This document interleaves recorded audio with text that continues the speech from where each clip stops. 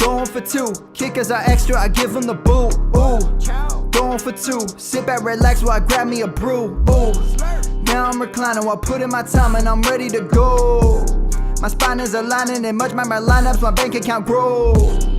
I am so rich, but knowledge is all that I'm leaving it with. Ooh, listen to this, multiple options, how far can I get? Ooh, DFS Dynasty redraft tonight, I'm not finishing last. I'm finishing past any and all, I am looking to last. What else? This spot is popping and I am so locked in and only opening the door when it is opportunity knocking. And all of these spots keep on talking and talking. So what are we talking? What kind of alignment? And running it deep, even players forgotten or came from the bottom or hitting that top end. And this spot is popping, yeah, this spot is popping. And woo, this is the armchair, yeah. Put up your arms, yeah. Sound the alarm, yeah, yeah, yeah. Ooh. It's Draft Day Part 3. Not that it's the movie and the sequel of the movie, but it's the, as the things around here, the Day 3 crew here on rounds 4 through 7 of the NFL Draft. Thanks to everyone who's been following along on these Going for 2 live streams throughout the first 2 days of the draft. Probably getting tired of hearing me, but get used to it. Hi, I'm Kyle Senra. I'm going to be here for a while today, hosting with a lot of great people throughout. Jamie, Rogue, joining me. What's up? Jamie, not sure why I'm speaking like this. Not much. How you guys doing today? Oh, fantastic. It's draft. Yeah, I'm it's excited another draft day. Yep. I'm excited to see these running backs go in round 4.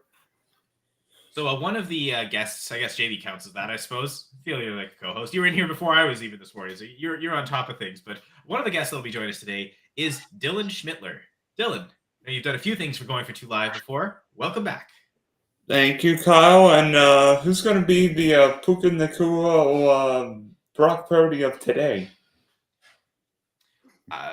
Puka Nakua non-existent, because to expect record-breaking seasons every year is pretty unrealistic, so I'm going to say no one. And for Brock Purdy, how late does Michael Pratt go? I suppose, I don't think he's going to go late enough to be considered a Brock Purdy, Mr. Irrelevant, technically. But, yeah, Michael Pratt, I don't know, late round guy that could have some upside. That'd be my guess. Spencer Rattler, maybe. Yeah, that'd be the other name. I think those are the two that I think stand out for among the rest of the quarterbacks. But yeah, no. As for Puka, I mean, Puka's not even going to be Puka this year with the numbers he put up last year. But for a guy that you mean that's going to be drafted late, that can jump his way up in value, I could see Javon Baker possibly being drafted today, and maybe he'll have some second round value in drafts next year. I mean, the fact that he's fallen this far, he's now become a late round guy. I have to say Troy Franklin, right? Yeah, I mean, what a fall for Troy Franklin here. Yeah, I mean, maybe the NFL people noticing if you don't have a great 40 time and you're 120 pounds soaking wet.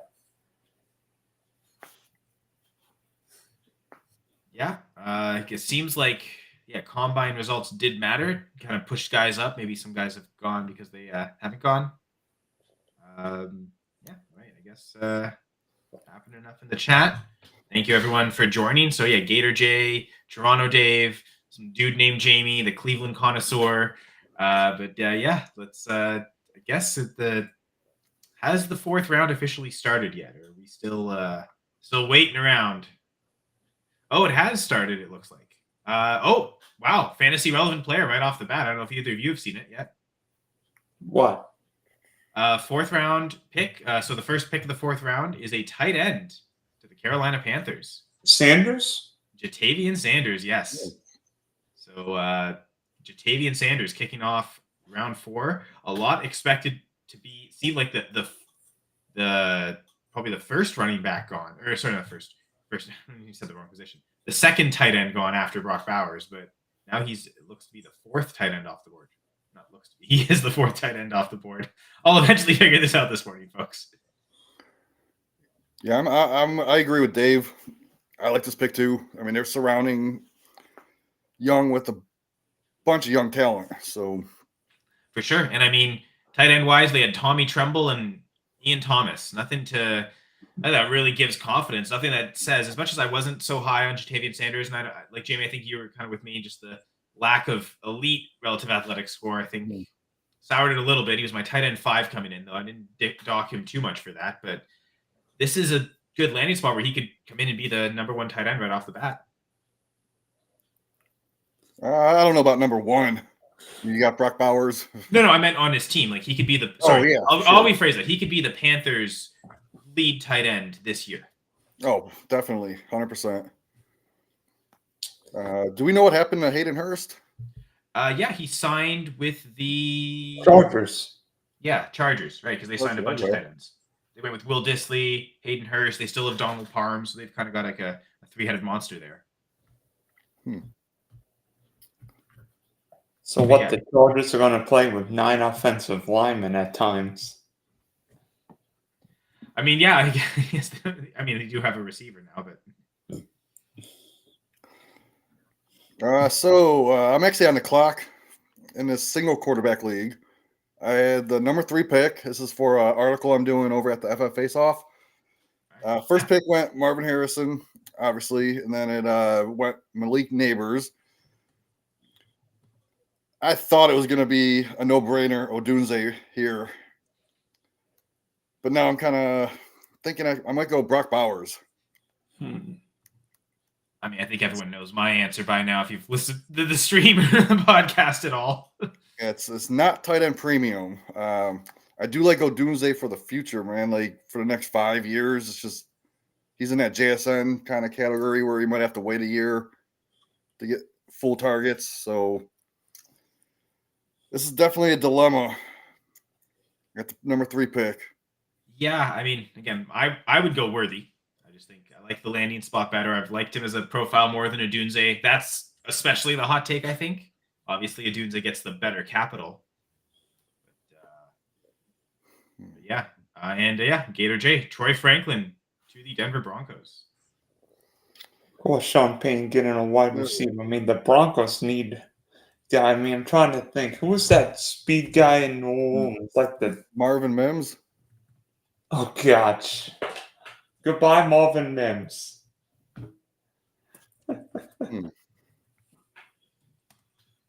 I mean, I don't know. I like Troy Franklin as a profile. You'd say in theory, yes, but the 4th round capital, it sours it a little bit. I don't know. I'm not ready to just say right off the bat that he's ahead of Marvin Mims. But they're probably both competing to be like number 2 on the team in targets. So the role is there. Do we like the fit with Bo Nix? Oh, wait a minute. He just played with Bo Nix. So yes, of course we do. But like, do you think that's what made this pick? Like they just wanted to recreate that chemistry. Do you think Bo Nix really influenced this decision? You know, pulling the CJ Stroud, go get me Tank Dell on day 3. You think Bo Nix went and had the moxie to do that to Sean Payton? Go get me Troy Franklin on day 3. Probably didn't hurt. I mean, CJ Stroud wanted the Texans to take Ricky Pearsall. Clearly didn't happen. Maybe this is the thing. You listen to them when they're a rookie because they know these guys in college. Then once it gets the year, okay, now you were in college last year. You have no idea. So no, we're not going to listen to you now. Yeah, I don't know how I feel about this Franklin pick because I was a Marvin Mims fan. I have him on a lot of teams. So now the one thing with Franklin, he was wide receiver 17 off the board in terms of like drafted. Do you think this landing spot helps him elevate past wide receiver 17 in the rankings now?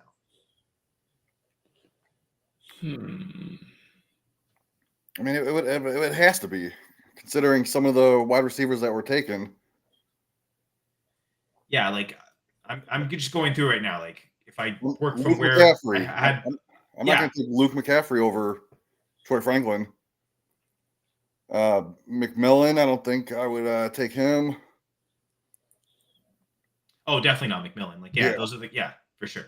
So like, and we raised from there. Like Malachi Corley would be the next guy. I think so I'm a little lower on Corley than you are. You probably have Corley higher. You're probably taking Corley, Jamie, just kind of Yeah, Still I'll like him. go Corley. Polk. I don't think I would take Polk. So I'm not a Polk fan. Jermaine Burton?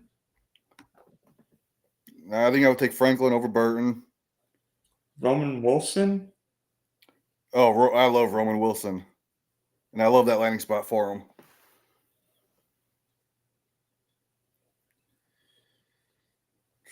Yeah, I think I kind of like Franklin. I don't know. It's tough to see him as more than like right now I've got him at 15. Like I've moved him ahead of McMillan and McCaffrey, but it's tough to justify Corley or Wilson or even Burton, Donnie Mitchell. Like you said, Jalen Polk.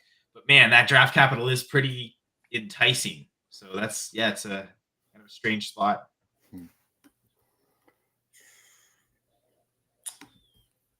Now, what about Pearsall versus Franklin? No, I'll go with the first rounder. I know it's a crowded landing spot, but yeah, I'll take Ricky Pearsall. Is this Amon-Ra and Kadarius Toney again? Right? Do we think Ricky Pearsall's just Kadarius Toney? Like, is he that bad? I don't think he's that bad. It's just I know he's an older prospect, and now he's the 5th target in that offense behind CMC, Kittle, Ayuk, Debo. Yeah, probably. I think Brandon Ayuk gets traded before the season. I get the sense if he was going to be traded, we would have saw it 2 days ago. I think once he got past the first round, I think they were, or even yesterday, even with taking Pearsall, right? Like if they wanted to trade him, they were probably trying to trade him to get like a Malik Neighbors or something. And so like they ended up with just getting Pearsall. Okay, we added a receiver anyway, so why trade Ayuk now? I don't know. I feel like they won't. I don't know that they want to just do it for like a 25 first. Because unless the dynasty managers in us would say, oh yeah, trade it for the 25 first, that you could use that 25 first in season to go buy anything else you want. But NFL teams don't always operate that. Will they? The players they want, they probably just can't get for a future 25 first. You also take account which team is it? Like, is it a team like? I mean, I guess what if they trade him to the Bengals for T. Higgins and they sign T. Higgins to a long-term extension? It doesn't necessarily change anything for Pearsall. So I don't know. The 49ers wouldn't trade Ayuk for Higgins because Ayuk's a better player. Better route runner, better at getting open. I think he fits what they want. I don't know. Yeah, I agree. I don't know that Purdy needs that contested catch guy when they can do it in other ways. They want the guys that can get open and can separate. So for sure. I agree with you there, John. Plus, again, if the problem with Ayuk is they don't want to pay him, they probably don't want to pay T. Higgins either. So, yeah, some of these wide receiver contracts are just ludicrous. If you sign, let's just say the Bills trade for Brandon Ayuk, that's probably 30-something mil a year. Eesh. Again, it's kind of what they're trying to avoid paying Diggs, it seems. Yeah. So, I guess I don't know. I'm getting the sense that the 49ers will find a way to keep him on the team. They've done it every step of the way so far. We thought Debo was getting traded. They didn't. They found the way. It'll take a while. He probably isn't getting the contract till like during training camp or closer to the season. That's how they've kind of played with even Nick Bosa, right? It's not even just a wide receiver thing. So, if I had to guess, I'd say Ayuk signs a long-term deal at some point this offseason, but probably in August. And I think until then, like I know, Jamie, you just traded me Brandon Ayuk in a league. I guess it's the nervous time to hold Ayuk, but I don't mind kind of taking on that risk, thinking that it's just all going to work out. He'll be fine. He'll maintain his role, and he'll be super solid as he's been every year so far. Because to be honest, I think he's outscored Debo in fantasy points per game every year except 2021 when Debo was the wide receiver 2 overall. But it feels like every other year he's like his rookie season was better than Debo's, and like kind of every step of the way he's kind of been better. He just doesn't have that wide receiver 2 season in his resume, but he's been more consistent game to game. Just again, anytime they need a deep shot, that's typically the guy they're going to because he's typically getting open. So all the other guys with the 49ers, it's let's throw them the ball underneath, and then it's stuff after the catch. But Ayuk's really the one guy that's really different there. We're throwing him deep balls a lot more, and it's more high leverage stuff because that's where you can score some deep touchdowns. Yeah, I mean, if you look at the numbers, Ayuk does outproduce Debo, but there are people out there that still agree that Debo is the number one receiver in that offense, and I just don't see it. Because if you're looking at the numbers, how can you say Debo's better than Ayuk? I think people probably say just because the rushing, right? Like he does that thing Yeah, running he's the wise, Swiss the Army chance knife. of rushing Yeah. touchdowns that Ayuk doesn't have. And again, it's the again, I've been guilty of this in the past, ranking Debo higher than Ayuk in different seasons. I think even last year, I think I probably still did because Debo's had a wide receiver 2 overall season before. He's got that super upside potential. But with Christian McCaffrey on the team, I don't know if he ever actualizes that. The Cardinals take what is his name? The Datrian Taylor Demerson, the safety from Texas Tech. Yeah, I don't know much about this guy. Same safety. And then, I guess the one name we didn't mention also just before that, the Patriots taking Layden Robinson, a guard out of Texas A&M. So a couple. Actually, it's funny. We've got 3 Texas schools represented in the first 4 picks here. Jatavian Sanders from Texas, Layden Robinson from Texas A&M, Dadrian Taylor Demison from Texas Tech, and now the Chargers are on the clock. And apparently the pick is in, so we should get that pretty shortly. Well, Texas is a big football state. Yeah, for sure. We should be getting actually another guest coming to join us very shortly. What do you guys think of New England's draft? Because I'm a little fearful Drake May is going to play sooner than he should. They should have gone Marvin Harrison and gone with Nathan Rourke. Everyone knows my answer. Yeah. Jamie's answer is they should have gone Marvin Harrison and gone with Jacoby Brissett. So this is the wrong crowd to ask about Drake May. I mean, if they took him 3rd overall, I think he starts week 1. Yeah, everyone else is there to support Drake May. Maybe he's not ready, but I think I've heard some people say like he does have some like footwork aspects he needs to work on. That it might be. I don't know. Jamie? Do you legit think Jacoby Brissett starts week 1 with the thought that maybe post bye week or if they're struggling enough like week 5, somewhere in October, May gets in, or do you think May gets the start right away? That's a great question, man. Yeah, I think they should, even though they drafted him so early, I think they need to start Jacoby Brissett at least for the first 5 games, just so May can kind of get a feel for the NFL level.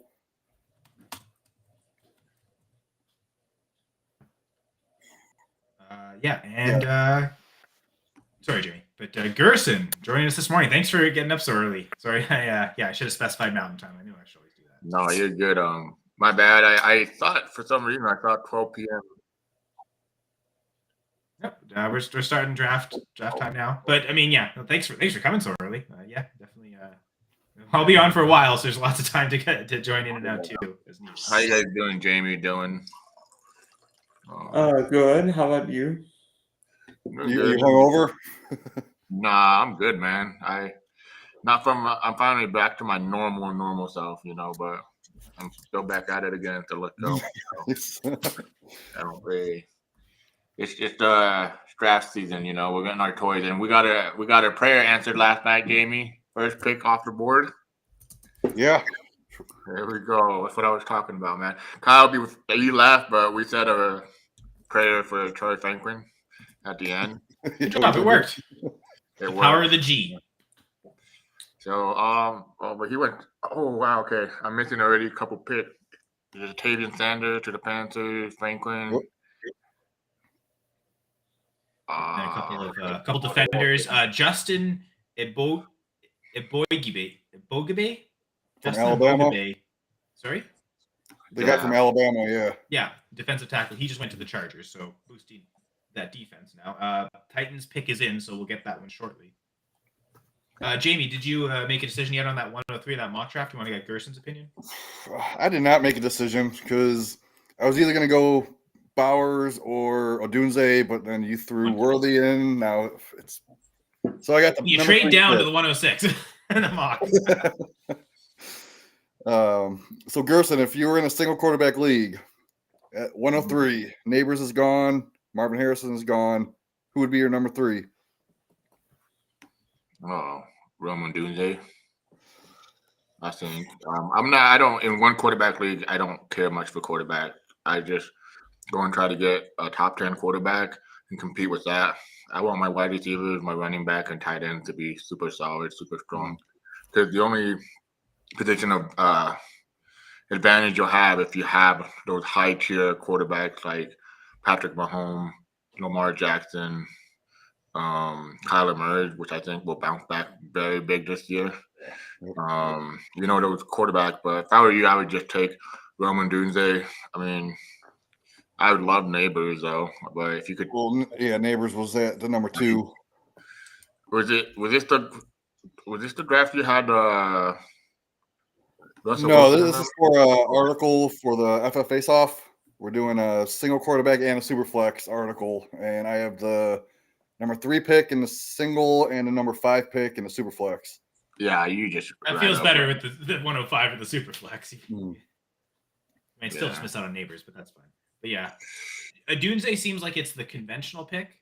So I know like Brian Ford, we're gonna have on later, would say like if you're doing it for content, you go with what you're expecting to see in most drafts, right? And most drafts are gonna see a Dunze. What do you think the pick should be, Jay? Well, in a one quarterback league, it really slim picking because it's not like a super flex.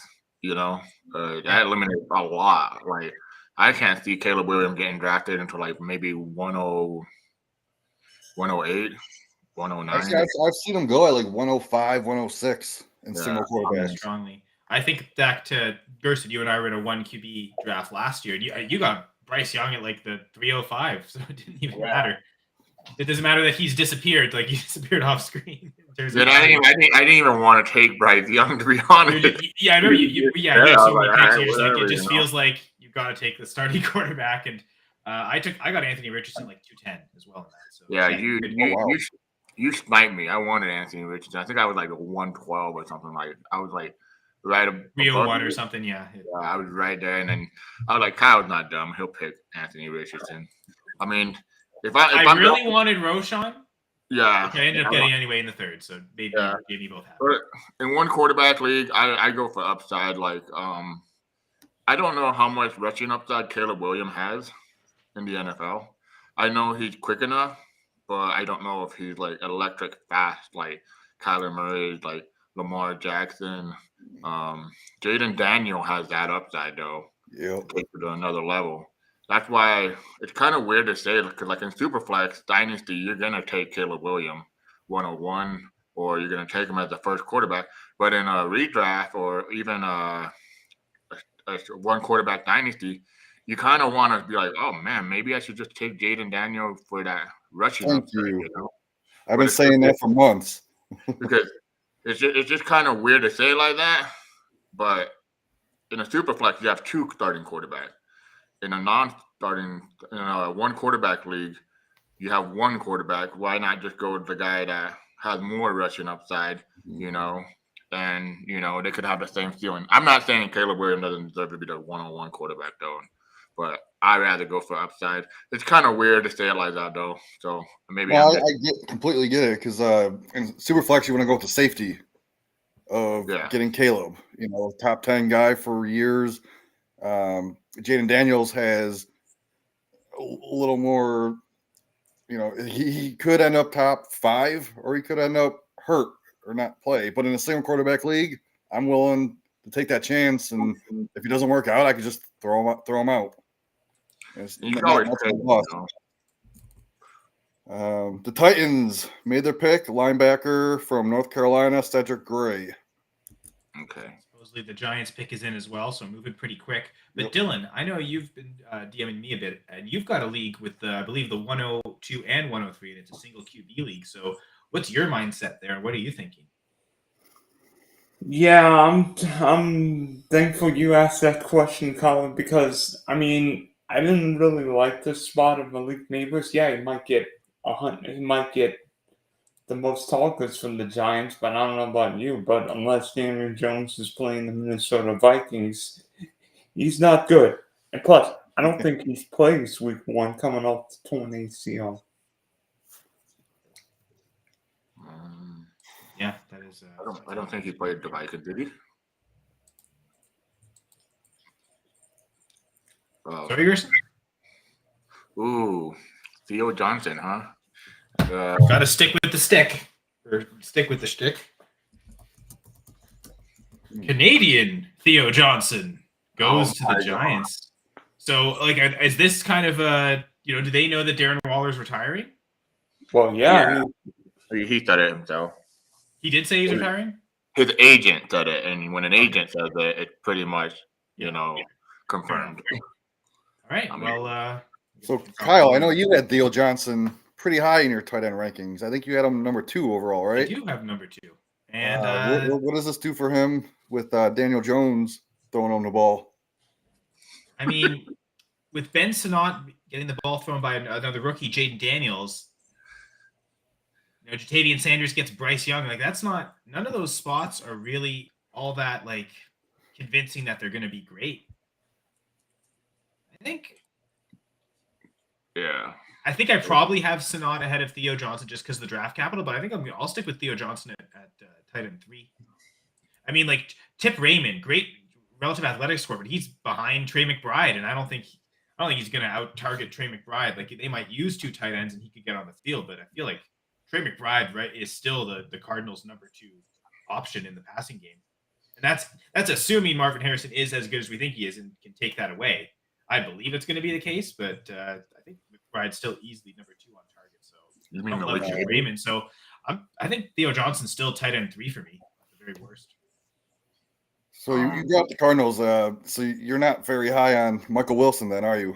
2nd round pick last year. Sure, but I just don't think Michael Wilson's better than Trey McBride. Yeah. I think he and Greg Dortch are fine, but they're not like whatever Trey McBride earns in terms of targets. There's no one else on that team influencing that. Like, he and Marvin they've got a certain number of targets reserved. Kyler Murray's a pretty high volume passing guy, so like I think they're both going to get 110 targets. Like, Marv the potential to do more, and then everyone else gets the rest based on who's better between them. So Michael Wilson could emerge as number 3 on the team, well ahead of everyone else. Maybe they like this Tip Raymond guy and he emerges, but I still think it's Marvin, McBride, and everyone else after, pretty far behind. Yeah, it just seems to me in all my underdog drafts, people forget about Michael Wilson being the 2nd receiver on that team. And he did enough as a rookie to make you think, he's the number 2 wide receiver on the team. Mm-hmm. But I don't think he's as good as Trey McBride. I'll tell you what, in a lot of my best ball drafts last year, I took Michael Wilson late. If you're doing Arizona or just value, because he's such a big part of the offense. And this year with healthy Kyler, Harrison, McGronk, I think Michael Wilson could be a sneaky Arizona stat. Yeah, no, he's probably my most owned player on underdog. I mean, I've got a rookie share too that I think is still. You guys are degenerate playing basketball, February or whatever. Yeah, no, I start. We're in April now, Gerson. But yeah, I'm sure he did start in February though. Yep. Yeah, I started my draft the last week of February. Gator with a couple good points. First, Kyrie Jackson, cornerback out of Oregon, to the Vikings, and second, the Falcons are up. And how are they going to mess it up now? They draft Spencer Rattler. They're like, oh well, we gotta have a backup plan for our 30. Yeah, both our guys are recovering from injuries. I guess. And now we gotta have a backup plan for Michael Penix, our 27-year-old, when the contract when Cousins' contract. So we gotta have a backup. It's ridiculous, man. No, I actually didn't mind that pick. Because teams can get out of contracts in 1 year. I mean, we saw the Broncos get out of Russ's contract. Plus, we don't know how Kirk Cousins will be at 30-something years old coming off a torn Achilles. I mean, we think he'll be good as new, but, Kevin Durant hasn't been the same player coming off a torn Achilles. I'm pretty sure there's like a no-trade clause in Cousins' contract, if I'm not mistaken. Yeah, well, he has a no-trade clause, and he also has an out after 2 years. But 2 years. Yeah, it's after 2 years. But the thing is, it's not about like. I don't think it's so much about Cousins. It's about it is about Cousins, but it's the fact that you paid $180 million for a starting quarterback, and you wasted a top 8 pick on a position that you didn't really need to replace. Like I love how he said, "Oh, if we don't have to worry about a quarterback for 4 to 5 years, then that means we're doing pretty good." I'm like, if your quarterback's doing pretty good 4 to 5 years, then why did you even waste it? Like there's a lot of things that I know based on like the videos and the comments and everything. It tells me the whole room, like the draft room, the GM, and all of them were totally in disagreement. Because if you look at the way, what's his name, the owner, Arthur Blank, is that his name, the owner? Yeah. The way his hand gesture and his like communication, he was trying to get an explanation out of that, dude. And it sucked that they have cameras. If I was ever a coach and I was running an organization, I would not allow a camera in my draft room. Hell no. I actually wonder if they're legally obligated to. I think that the NFL forces them to because they want this content. I don't know. I think I heard once from what's his name, Colin Cowherd, because he was in the Chargers draft room, and I guess the team can agree or not agree agree to do it. They probably get extra financial incentives if they do it. It's not only that, he said that a lot of teams have the draft board right in front of them. So some teams in the green room or in the, what do you call that room? The draft room, I guess. War room, they say. The war room, yeah. So they have the draft board there. So like, they don't want someone looking at it, and that's a big day for the team. I mean, I would like the whole Jahmyr Gibbs. Like, there's 2 examples right there. When they got excited about Jahmyr Gibbs, it was awesome, good celebration. But when you get the whole Michael Penix situation where you have the owner talking to the GM, and you can totally tell they're talking about the situation, because like another example, sorry, Gerson, is like Mike Vrabel when they traded AJ Brown. Oh yeah. But it can be rather awkward at times, right? But no, I guess, before we get to the next player, though, I just want to end this quickly. So, how high do you guys have Theo Johnson? Because I already said like tight end 3 to me still. You think have who? How Theo Johnson, the guy that went to the Giants. Tight end. Oh man, I don't even think I had him. Let me see. Like now that he's the 5th tight end drafted. I mean, he's still my number 4, I believe, behind Sanders, Senat, and Bowers. Okay. Let me see. I have to check my ranking. Dylan, do you have any idea of how you'd rank the 5 tight ends that have been drafted so far? I'll be honest. I think Johnson. I'm trying to think where Johnson would be. Probably 4 or 5 on my list. But I mean, once you get past Bowers, I think you can go all over the place. I think you can go all over the place because none of them is going to equal. Brock Bowers might equal all 4 of the next guys combined this year. That's fair. Okay, so I had Theo, number 4. I had Bowers, Sanders, Senat, Theo, and then Jaheim Bell and Case Dover. But there's a couple tight ends that got drafted like with higher draft capital already, and I'm just like, man, whatever, I don't see this draft class for tight end being all that important, to be honest. I think a lot of these guys, besides Bauer and maybe Senat, I like Senat. I think he's a very good pass catching tight end. Like he can run pretty well, and it's just, to me, Bauer's value, I think, went down this weekend, which sucks because I'm a Raiders fan, and I'm wondering like how they're gonna use them. They got to use them on the outside with Devontae Adams and that. They're not gonna run a 12 personnel. Run 2 tight end sets. I mean, they run the ball a lot, but you're not gonna use Brock Bauer to block. You know what I mean? Well, and I mean, I think some teams like using the 2 tight end set to throw out of too, though. Like they like using it on like to help with pass protection or to have extra targets. Like who's the number 3 receiver right now? Like wide receiver on the Raiders. Obviously Adams and Myers there. Who else is there that like? But okay, so Theo Johnson, I mean, I think he's decent, but I do think he's gonna be more of backup. But You still like Daniel Bellinger more with the Giants? yeah, I like him more because he's more versatile. He kind of, he played when he came in. He played running back. Now he's a tight end, and in the NFL, they're just trying to use tight end nowadays for everything. Fullback, tight end, just slot. I mean, he's pretty fast. I mean, he's got to put it all together. And we've seen tight ends like what's his name? He would just like him too. Was it Jalen Sanders that was or the running back for the Steelers? Or what was his name? He played tight end in college or something. No, I'm trying. You know to what think. what NFL team he's on? Yeah, I can't remember his name though, but he played running back in college and translated to tight end in the NFL. But I'm trying. I might be wrong. I might be the other way around. But no, man. What his NFL team was? Oh man. Okay, Green Bay just drafted my favorite value of the whole draft, like in the last 2 rounds. That Tampa guy is excellent, man. I thought he was gonna get drafted yesterday in the early 3rd round, dude. And you guys just got him in the 4th. Or is this the 4th round?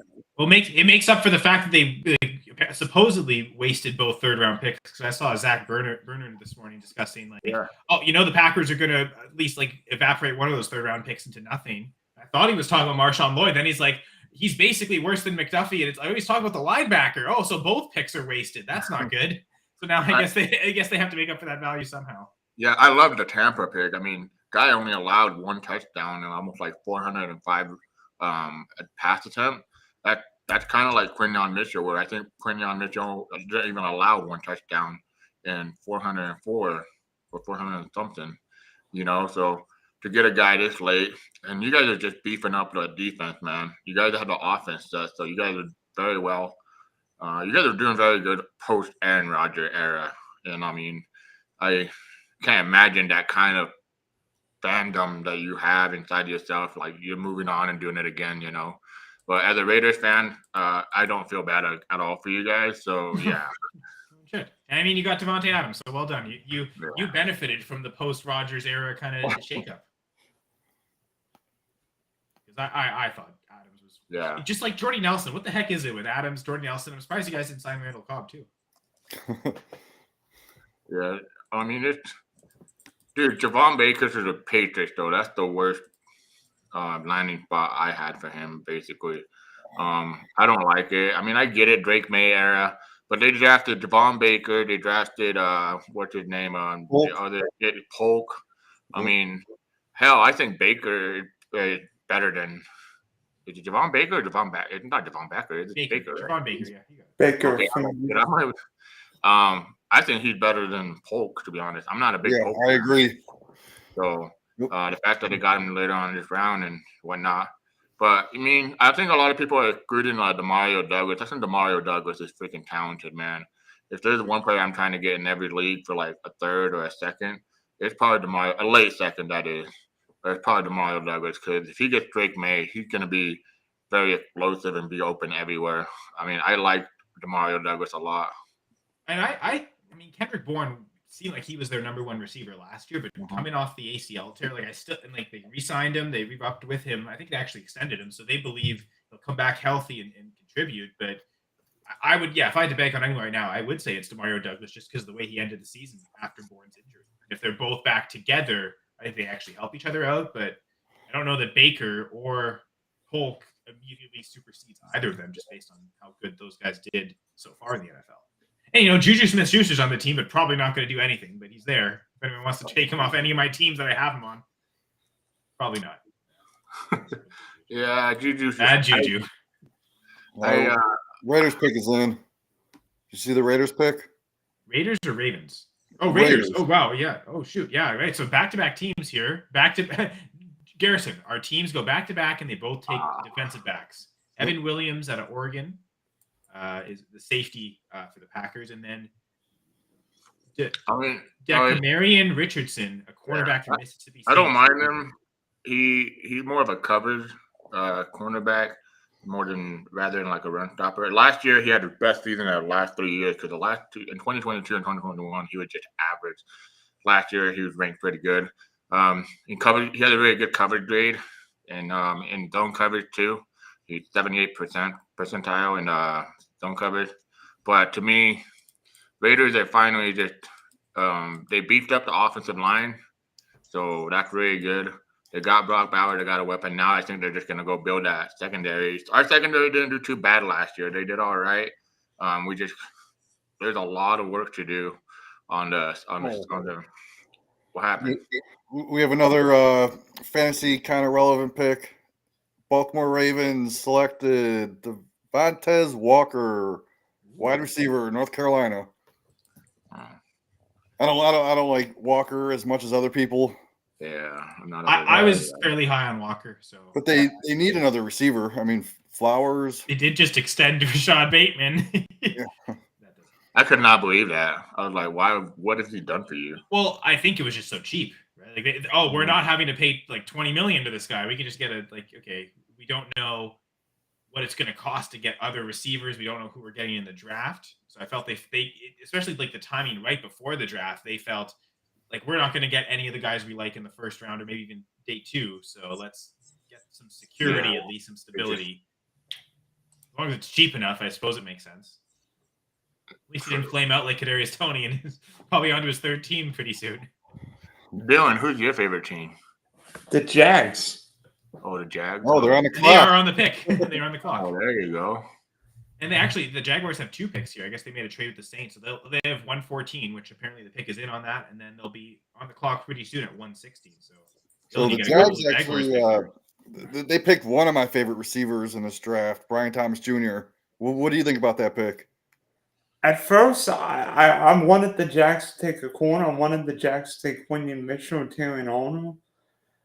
But I can understand why they took Brian Thomas because we need a big play receiver now that Alvin Ridley's in Nashville. I mean, oddly enough, I've heard a lot of people say the Jags should have gone after Brandon Ayuk. I think they got a guy who might be a younger version of Brandon Ayuk. Interesting. And they also have Parker Washington last year. I think he was a later round receiver that 6th round. Yep. Yeah, I actually liked him going into the draft. Then he got that late round draft capital, so I kind of lowered him. But he's still on some of my Texas squads. He's just that big body receiver. They can use him in the running game if he has to. He catches pretty much everything that's thrown to him. Packers pick's done, so I have to change that over. Yeah. So, I guess has anyone seen the Jaguars pick yet? Dylan, is there a player on the board that you want the Jaguars to take here? I'm trying to think. I think the Jags need to draft another lineman here. Offense? Okay, yeah. Yeah, can't ever go wrong with O-line depth or D-line depth, to be fair. Always addressing the trenches. If anything, that's something that's upset me. The Packers have really only addressed the trenches once. They've had like 6 picks already. So would have loved to see some D-line depth, especially. I mean, what did you guys think of Brian Thomas? I love the pick. Yeah. I mean, I liked Worthy better, but Thomas was one of those next guys up in that tier, so I thought it made sense for the Jags to go receiver. Do you like Worthy better overall, or do you like Worthy better because he got drafted by the Chiefs? Oh no, I was Worthy at wide receiver 3 before the draft, so. Oh, okay. I'm just double checking here, man. Yeah, no. Again, now he's on the Chiefs. I'm sticking with him at wide receiver 3, to be honest. But no, I've been pretty high on Worthy the whole time, and yeah, Jamie can attest to that. Been trying to talk me off it forever, but.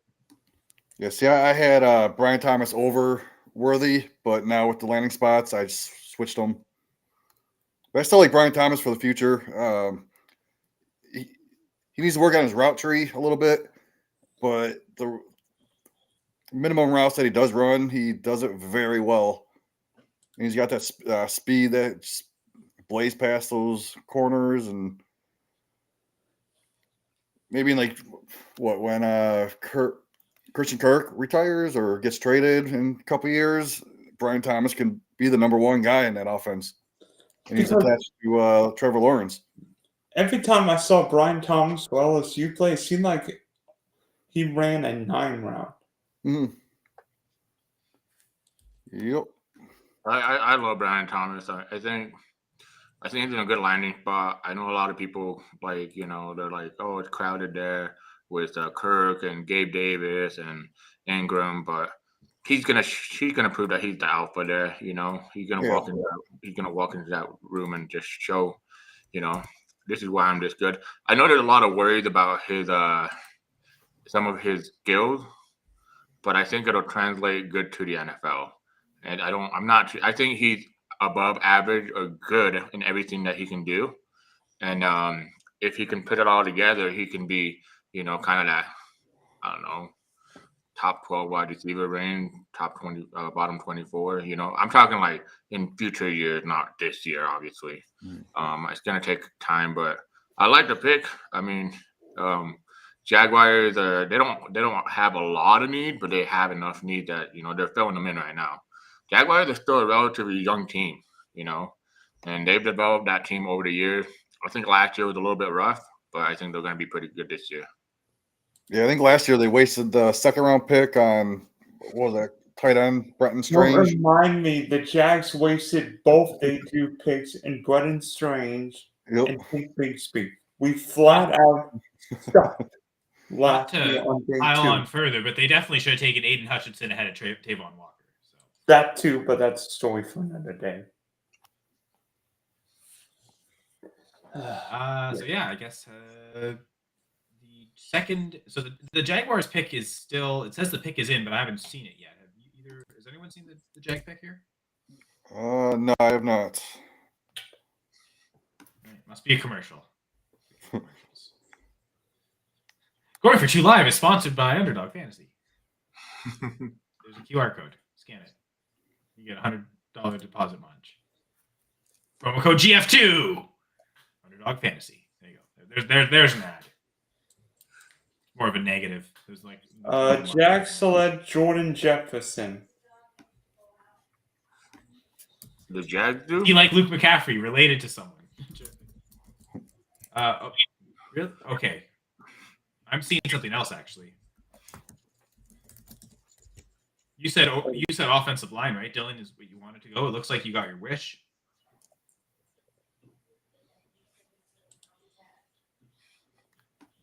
I think he's a defensive. Wait. He is the defensive tackle from LSU. Apparently, the Jags are going to LSU. Oh, is this pick 116 you're talking about? 14. That's not what I'm seeing, to be honest, Dylan. I'm seeing Javon Foster, offensive tackle out of Missouri. Oh, wait. Oh, thank you. Sorry. It might have been on 160. Well, I'm wondering because now that pick it looks like is in. So yeah, you might have got the early spill there. It's fine. Yeah. So I mean, again, you get your wish with Javon Foster giving offensive line depth, so especially offensive tackle depth. And, because they address both trenches. I think that's a good sign. Oh, it looks like Bengals got a tight end, Eric All from Notre Dame, right? Wait. No, Iowa, Missouri. No, Eric All, the Bengals pick.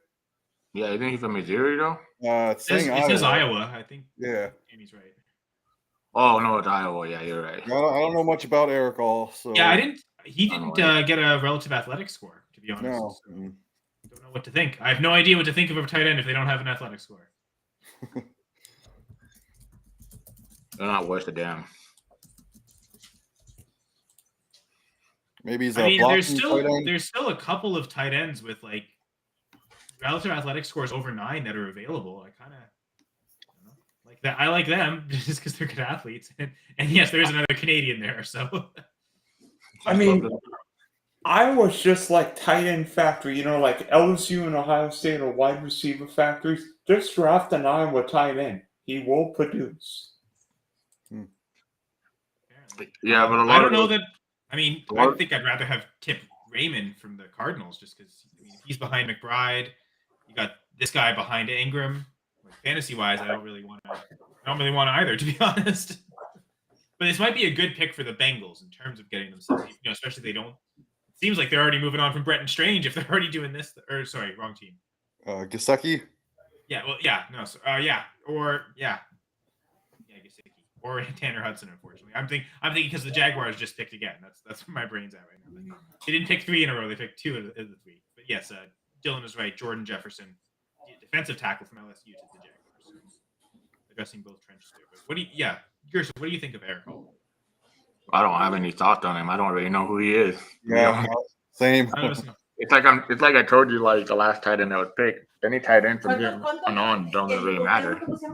Yeah, I think there's only 4 that matter, to be honest. Like there's 4 guys. Those are the only ones you want to draft, even in tight end premium leagues. I think this is not like last year's class. If you needed rookie tight ends and you really need to replenish, last year was the year to go after it and go after it deep, like 10 guys. Like I think there's 4 guys worthy of being drafted. And that's it. I've got a really good landing spot with someone late, but I don't know if there's any good landing spots left. Like, to be honest, the Panthers were viewed as one of those better landing spots, just the lack of a starter. So I've got a good landing spots. Sorry. How early is too early for Brock Bowers this year? Because I think Jamie was thinking that again in that mock draft at 103. Like, Dylan, are you thinking with that 103 pick you have in your rookie draft? Like, are you considering him at the 103 there? I'm greatly considering him. To be honest, in 1 QB, I don't think it's a stretch. Wide receivers maybe the most important position, so I get going Worthy, going to Dunze, but like I think that almost seems like a tier of those 3 from 103 to 105, and it doesn't even really matter which one you take. Like that's kind of where the value's at. Yeah, I'm still debating that, so I haven't made my pick yet. So if you really think it, Dylan, I think it's fine to go Bowers, especially knowing in your situation you've got the 102 already. You know you're adding an elite receiver. You may as well add an elite tight end prospect. Go Neighbors Bowers. I think it makes sense. Like, you guys agree with me there in Dylan's particular situation where you have the 102 and 103 in 1 QB league? I might even trade back a couple picks, honestly, and just take whoever's left over. I mean, I know I've told Dylan that, like, and don't mind if you, I don't know if you mind if me sharing this, Dylan, but I know we talked about you wanting to trade not only the 103 but another player you had. Yeah, JSN. Yeah, I told him try and package those 2 pieces to get a better receiver. And I don't know, it seems like I know you've tried. It doesn't seem like that there's necessarily too many biters on that though. Yeah, they want me to trade all the old guys. And I mean I'm trying to get like a CeeDee Lamb, but it's like nobody wants to trade CeeDee Lamb, and I can't get in contact with the Jamal Chase guy. To be honest, if it costs the 102 to get Lamb, I'm fine adding that in, right? Like if CeeDee Lamb's one of those guys where I'll pay any price to get him, especially in 1 QB league. I don't think there is a price high enough that exists to go get a CeeDee Lamb, a Jamar Chase, Justin Jefferson. So if 102 is what it takes, I'm definitely adding the 102 to whatever package to get Lamb. But to be fair, the person who has CeeDee Lamb might not even want that. Like, they might see Neighbors like cool, but he's not CeeDee Lamb. So I mean, how good will Malik Neighbors be with Daniel Jones? That seems a little weird. A big play receiver, and Daniel Jones is what? Check down Charlie? Actually, Daniel Jones actually does throw deep pretty well. My concern is, will he still do that coming off the torn ACL? That's kind of the story there. But to be fair, like right now, the Giants, their QB room is comprised of guys that do have good, accurate deep balls. It's the rest of their game that we question. But like Drew Lock, if he has to start games, it feels like he's the type of quarterback that would give Malik Neighbors opportunities. So, I suppose that can lead me to a question I want to ask everyone too, because it does involve Malik Neighbors definitely. Just one thing, I guess. The Colts go with a center, Tanner Botolini from Wisconsin, a center. So depth behind was it Ryan Kelly? I think who's their starting center.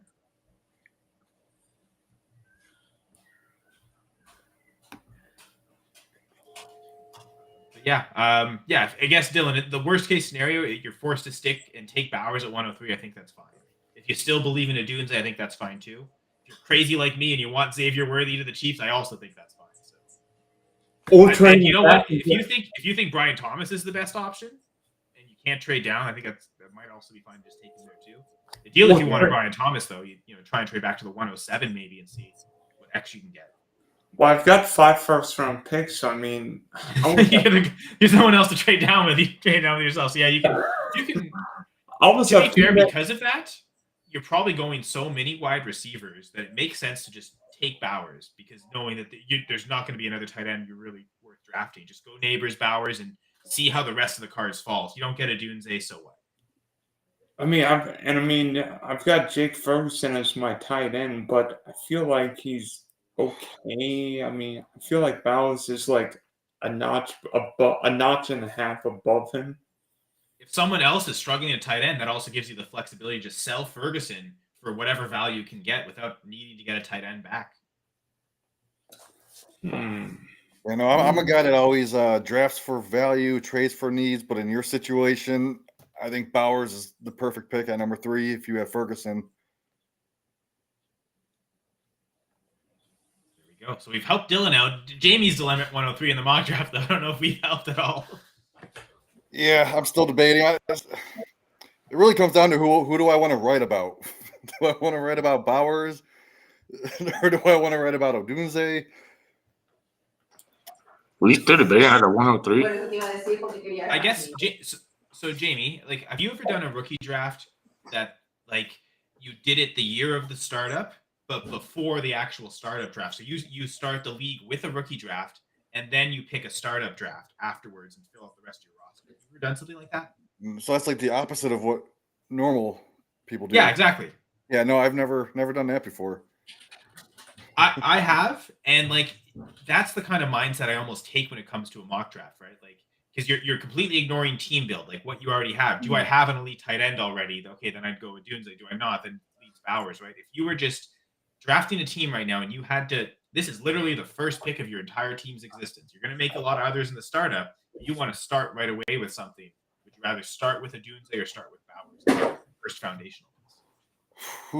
Yeah, I'd probably go Bowers then, man, because Dunze, I think I'm going to have him more of than that wide receiver 12 to 15. But Bowers is like overall 2, 3 tight ends. So, you know what? I'm going to just pretend this is Dylan's team at the 103. You've already taken Neighbors, so you can like satisfy that stuff. Yeah, he already took Neighbors. So at 103, going to go Bowers. What do you think of my wacky philosophy there, Gerson? Like imagining that you're starting your team with a rookie draft, and like, does that make sense to go like what Jamie's saying, go with Bowers in that situation? With a rookie pick? Yeah. Without having an actual full team, and you're doing the rookie draft first. So they do the rookie draft before the normal draft? Yeah, like if just like when I do a mock draft, I kind of pretend that's what it is, because that way I take out the like, oh, what team build bias if I'm building the team right out of this rookie draft. Is this like a startup? Is that what you're talking about, or like? Yeah, exactly. You do it like in the first year of the startup, you do the rookie draft, and then you do the rest of the startup draft. Well, what pick are you talking? Like, are you just talking about overall, like if you're in a certain pick? Well, yeah, with Jamie's pick at 103, just like because his idea again. I'm not picking tight end.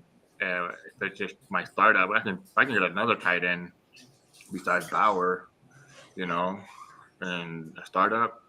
I probably planning would. to take. You want so many receivers that like I'll start right away with the Dunze and I'll keep adding receiver depth at the top. Yeah, I want Romo Dunze. I want Neighbors. I want the wide receivers before Bauer in a startup. You know, like because I don't know where Bauer is going in a startup, and plus it also matters if it's a tight end premium. Because if it's like 1.75 tight end premium, and maybe he's a lot more valuable, and it just depends, you know. But I rather just. Well, let's go with that context here, Jamie. Is there specific scoring settings?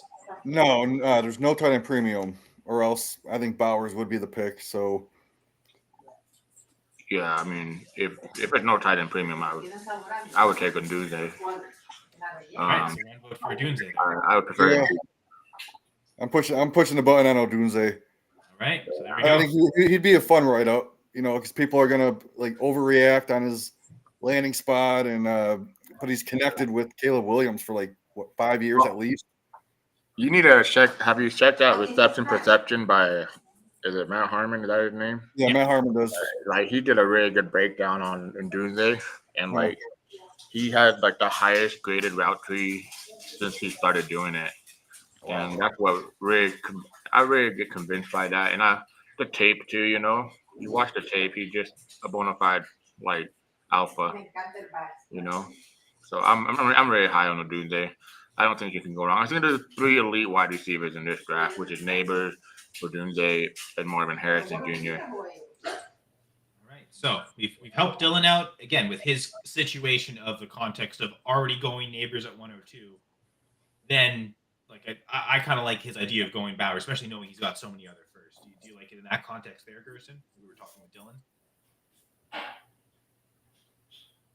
Or would you still just double up and go Neighbors at Doomsday 102? Yeah, I would just double up. I build my team around wide receivers. They have the longest, you know, I guess you could say longevity draft value. I mean, I get that people say, "Oh, well, you can draft a Brock Bowers, a Kyle Pitts, Sam Laporta. You were getting him in the 2nd round last year, you know, or early first, if you knew how much you liked them, you know." I mean, tight end, especially in a 1 QB context, you might have been going in the late first. Yeah. But in one QB, wide receiver is a priority, man. I mean, unless they have a running back per carry, a running back, then that gives a little bit more value to running back too. But sure. I don't know. You're not drafting any of these running backs in this class. Yeah. I mean, to be honest, it's like I always tell people, like when they ask me what player is more valuable, I'm like I tell them to go look at Warp. You can put in the settings and everything in there. Dynasty Daddy is now free for that Warp. You can upload your league, and you can see the Warp of your league, like what's your rule setting, what position is more valuable, and you can draft like that, you know. Wins above replacement for those that don't know what Warp is. What was that? Wins above replacement. Yeah, wins above replacement. Yeah, that's all it is, and that's how you can tell which position is more valuable. That's how I build my league. I kind of just do the Warp, and then I draft for, you know, value of positional, and then make trade with the draft picks. You know, maneuver all over the place. Draft for value, trade for need. Once you've gone through a draft and you've figured out, okay, I've accumulated all this value. Oh, I need to fill this specific position. Then you have the quantity of quality pieces to go make it happen at a good value. Yeah, hands down. Okay, so go ahead, JD. Sorry. In my super flex draft that we're doing, I have number 5 pick, right? Caleb went 1, Harrison 2, Daniels 4, or 3, and then 4 is on the clock. They're obviously going to go Neighbors, right? Well, I guess that's my question for you guys. We'll start discussing here in a sec. But let's assume Neighbors does go 4. What are you thinking for the 105? Well, it's between Drake May and Odunze, and I feel like since I just took Odunze in a single quarterback right up, I don't want to just copy and paste it to the Superflex article. So I should probably go Drake May at number 5. He's not my QB3. I'd actually go with a different quarterback, but I'm curious to see what Gerson thinks. Oh, JJ McCarthy. That's right. No, don't go JJ McCarthy. Really? No. I'd go. The Neighbors there, right? Is that what you just said? Well, Neighbors, I'm assuming, is going to go 4. So Neighbors might be there. Someone might love McCarthy or May and take them. So we'll see. If Neighbors is there, I think he's the pick. And if not, then you go QB. So who's available? Drake May and who? Drake May, Bowers, Brian Thomas, McCarthy, like everyone except for the top 3 guys. Okay, yeah, I'd go Drake May. I mean, this is super flex, right? Yeah, yep. Yeah, obviously Drake May then. I mean, they are surrounded. They put a couple weapons around them. And you like Javon Baker, so maybe you can add some Javon Baker hype into your article that way. All right. Well, you know what? And this is a spot where. Oh wow. Okay. Let's recap a bit of picks here. So Tyrese Knight, linebacker to the Seahawks, and then Mason McCormick, a guard to the Steelers. So into the 4th round, the Steelers have already taken 3 offensive linemen. So clearly the mandate was to increase this O-line. They're going to do it this year in the draft. We got a fantasy player coming up. Jalen Wright finally goes off the board to the Miami Dolphins. Oh no!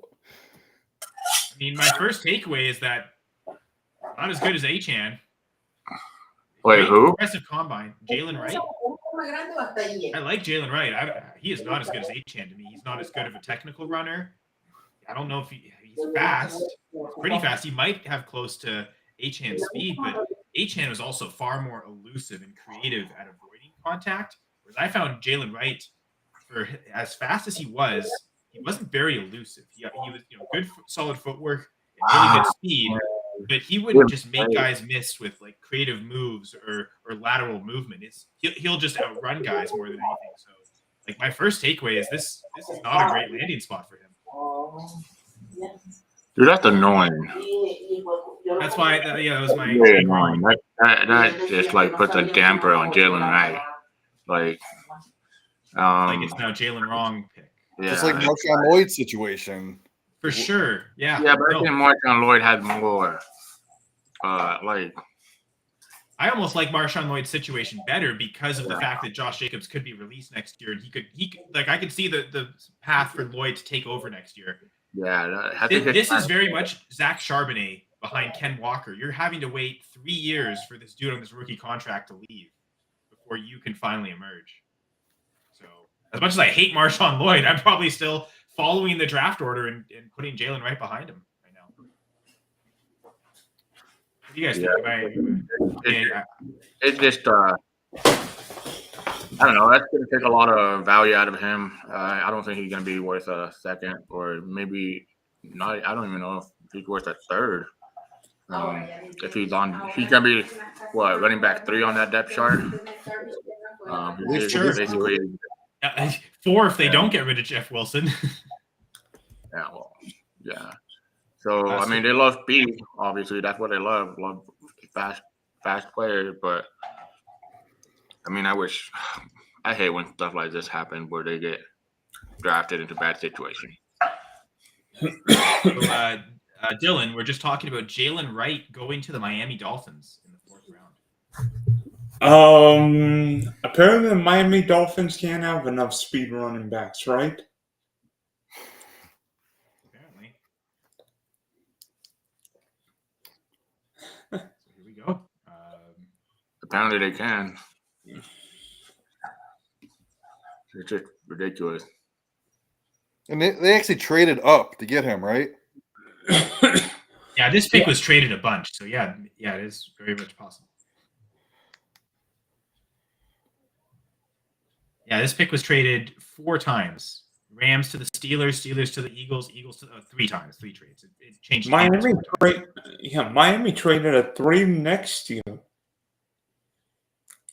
A 3 next year to get a mid 4th to just take a random running back, even though they've already got one that's way better. Yeah, that doesn't make sense.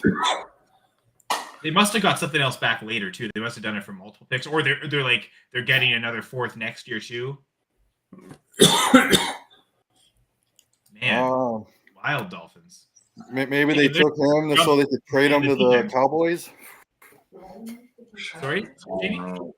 Maybe the Dolphins took Wright so they could trade him to the Cowboys. I'm hoping Braylon Allen gets drafted soon because this is ridiculous. I thought his talent was way better than this. I mean, I thought he was better than Marshawn Lloyd, so yeah. I would have loved to see Braylon Allen on the Packers, not Marshawn Lloyd. Well, because he's from Wisconsin. No, I think he's just better than Marshawn. I'm not high on Marshawn Lloyd. I think he's got speed, and that's basically it. I don't think he's very technically sound as a running back. I don't think he's refined enough. I don't think he was a great pass catcher. He didn't produce enough in college. There's really nothing other than he's fast. There's really nothing there. Like at least Wright is fast, but there's technical parts to his game that I really love his footwork. He produced better in college than Marshawn Lloyd, but this landing spot is worse. So yeah, I might go with Marshawn Lloyd in a rookie drafted. It's kind of. I mean, I know going into it, a lot of people are saying, it's not a great year to need running backs, but you might get them late. But man, I don't know how many of these guys even make it to the 2nd round. Jonathan Brooks to me is kind of the clear RB1, and I think Benson as well is those two. I kind of like with their landing spots. Corum to a certain extent, but I think it's lesser than, but the same problem as what Jalen Wright's dealing with. You've got a running back on a rookie contract. It seems like they're going to be This is funny. I don't know if you could see this. John Or Lobb just just a few tweeted. years. John Lobb just tweeted this. Said Devin A. Chain Dynasty owners after the Dolphins drafted Jalen Wright. I thought that was for Jalen Wright truthers because he's about way behind Devon Achane. I think Achane's fine, but okay, because now Achane Williams, I had them back to back in my rankings. You know, Corum going to the Rams, Wright going to the Dolphins. I think Wright is better than Corum. I had him ranked higher than Corum before the draft, yeah, I don't know. I think. I think I'd still rather have Kyron Williams than Devon Achane personally. I was thinking with Corum there, okay, yeah, I'd probably adjust rankings to move Achane into the top 5 running backs now. But now that Wright's there, I don't think it doesn't help Achane. I still think he's the best running back to have there. But maybe this means I need to raise a guy like Jonathan Taylor. They've got rid of Zach Moss, even though they have Evan Hull behind him. But maybe JT needs to be higher in my rankings now.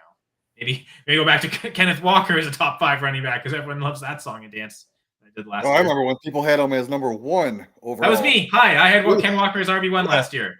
As soon as I and saw the Seahawks that, select Zach Charbonnet. Yeah, that was not fun. And I think we got that live reaction on the draft. Okay, and actually a couple of tight ends have just gone. So the Seattle Seahawks get AJ Barner. And then 2 picks later, the Houston Texans draft Cade Stover. Okay. Interesting. Yeah, AJ Barner, I also didn't have a relative athletic score on. So I know we talked about Stover on that episode. Yeah, 8.33. It was a better RAS than Jatavian Sanders. I don't love the landing spot, though. now that, this almost feels like Bretton Strange last year once Evan Ingram got extended. So I don't love the spot for Stover to go. Especially with who's the tight Dalton Schultz there, right? Exactly, and that's why I don't like it. I mean, all the other weapons they have too, but yeah, the fact that they still have Brevin Jordan. They still have Keegan Pintoriano. It's for a guy without an RAS score, that's pretty scary. So he's probably off my board. Oh, it just hit me. He's reuniting with CJ Stroud. Interesting. Oh, Ohio State, yeah. Stroud is I want that guy too. Yeah, so maybe this is the future. They obviously don't believe in Brevin Jordan, giving Schultz that contract. So yeah, no, for sure. Yeah, Brevin Jordan isn't going to stop them from making the decision, but it might stop him from getting on the field as often as he should, though. Mm-hmm. But yeah, you're right. What they're willing to pay Schultz does seem, that does speak volumes to. Even Brevin Jordan, he was supposed to go a lot higher in the draft, and the Texans got him pretty late. I was expecting that year he'd be the 2nd, 3rd tight end, and the Texans got him in the 5th round. Mm-hmm. So technically, Stover's got better draft capital than Brevin Jordan, and Dalton Schultz, who I'm pretty sure was undrafted, but that doesn't matter now. He got paid. Yep, it's all about the Benjamins. Benjamin who? Oh wait, yeah, money. I mean, we don't have Benjamin Franklin on our money in Canada, so I have no idea. Cade Stover. I'm kind of liking that pick now that he's with CJ Stroud. Yeah, I mean, it's a good offense to be in. It's such a crowded situation, but situations change over time.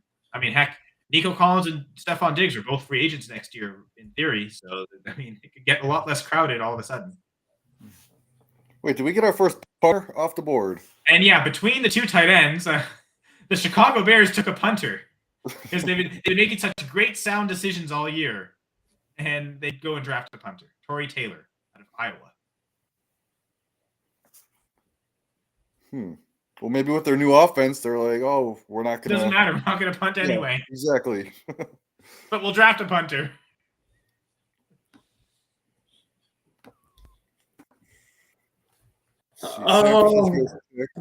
Who do you think has drafted the best so far?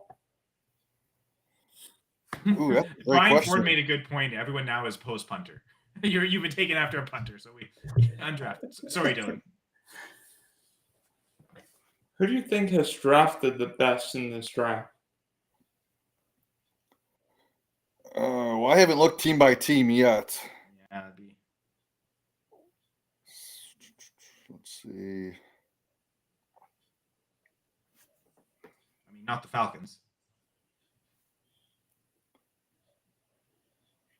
I mean, I like Marvin Harrison and Benson duo.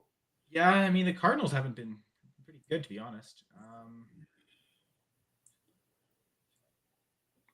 And they got some secondary help later in the draft. I don't hate the Rams. Jared Verse was kind of, he was supposed, like, I think viewed as maybe a potential top 10 pick, and they got him 19th without, like, didn't have to trade up. Even though they were rumored to want to trade up, they still maybe got a guy they really wanted. And then Brandon Fisk in the second round, like, that really solidified the defense, like the interior of the defensive line, which kind of was needed. So I like the Rams in just terms of getting good value at their slot. I like the Colts draft, getting Latu from UCLA at 15, Yes. and then Donnie Mitchell. How he fell to 52 is beyond me.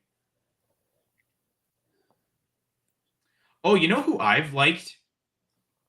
I mean, they've only made 2 picks, and they've given up a lot to make 2 picks, but the Saints might have added 2 first-rounders with Talisi Fuanga and Kool-Aid McKinstry.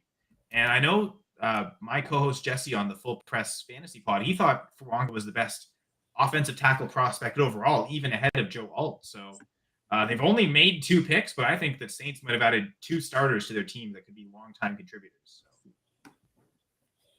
Now, again, they had to be creative because they had to go trade up to get Kool-Aid McKinstry. The Packers might have taken him otherwise. So, yeah, so they got creative and they used the ammunition they had to go up and make that move. So, I think if I had to pick a team, I might actually pick the Saints. Even though, again, they've only made 2 picks and they won't be picking again until pick 150 in the 5th round.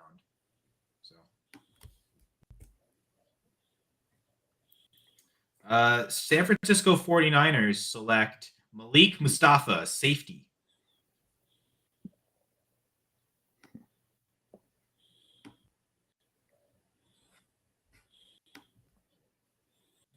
And yeah, so... Oh, shoot, it's almost 1:30. By the way, I believe the Kate Stover pick was the last choice from the Cleveland Browns and the Deshaun Watson deal. Huh. Man, that goes a long way. Yeah. Yeah, what a horrible trade. Oops. Yeah, the Browns only had 2 picks so far in this draft. Yeah, and Cleveland took Michael Hall, the DT from the Ohio State, and Yeah, I do like that pick. And Zach Stenry from Michigan. Yeah, I'm not a big fan of that pick just because it's Michigan, but something we kind of needed just to add depth to the offense. You're only saying it based on what hat you're wearing, dog. Well, a relevant player that won't matter at all, Bucky Irving to the Buccaneers. I guess the name fits well, but I mean, this seems like Sean Tucker last year. Does nothing. This seems like Keyshawn Vaughn a couple years ago. Does nothing. Yeah. No threat to Rashad White whatsoever. I agree. So I like that for all my Rashad White shares. Yeah, same. That's good. Yeah, I didn't want them to go and draft Blake Watson and confuse the heck out of me. No. Make it easy for us. Give us a guy that we know we can avoid. Although I'll bring Brian Ford on, I think, pretty soon, and he really likes Bucky Irving. So we can have some pro Bucky Irving talk. In fact, I might actually even send him the invite now. So I can hop on and talk Bucky Irving so we don't criticize him too much. There we go, Bucky Irving. Looking for my rankings. Where is he? Oh, yeah. RB12 goes as RB6. And, like, I'm not taking him out of Jalen Wright, even if he's in Miami. Okay, so someone just sent me a question, buddy of mine. Yeah. I don't even know what to think of this. This is kind of gross. Oh boy, I love this. Sounds like a great question. I can't wait. It said Tyler Conklin survived the draft. Would you take him over Marvin Mims, Quentin Johnson, or Rico Dowdle now? Tight end premium.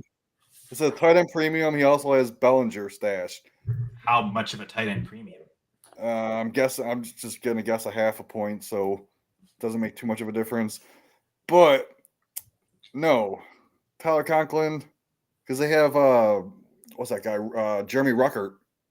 Still, I mean, that's no Jeremy Ruckert. You like Jeremy Ruckert? His athleticism is awful. He was like one of the worst RAS tight ends we've seen. I just know that the Jets the Jets liked him, so maybe, but he's done nothing, literally nothing. But if you want to go at athletic score, the Raz, they also have Zach Kuntz. Zach Kuntz, yeah, no, Most you're right. tight end of all time in the history of the NFL. But he might not be he seems like he's useless as a football player, so. But no, I would still go Marvin Mims over Conklin. I think so too. Yeah, and I'd also go, as much as I hate Quentin Johnston, I would go Quentin Johnston over Conklin. Yeah, I think so too. I think those guys are those first round capital. Because I mean, he survived the draft in terms of tight end, but they just keep adding wide receivers. Mike Williams, Malachi Corley. So I don't think it. I mean, they did get rid of Uzama. Like, to me, like Ruckert wouldn't be the reason to not go for it, but yeah, I think Mims still potential to me number 2 wide receiver. We talked about that earlier, right? Troy Franklin there, good, but the late capital is less than encouraging on that. I like both those receivers. Heck, because he survived. We could say he survived the draft, and at this point, there's probably not really relevant tight ends left. There's a couple though, so I wouldn't say like for sure Conklin survived the draft. They go Jared Wiley or Tanner McLaughlin in the next couple picks. I'm not convinced that Conklin is fully survived, but I think up to this point, you could say the same thing about Rico Dowdle. He's still very clearly the Cowboys' workhorse back because they have no one else. And I'm not counting Deuce Vaughn. The nepotism pick, just because his dad is on the team, very, very Jerry Jones pick. I didn't think he was very good. I know some people really like Deuce Vaughn. His college production profile is unreal. You know what? So is Bucky Irving. And I think he's just as useless. Also worry about having light running backs because you can't have them take a lot of wear and tear. Like even if the Dolphins want to use H-Chain, he's not going to be a 25, 30 touch running back. Yeah, for sure. All right. Hey, I'll be right back, guys. Yeah, definitely.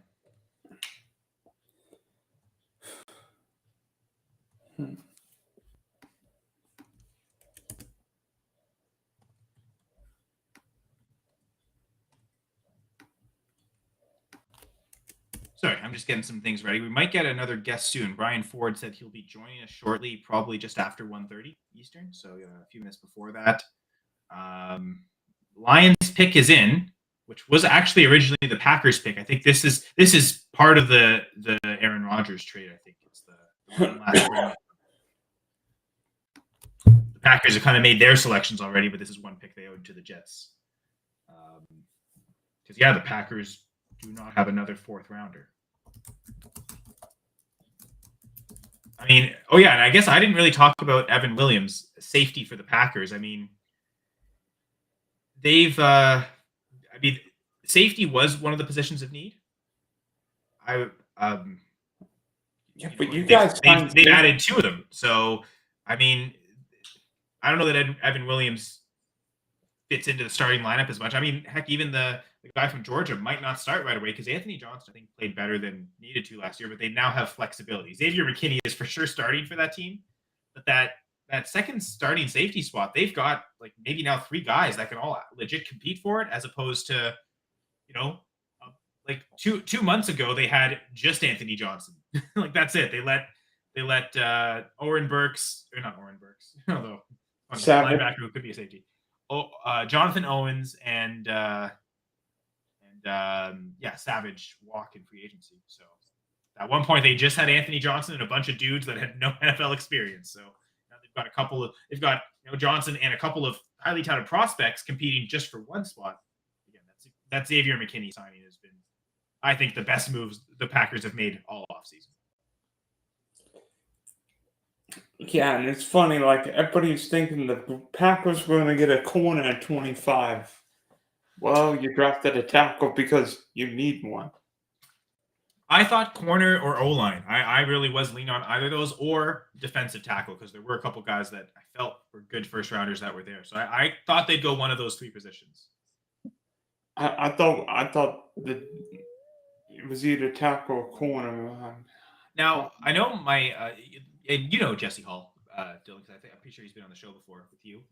But like, I know he really liked Barton, the guard or center, the interior lineman out of Duke, because your right guard is kind of a spot of need for the Packers on the O-line, which they still technically haven't addressed. So I guess that means Sean Ryan has survived the draft up to this point. Now, he was a third rounder, so we know what Packers third rounders.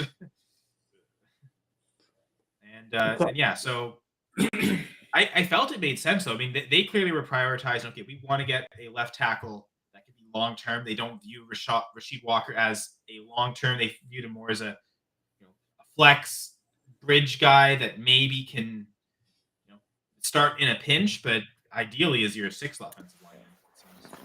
And not only does Jamie return, but Gurrison is back. Oh, we just got the Buffalo Bills taking Ray Davis. Am I seeing this right? Yeah. Oh, and you know what? Just before that, the Philadelphia Eagles took Will Shipley. So we got and Gurrison. I don't know if you saw this, but Bucky Irving went to the Buccaneers. So we got three running backs going in a 4-pick slot. Irving to the Bucks, Shipley to the Eagles, Ray Davis to the Bills. So none of them will be relevant. Well, I'm glad you said that because I have a lot of Kenneth Gainwell stashed. So, well, Kenneth Gainwell is not relevant either, dude. The problem with Shipley is his best skill set is pass catching. He goes to a team that doesn't throw to the running back. So yep. I mean, And same they with got Gainwell too. So yeah, no, this isn't great for Shipley. I actually like this for Ray Davis. He's not going to play ahead of James Cook, but they needed. This is actually really similar to Blake Corum, right? Like, I don't think he's playing ahead of the starter, but everyone else behind him was pretty awful. Like, they needed backup running backs, and so I think Ray Davis kind of jumps a lot of the guys that were drafted ahead of him. I know he was my number one film grade running back. Didn't have a great combine, but that doesn't seem to have affected the Bills. They like him, I guess, for a short yardage, contact balance kind of guy. Maybe there's some touchdown upside there, but I'm thinking he's at least equal to Blake Corum to me. So probably, yeah, RB4 right now, as far as I'm concerned, in terms of Ray Davis, maybe even RB3, because I think he's a better running back than Blake Corum personally.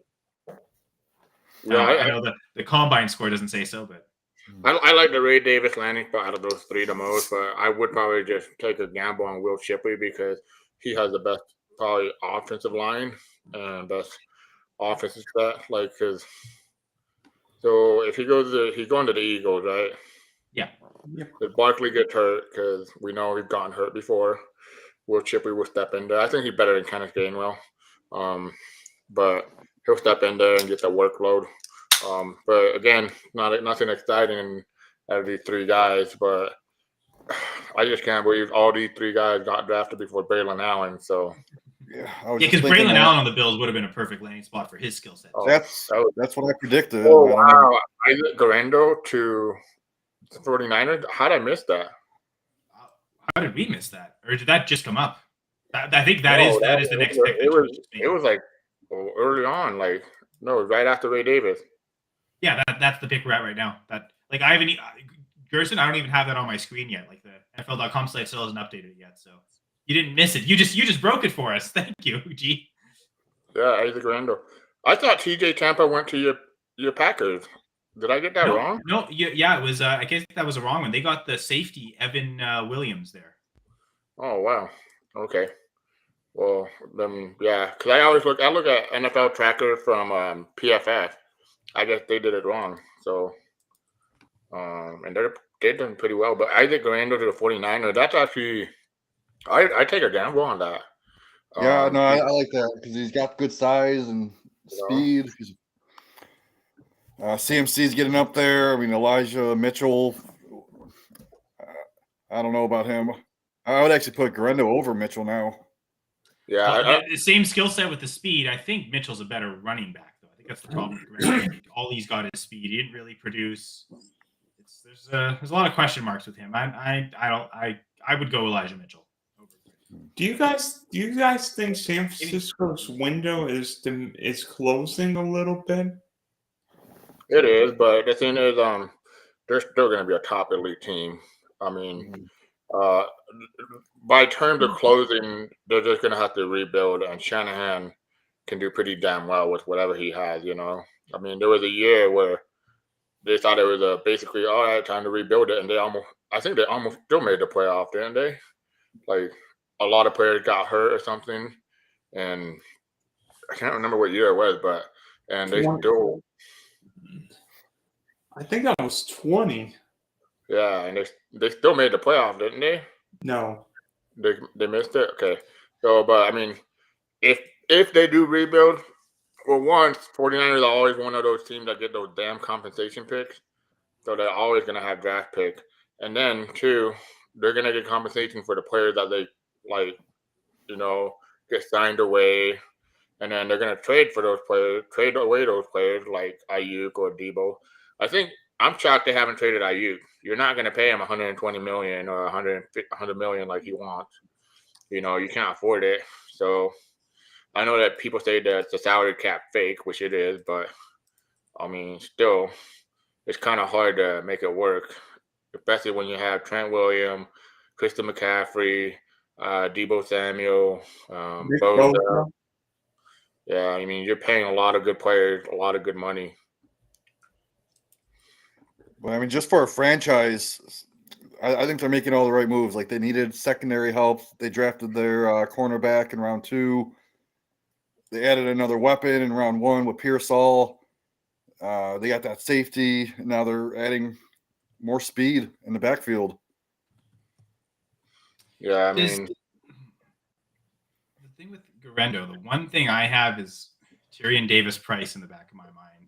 The 49ers love reaching on Trey Sermon, right? These useless running backs that turn out to be nothing just because they you got to bring that up, Kyle. You have to bring that up. But it seems like Garendo has the speed aspect that those other guys didn't have. Oh, and Julia's joining us. Oh, hey, Julia. The thing is about Garendo, though, that a lot of people just know speed. That's all they know. They see the speed, and that's it. But he's actually a really good pass catching running back. He was graded out 84.1 as a pass catching running back on PFF. I mean, the guy, he averaged 84 yards per carry, 84 receiving yards in 2023 out of the backfield. So maybe they're going to use him to lighten up the workload on the passing game for McCaffrey, you know? I mean, we know what's the name? Shanahan can really use all different backs in different ways. And we saw it last year when McCaffrey was hurt. They used different running backs in the backfield. They even used Debo a lot more. We'll see how healthy he is this year. But I feel like it's like what Dylan was saying. Is the window closing? Yeah, because we're getting CMC in his, what is he, 28 now? 29? I think he's 28. I could be wrong, though. I think he'll be 29 this season.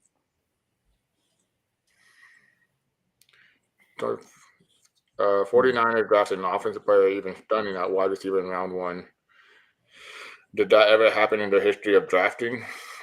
I don't know if they've ever drafted a wide receiver in the first. Actually, they did. Michael Crabtree, right? Yeah. Wasn't he a first rounder? I think. Well, Ayuk was a first rounder. Yeah, Ayuk.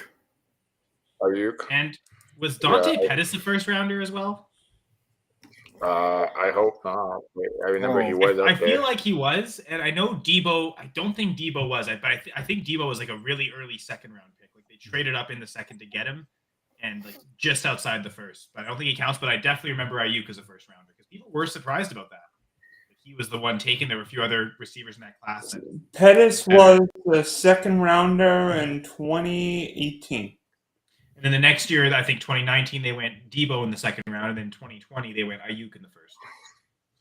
But we were completely ignoring Ayuk because Lamb, Jefferson, Judy, Jalen Reagor. We all like those guys better than Ayuk. So yeah, Michael Crabtree Reagor was the bust, not Ayuk. Yeah, Michael Crabtree was one of them too. He was 10th overall. AJ Jenkins in 2012, and then yeah, with Sean. So they have taken wide receivers, but I mean, like recently, nah. But I mean, it's been what? We're in 2024. So it's been 12 years since they drafted a wide receiver in the first round. Ayuk. Before Ayuk. Oh, before Ayuk. So, Right. Yeah. That big so- gap. Yeah. Sure. So if he's acting like, I don't know how to answer his question really. It wasn't stunning because I thought, you're just gonna replace the player that you she asked, did it ever happen? And we said, yeah, Ayuk. So Yeah, I think we informed Julia well. Good job, guys. And then yeah, Gerson, you mentioned name earlier, TJ Tampa. He does go to the Ravens, the cornerback. Now, again, the Packers at the pick you might have been rumored to have taken him.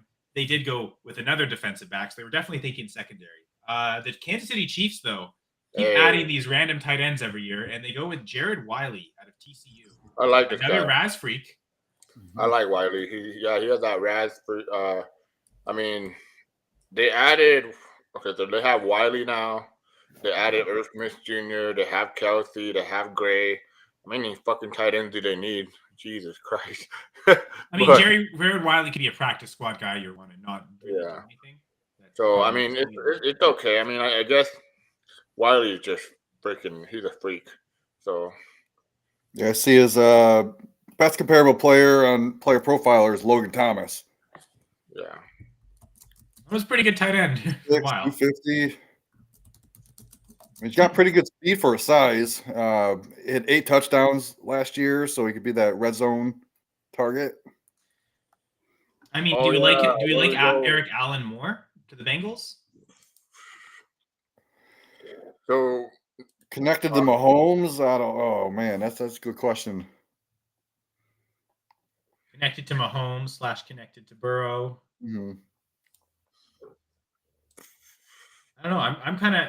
I don't really want any of them in that range, but like all these 4th rounders, like these later 4th rounders, the 2 4th rounders I do like are Theo Johnson, Jatavian Sanders. I'm still on the opinion that there's really only 4 tight ends worth drafting in rookie drafts. Yeah. And again, one of the guys I was looking for maybe to break that was Jared Wiley if he got a good landing spot. I don't love the landing spot. In theory, it's great with Mahomes, but I don't know. I'm curious to see where the Canadian Tanner McLaughlin goes because the main thing with Wiley, his RAS score is 9.53 out of everyone that's drafted. That's the 4th highest. Yeah, I mean there was a lot of good RAS score this year, huh? At tight end. Yeah, not quite the same extent as last year because last year was just ridiculous, but still there are quite a few here. I think last year though, what coincided, the RAS score guys also had good production profiles and were viewed as good like tight ends coming in, like Laporta. I think that's a big thing I like to do though. Like I know everybody wants those RAS scores, but I want production too. Like I don't just want him to be a freak athlete. I mean, we saw last year with what's his name, Darnell Washington. The guy was a freak, but just no production profile, and I think production profile, no draft capital. I think he got what 5th round draft capital, and then I think he was maybe 4th, but I think it was day 3. And then worst of all, he had Kenny Pickett throwing in the ball, so it's like okay, yeah, and he does get targets, they're not very good. Or to be honest, even with let's say Kenny Pickett or no Kenny Pickett, when Freiermuth went down, he still wasn't relevant. He didn't have big games or anything. They're playing another tight end, and I'm like, geez. I always look at Washington as like an extension of the offensive line. He's that big body guy. Maybe in the red zone, he can like sneak out a couple yards, get that jump ball because he was what like 6'7", something like that. Yeah, he's huge and fast and strong. Yeah, and plus Darnell was like the tight end too at Georgia. I mean, he never looked like a tight end. Yes. Right, what are you saying? Braden Allen finally to the Lions, but to the Jets. So okay. So you're already a couple picks ahead. Okay. You said Braden Allen to the Jets? Yeah. I'm seeing the Lions still haven't. I still don't see the Lions pick, so the pick is in apparently. So we should get the Lions got Bucky, the safety out of Utah. Okay. So that's a good Bucky, not Bucky Irving. Yeah. To be fair, they kind of needed that. I mean, you know what? We talked about the Steelers dressing O-line in the draft. Everyone was screaming, the Lions need to address the secondary, and they've spent multiple picks on this. Oh man, that sucks, dude. The Cowboys still haven't drafted a running back, huh? Nope. No, they don't have a 4th round pick, so they lost. I don't know. The RB1 is still available, and I'm sure there's a lot of people's RB1s that are still available. Are you talking about Blake Walton? Blake Watson. Yeah, exactly. Watson. Blake Walton. Put some respect on his name and actually. I love you, but dude, come on. I still think the Colts are going to draft him just to screw with you with Evan Hall. That he's buried because I think Evan Hall's actually better. So Blake Watson. Evan Hall would be the RB1 if he came out. How often are we going to say that, Jamie? Every running back that came out that didn't come out this year that would have come out would have been the RB1, but they didn't. This is hilarious, dude. This is hilarious to me because everybody was saying the Cowboys are going to draft a running back. Cowboys are going to draft a running back, and they look at that. The Lions did take a running back. Yeah. Sion Baki from Utah. Who the heck even is that? The Lions do this every year. They've done this before. They take a running back that I have never heard of, and that's pretty rare for me to not have heard of a running back. So the Lions took a running back? Yeah, Sion Baki. He's not a running back. He's a safety. Okay. Oh, this is listed wrong then. Yeah. Part of me thought, is he just a return guy and they don't have a position for him, so they call him a running back? Because the Lions have done that in the past.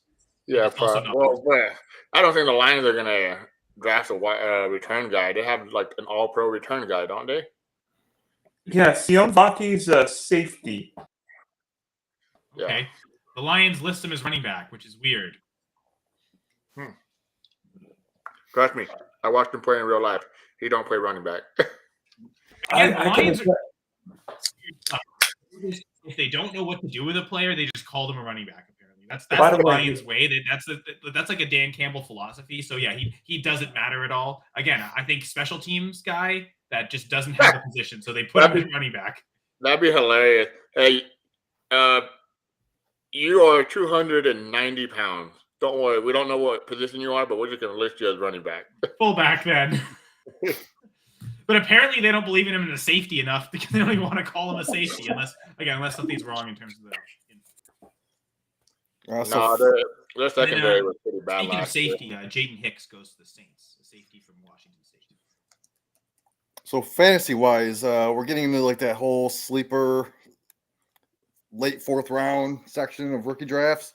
Who are some of the guys on the board that you're looking at that could possibly be fantasy relevant? Hold on, give me a No, you're not asking me because you already know my answer.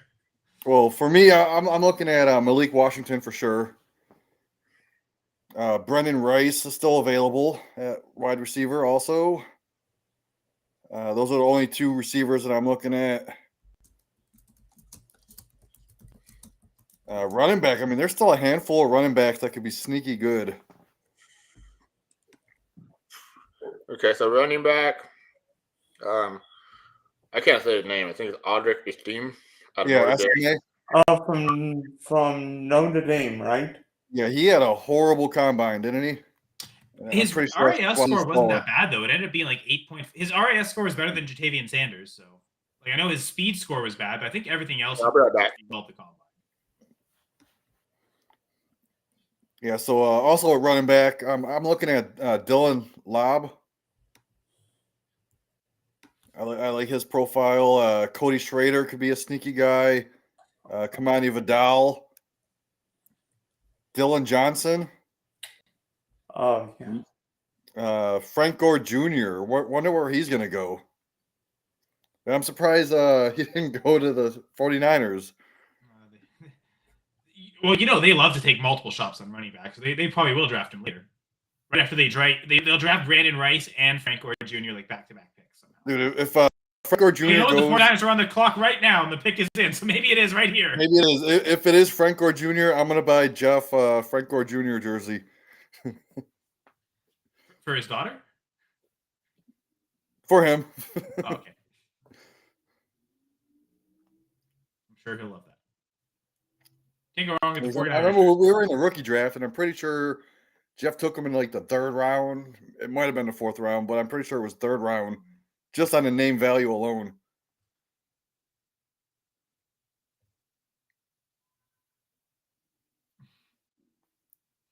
All right, so did we get the San Francisco pick yet? What about don't see Johnny it. Wilson, the big body receiver from Florida State? Yeah, I don't- he's one of the guys I have left. Him and Brandon Rice. Yeah, I'm not a fan of him. Maybe if they move him to tight end and he gains a couple pounds, I'd like him a little bit better. Yeah, he was like a Lad McConkey, Jalen Polk for me in my pre-draft rankings. Mhm. Yeah, I don't like him either. Jacob Cowing goes to the 49ers. They take another wide receiver. Jacob Cowing. I kind of like that. I mean, it was like a deep sleeper.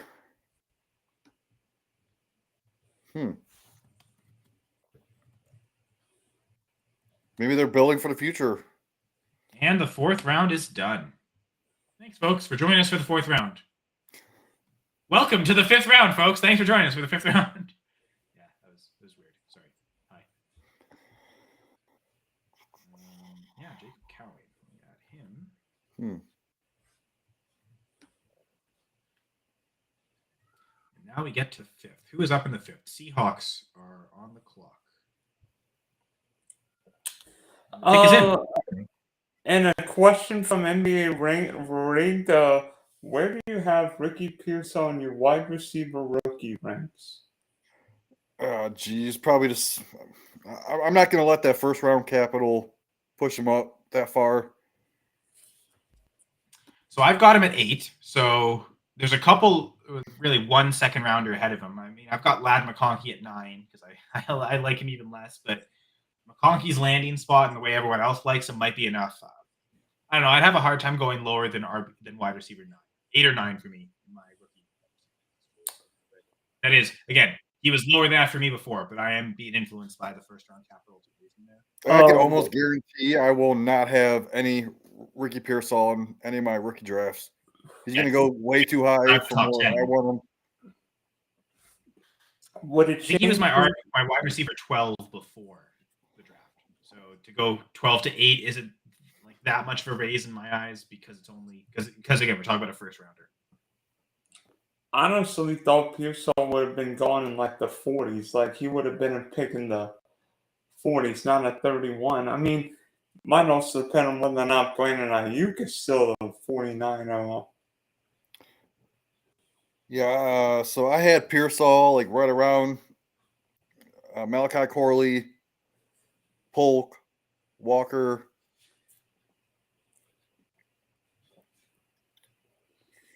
I just saw a tweet.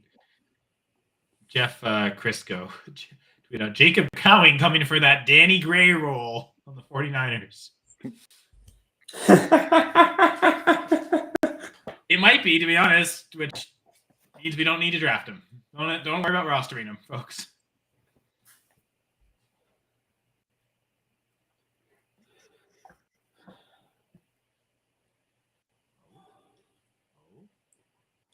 Oh, so the B League mentioned that the punter that was drafted, he's a Australian punter. Wow, we have a surprise.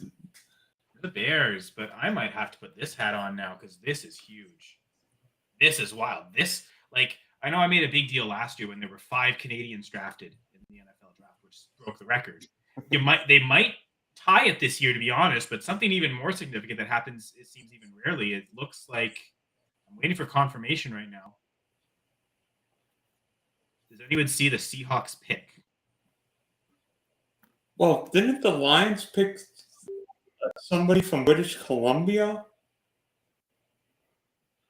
Oh, the Lions did? Yes. What round was that? What pick? 4th round. Really? Oh, I totally missed that. Oh my God, they did. Wow, I totally missed that. I should have put this hat. Oh yeah, that was right in the range with the running backs. I totally glanced over that. Yeah, Giovanni Manu. Not just a Canadian from BC, but out of the University of British Columbia, so not drafted out of an NCAA school. And I know Justin Dunk tweeted out that hasn't happened since David Onyemata in 2016, and then I think it happened in 2013 with Laurent Duvernay-Tardif to the Chiefs. He was drafted in the 6th round. But yeah, 4th round capital out of a Canadian university. Giovanni Manu. That's pretty significant to get that good of a season in the Canadian youth sports to have. And this wasn't unexpected. He was going to be drafted because there was a lot of scouts at his pro day, which is crazy that you get I think 20 different scouts at a Canadian university pro day for the University of British Columbia. Because I think one of Manu's teammates might also get drafted, or if not, be a priority undrafted free agent. So Giovanni Manu from Canada, representing the Canadian university system, drafted in the NFL, which is, again, that doesn't happen often. Last time it happened was 8 years ago. And Nehema Pritchett, a cornerback from Auburn, goes to the Seahawks. So we have a question here in the chat from NBA Rigged. What do you guys think? Do you think Jeff's pissed about the San Francisco draft so far? In my opinion, I think he's mad that they didn't draft Keon Coleman in round 1. Yeah. Yeah, I don't. you're right. I think Jeff is okay. Jeff he believes in what he sees, like the coaching and everything, and he's a good 49ers fan, but I don't think he's pissed. That's for sure. Sorry I had to go away for a second. I got a phone call from my brother, and it was about our football team. I coach youth football, so, and yeah, we got news on a tournament that we're in, and we wanted to get in, so we're pretty excited. So, awesome. Congratulations! Yeah. Thank you, Julia, for the Canadian represent. But and G, like I didn't necessarily know if you were joining like from the start for the whole thing. So don't and this goes with everyone. Don't feel free to like leave when you need to. You don't have to stay on for the whole 4 hours. I mean, we're already halfway there, so. I do want to answer breaks.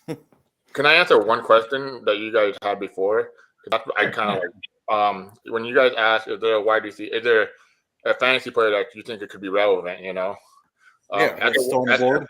At the wide receiver position, I still think and this guy is just gonna be, for me, he's gonna be a sleeper. I'm gonna probably just pick him up in free agency, stash him on my taxi, but it's Jordan Cephas out of UTSA.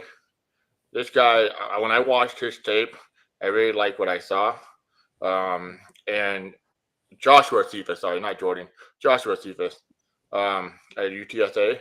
And he had good size, good hands, but like every single time I watched games on him, he was just always getting open. And he was getting the ball a lot because he was basically the focal point.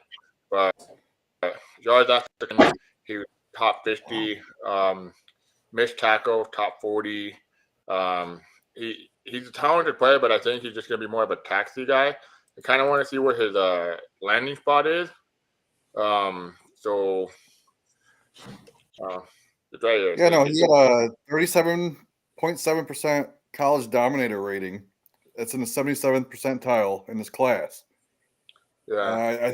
He's very consistent, man. Like his receptions, 58, 71, 87, 89. He had almost 1,000 yards his sophomore and junior year. Last year, he had 1,151. Yeah. I like the guy. 10 touchdowns. I mean, honestly, I never even heard of this guy. Yeah, and I'm talking taxi squad.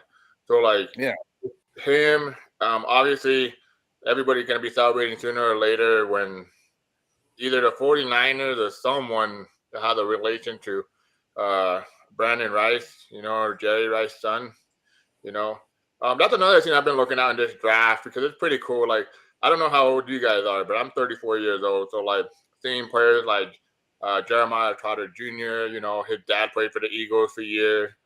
Seeing players like Chris Jenkins, defensive tackle, played for the Panthers for a year.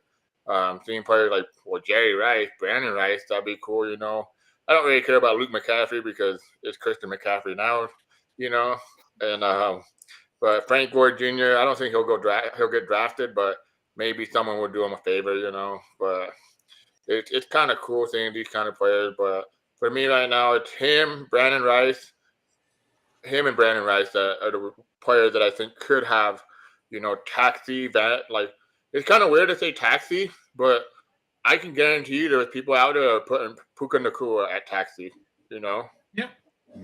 And I mean, there's a lot of players that, over the years, I've gotten pretty lucky. I remember, what's his name? Oh, it was like 3 years ago. I put him on my taxi squad and he blew up. I'm trying to remember, but that's why I love leagues that have taxi. I think if you have a taxi squad, it's almost like you can create your own farm system. And if you can hit on one player, it's like MLB. If you hit on one player like a Mike Trout in your farm system, you're bringing them up, But it's also a good way to, and I say this in the most probably way that you're gonna get hated on for. It is a good way to tank if you're tanking. Yeah, I'm looking at Joshua Cephas, and he's related to Marvin Cephas, who played wide receiver at Tulane and in the NFL with the Saints and the Eagles. Yeah. Oh, wow. So hopefully, I mean, that's just the dart throw. Don't be like going draft him in the second or even early third. You might be able to not like even just pick him up off waivers after the rookie. Yeah. That's what I'm saying. But I like his tape. I like the way he plays. There's always I always have like with my last fourth rounder, whatever. If I have a fourth, not a lot of leagues have fourth rounders, but a couple of leagues that I'm in, I'll throw a dart on him. And welcome to the show, Brian Ford. What up, Brian? Host of the Dynasty Saturday Night 5. It's Saturday afternoon, so not quite in your element, but you did fantastic on this show yesterday. You carried it even longer than I did. So welcome back, Brian. Thanks a lot. Yeah, appreciate it. It's a little afternoon delight for me today. No episode, by the way, tonight for those diehard ones of fans of Dynasty Saturday Night 5. We will not be on tonight at 7:30 because we're all tired from the draft. Happy to be here. So one last thing I wanted to mention, though, like just talking again about Manu coming directly from the University of BC right to the NFL. Didn't have to go through the NCAA. There was another Canadian university player that was drafted, but he did go to Illinois last year. So he was drafted out of Illinois, but Isaiah Adams was also at I think it was Wilfrid Laurier University for a couple of years, and then did well enough there that he was able to get an international transfer and went to the University of Illinois and ended up going. I believe he was the first Canadian taken in the third round, 71st overall to the Cardinals. So. Pretty decent day for Canadians. But again, the fact that a Canadian, like purely Canadian university player got drafted is super awesome. So great for the University of BC. Great for Manu. And he gets to be next to another Canadian, Matthew Betts on the Lions, and then it'll really piss me off because I hate that team.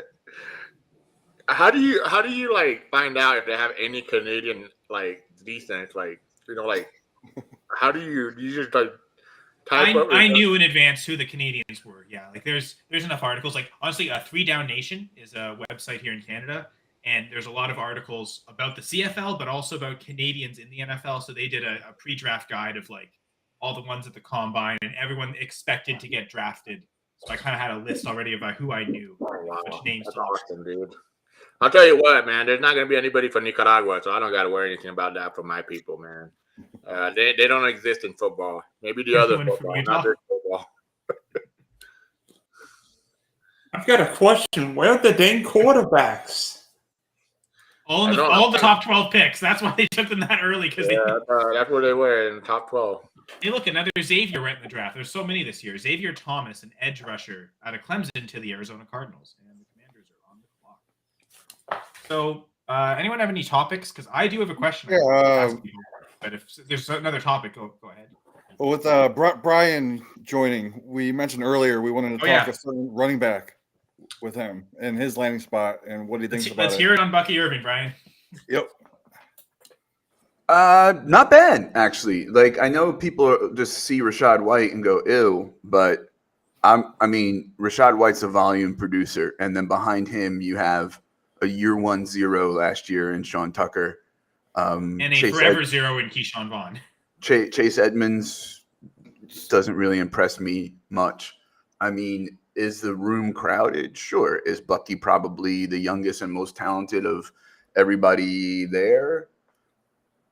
Yes. Arguably, White is better than him. So, yeah, it's not too bad. Yeah. I mean, when I look at some of the other stuff that went down, like I like that a lot better than Shipley to the Eagles. I like that a lot better than Garendo to the 49ers. Allen to the Jets. That's interesting because that offensive school, they like to rotate backs. I think that might be bad for Izzy, who I love. We'll see. Yeah, you're right. And but I'm actually really interested in Ray Davis to Buffalo. Like when you think about like the type of back they don't have, like that's pretty cool. Yeah. Yeah, I think I've got him at. Actually, technically, I've lowered him to RB3 because he was my RB4 because he was my RB3 before the draft. And kind of Ray Davis, Blake Corum. I'm kind of him and Hine. Who's 3, who's 4 right now. But Brooks and Benson, the first 2 gone, still to me have had the best landing spots. So just kind of almost default to the draft capital and kind of have those 2 at the top right now. Yeah, I think so. I think everywhere else you're going to have to sort of, I think for me, I just kind of softly rearrange my rankings, and then hopefully in the next couple of days, I kind of think it through more, process it more. But I think some things are easy where you go, okay, yeah, Brooks is a 3-down skill set going in there as the 1A. And I just heard yesterday that like where I thought he'd almost have a redshirt rookie year, he might even be ready for like training camp or like early in the season. So like that's nice. And Benson, as much as I don't like the player as much as everybody else, he was still in that top tier of 4 guys. And, he's going to a place where he's behind a 29-year-old James Conner in a good offense. So, and he can probably, catch some passes. And yeah, so yeah, I mean, those are good. Those were highly ranked backs, and they went to pretty good landing spots with pretty good draft capital. So I think, Marshawn Lloyd to Green Bay is sneaky too. He's explosive, has a slightly different skill set than Jacobs, and so he's now, one Jacobs injury away. Like I think with some of these running backs, just in general, the last few years, but especially with the 2024 class, we can't look at it and go, oh, he got drafted there. There's a guy ahead of him. It's like that's the way the NFL is. We have to say he got drafted there. What's his path to relevance? Is he one injury away from like having 3 or 4 really good weeks for you at some point in the year? Yeah, he is. So that's a guy that in a startup, if you go like hero RB or zero RB, you're going to like be pounding these guys late in the draft. Or in your rookie drafts, maybe take flyers on the Jermaine Burtons and the Javon Bakers in the second round, maybe early third, and then wait and, start stockpiling the Ray Davises and the Bucky Irvings and that sort of thing. So, yeah, backup running backs are still really important. So very few of these guys look like they're the starter. In fact, the only one we might say is the starter is Jonathan Brooks. We can't even guarantee week 1, but that's more health than the talent. But all these other guys look like they're starting out as backups, or they're at least in like 50-50 splits. But that second, even third running backs on teams will still have relevance through the season. So do you all know anything about this Vaki guy? I mean, he was a safety, so I didn't look at him. I mean, I heard he could be a running back, but everybody was calling him a safety, so I didn't bother looking at him. So there was a couple years ago, the Lions took, I think it's Tyler something, I can't remember, but he wasn't really a running back, but they called him a running back, and like basically they played him on special teams only, and then I think they even just cut him. So the first thing I thought of was this dude's like a special teamer that they don't really have a position for, so they just call him a running back. But I imagine there's no offensive upside whatsoever here. Whoever he is, he's probably behind Craig Reynolds, who's basically another one of those guys that came in without really being a running back, and they, you'll be a running back, it's fine. I mean, so I don't know. I know nothing. I'm just essentially ignoring him and pretending he doesn't exist. He's on my least favorite team, so I can do that. So he played safety and he played running back. So the thing with him is though, it's like he's one of those what do you call them? ATH in college, they call him that, like all athlete, Mm-hmm. So I mean, he could play running back, but I don't think at the NFL level he's gonna play running back. I think he's gonna play more like special teams and just safety more than that. You think can he return kicks? You think with this new rule or no? I don't know. I mean, he is Polynesian, so it's definitely in his realm. Rugby players, a lot of them play rugby. Polynesian. I'm not trying to be racist here. I'm just saying. I know they play rugby, and I listen to what's his name? He's the Cowboys special team player, and they asked him why did the Chiefs go out and sign the best returner or the best player in rugby, and they said, Well, rugby players, this is perfect for them, for their special teams. The special teams that they're doing Mhm. nowadays, it's almost rugby style. So to have that little advantage on special team could make the difference in a game, And a lot Yeah. of people downplay special teams, but this is the range where we got a lot of good special team players, So if Baki Absolutely. goes and plays special team, then maybe that's the reason why they drafted him. And I do apologize for that, Kyle. I did say that he was a safety, but now I'm starting to remember he ran the ball quite a bit for Utah. Okay. So Maybe I do have to. no, I just think he probably weather like because Reynolds is a punt returner, if I'm correct. And that's my thing. It's like Reynolds isn't even really a running back either, but they have and given him they carries. signed him to a contract too, like a normal Like, I don't contract. I don't see this rookie coming in and taking away from Reynolds because they seem to But, like I mean, Greg Reynolds as the third running. It might make sense. I mean, I'm excited for this new special team formation. I think it'll make games more entertaining. I mean, like last year, dude, like when I knew that there was a kickoff, like I was like, oh, cool, I can go get another beer. I'll be back. It was just gonna be So you might not drink as much now. No. Yeah, He'll cut into your beer times because the game's too exciting. We do have a couple of questions in the chat. Julie, I'll save that one for later because I feel like I could get into a really long rant. So we'll go with Night Gang's question here first. Luke McCaffrey for my 304 or 312. Now, the first thing is, though, I think we need more context. Is this a super flex league? Is this like have you? So I'm guessing you've already drafted McCaffrey and someone wants to give you the 304 for him. Is it a Devi league? Like, I don't really understand the question. Yeah, Luke McCaffrey for okay, so he's got the 304. Somebody's offering him McCaffrey. Okay, so it is super flex. Oh, yeah, that's important. Right. So, but I don't understand the or 312 part. I almost view it as he has McCaffrey. He's trying to see does he sell it for 304 or 312. So I'm wondering if this is a Devi league. Like he's already had McCaffrey and he wants to sell it for a Devi rookie pick. He's trying to offer it.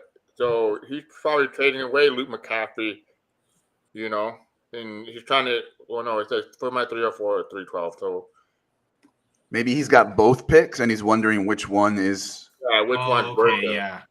All right. Well, I don't. Not a trade. Okay, like so. Oh, he's going to be. Third round. I'm probably Luke not McCaffrey? taking a. Oh, I'm sorry. Go ahead. Sorry, the 4 my really threw us off. Night Gang got to say, but yeah, is Luke McCaffrey worth it at the 304? That's essentially his question. Oh wow.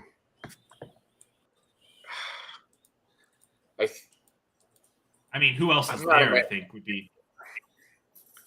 Okay, so maybe he makes more.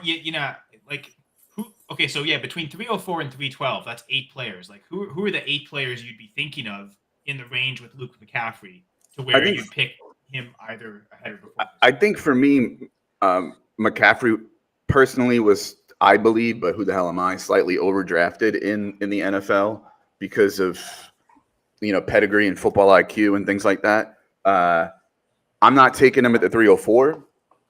I'm probably waiting till later in the third to take a shot. But he's also somebody where if I spend the 304 on, I don't know, Malachi Corley, and then Luke McCaffrey isn't there at the 312, and I have to pick, I don't know, Ray Davis, I'm not crying. Like, I don't know that McCaffrey is a target for me where I'm going to worry. Ray Davis and Luke McCaffrey right now. Even I'd cry if I had to pick McCaffrey, to be honest. So, and the other thing, he went to the Commanders. That wide receiver room was crowded, So yeah, it's crowded, but there's only 2 good guys there. What was that? They've got McLaurin and Dotson, but they really have no one else. I mean, like Diami Brown isn't really a roadblock to anybody. Yeah, I mean, I guess if you're 312, I'd be okay with that. But at the same time, in those range, you're just taking. I mean, like Scott Connor talks about this all the time. Trade away your third, trade away your fourth, trade away anything you can. Like if the picks that matter are your first and second. And second, most of the time, bust. So. I mean, by the time you get to 312, you're drafting guys like the ones that we're seeing right now in this draft. Like right now being drafted, Ray Davis, all these guys. I mean, I hope Javon Baker falls to me in the 3rd round. That would be awesome. But I would definitely take Baker over McCaffrey. To me, it's just if it's just to put him on your taxi squad, because that's where he's going to go, he's not going to go on your starting roster or your bench. At least I wouldn't have McCaffrey on my bench, I would just put him on my taxi squad. A 312 seems reasonable. Now a 301 or 302, he said. 304. Oh, okay, so 304. I mean, maybe someone in the early third wants to move up. You can probably get more value with doing like a player trade with that pick, But shoot, what player can you get by selling both thirds? Here, I'll give you the 304 and the 312 for an established player. We know what to expect in the NFL. You know what you do with that's where you get like a 25 second and a 25 fourth for somebody who's hungry to hungry to draft like right now. Yeah. I love that, Brian. Yeah, can you get a 25 second? I don't even care about the fourth. Can you just get a 25 second for both of these picks if you can get that? Okay, draft is tomorrow. So he won't. Okay, the thing is, you're thinking real early if the draft hasn't started yet at what's going to be there at 304. Like, there's so much that can happen. Like, don't sell yourself on it has to be Luke McCaffrey. Now, Night Gang, wherever you have Luke McCaffrey ranked, trust your rankings on that. I mean, he's like right now, again, to Brian's point, I'm kind of messing around on a spreadsheet right now. I'm going to actually update the rankings this weekend later once the draft is completely done. I haven't started doing that yet. Soft rankings right now, I'd have Luke McCaffrey at wide receiver 16. So maybe 15 receivers have gone up to that point, and it kind of makes sense there. But I'm still defaulting to in the third round. I actually probably want to go running back. And if Ray Davis is there at 304, I think he's easily the pick. So first off, Night Gang, that is the most badass name ever. Awesome. The other thing is, he said a lot of insight. I'm new with my Dynasty League. Laugh out loud.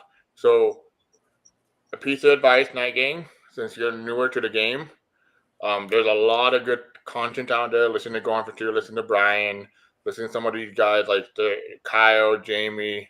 We have a lot of good guys on this site. They're very, very smart. They know what to do. I play with a lot of them. A lot of them are very, very smart. They know what they're doing. They don't come on the show just to speak out of their, But maybe Watson's the RB1. Maybe I do. I probably am the one who does the most. So. But the truth is, man, once you learn the rope of like where you should be drafting players with certain values and what you should be doing with your picks, then you'll know how to evaluate your team a lot better. Now, Luke McCaffrey is not going to make a world difference on your roster. I promise you that. And if he does, oh man, I'm gonna eat my crow or something. But with those draft capitals later on, those picks, you almost want to do what Brian said. If someone wants when someone wants my pick in the third round or fourth round or something like that, but all right, give me the next year's second. I want to upgrade my pick. Or with my Texas squads, I don't like putting receivers on my Texas squad. I'd rather go with the tight end. Honestly, like most of my Texas squads are filled with tight end. Running back too, because they got such a short lifespan. Like I almost want, like the I don't running back usability is. I want them on my bench because you never know what week you need those running backs in. Give me Stover in that 312 on my Texas squad over McCaffrey. So even like let's say 304, right? Let's say Spencer Rattler gets drafted right now, sooner or later.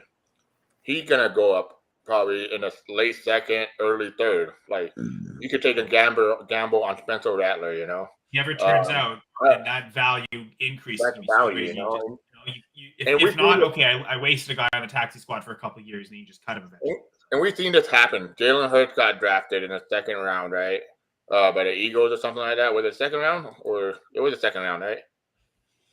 And in Dynasty, he wasn't going in the first round, obviously. But we were taking gambles on him. And now look at the way he turned out. Dak Prescott, when he came out of Texas A&M, was it Texas A&M he came out of?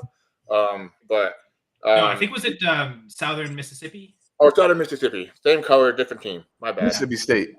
Mississippi State. I knew there was an S. Yeah, man, I remember that because his mom, so even there's always quarterbacks out there in the later round that I like to take gamble on. But one of the things I like to do is just make sure they can run. Rattler, he's not the fastest runner, but he at least has some upside, with his profile that he had in college, and he did a lot better last year. I'm really curious where Rattler can go. Nah, that he probably went somewhere. Has he gone? He hasn't gone. No, not yet. I was just thinking that. What if the Cowboys take Rattler? What does that do for Trey Lance? I mean, I think Trey Lance is better than Rattler, though. So, especially if they take him this late, I feel like they gave up a higher pick than what they used on Rattler. So, I don't really think that at this point. I don't think it says much. Probably Dak's team, so nothing else really matters. I do have a question on my dynasty team. Someone offered me a 24 for Jake Ferguson. I don't think that's nearly enough, right? No way. No. Like, to be honest, especially because you don't have another tight end, and if you if you want to go Brock Bowers 103, Dylan, I think it's fine. But especially if you don't, that's when you have to get some type of starting tight end back. And I think I want Ferguson over every other tight end that isn't Brock Bowers. So I don't even know if there's a pick high enough that would just replace it anyway. But if they're only offering a fourth, they're probably not willing to offer you a future second plus something else. Oh, they're offering what the actual value is. Yeah. No starter in fantasy. If it's starting roster spot in your dynasty roster, I don't think there's any player that's worth a fourth rounder. I mean, that's not just even close. A fourth rounder, you're thinking Dylan, that won't even be worth countering. Just reject it and move on, and in your mind, pretend it didn't happen because it's almost that's not even worth doing anything other than hitting the reject button and moving on. But what would be a fair return for Ferguson? I want an early second. I was gonna say I was thinking I want a 25-second plus a tight end body that you can use. Because if it's tight end premium, you're gonna want, I don't think would you do a third in 2025 and Tucker Kraft for Ferguson? No. A third? Because that's basically 2 third-rounders. And you know what? And Kraft? Yeah, I would. Yeah, that's what I'm thinking. The only thing that would make me hesitate is we need to see year 2 of the Jordan Love offense with all those young guys, because we didn't see many games where Musgrave and Kraft were both there. They play different positions, like Kincaid Knox, like Bowers Mayer, right? But when those guys play 2 different positions, each team kind of treats that differently, and those snaps and route percentages will vary. Like the inline guy versus the slot guy, it's not going to be the same across the board, So like Tucker Kraft, for example, which I think Kyle can speak to better after I'm done babbling because he's an actual Packers fan, and I should have shut the hell up. I think is kind of on the higher end of those inline Knox guys, whereas I don't know, Knox would be on the lower end of those inline Knox. Fair, yeah. I think I'd rather have Kraft than Knox, but I'd much rather have Ferguson. And the third isn't enough of the sweetener, so I would stick with Ferguson there because he's even I like Luke Schoonmaker, but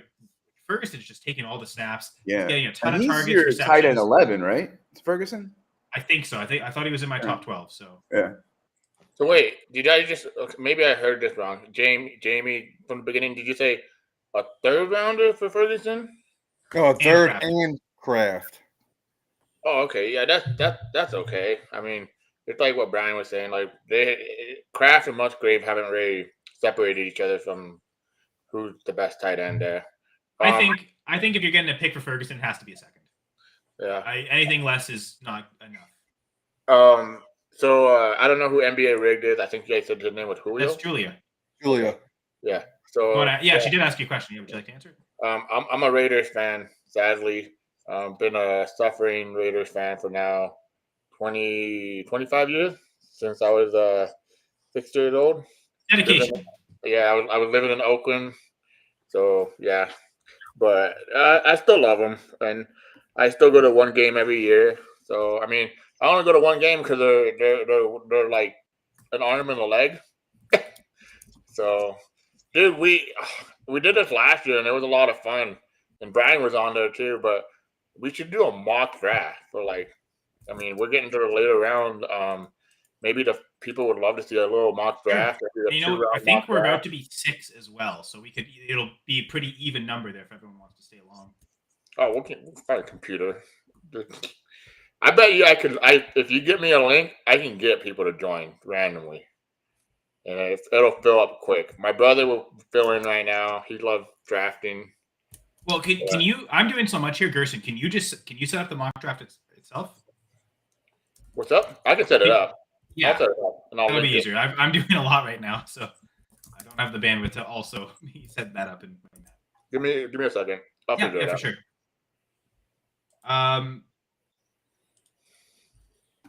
And yeah, so Dylan, do you want to talk? We can keep talking about this trade of yours, and like with Ferguson, like that person who offered the 4th, they have Musgrave on their team. Yeah, Musgrave, 2 1s, 2 3s this year, and 2 2s next year. Musgrave and one of the 2nds next year, I think I'd take that. Yeah, I'd do that. But if they're just offering you a 4th, there's probably no way they would do that. So I mean, you can offer that if you want. If they want to cheap shot you with another counter offer, just reject it and move on. But whoever's I don't think you have to move Ferguson. Like I think, especially if you're going to go Bowers, I think it's a good backup to have.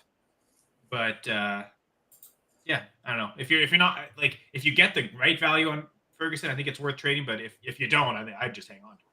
He's young enough that there's some future value. If the person offering that trade is watching right now, why are you lowballing our friend Dylan on a top 12 dynasty tight end? Stop sending him 4ths and get serious. Thank you. So Night Gang talked about his draft. He's got 104 and 106, and he's thinking going 2 quarterbacks. I'll be right honest with you, Night Gang. You might not even get them there. Right? Yeah, Daniels isn't going to be available.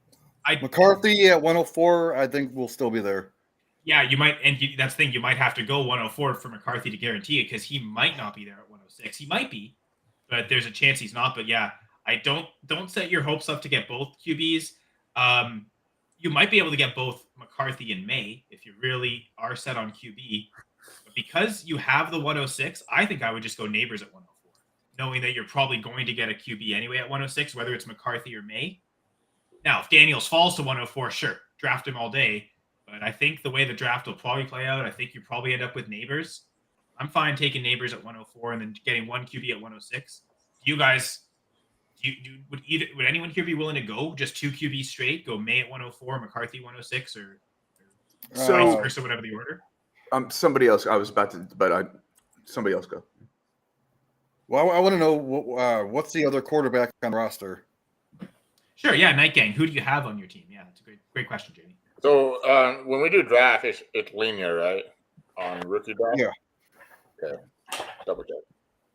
So I won't start thinking about McCarthy till 106 at the moment. And I'd prefer him at like 108. But in that scenario, if I'm going to use both picks, I don't see the desperate for QBs thing doesn't really matter to me because he's only got percent. So but like also that's not. I don't like to use my rookie drafts based on what my roster is. I like to use my rookie drafts based on what the assets are. I'm not saying 0% thinking about what my rosters are, but I look at this as I'm picking stocks. I'm picking little bits of gold, right? And which one looks like the biggest, brightest piece of gold that I can then go trade for somewhere else, right? In that scenario, I'd rather take Neighbors at 4 because the gap between him and the next wide receiver is bigger. And one of the quarterbacks will probably be there at 106. However, if you are really desperate for quarterbacks, you do not want to take 2 rookies. What you want to do is move one of those across for a Dak or a Tua. Like, somebody proven rather than take McCarthy. Buy Justin Herbert right now because he seems depressed. I got a question for Night Gang. Is this the league that you also have Geno Smith? He says he traded away Geno Smith.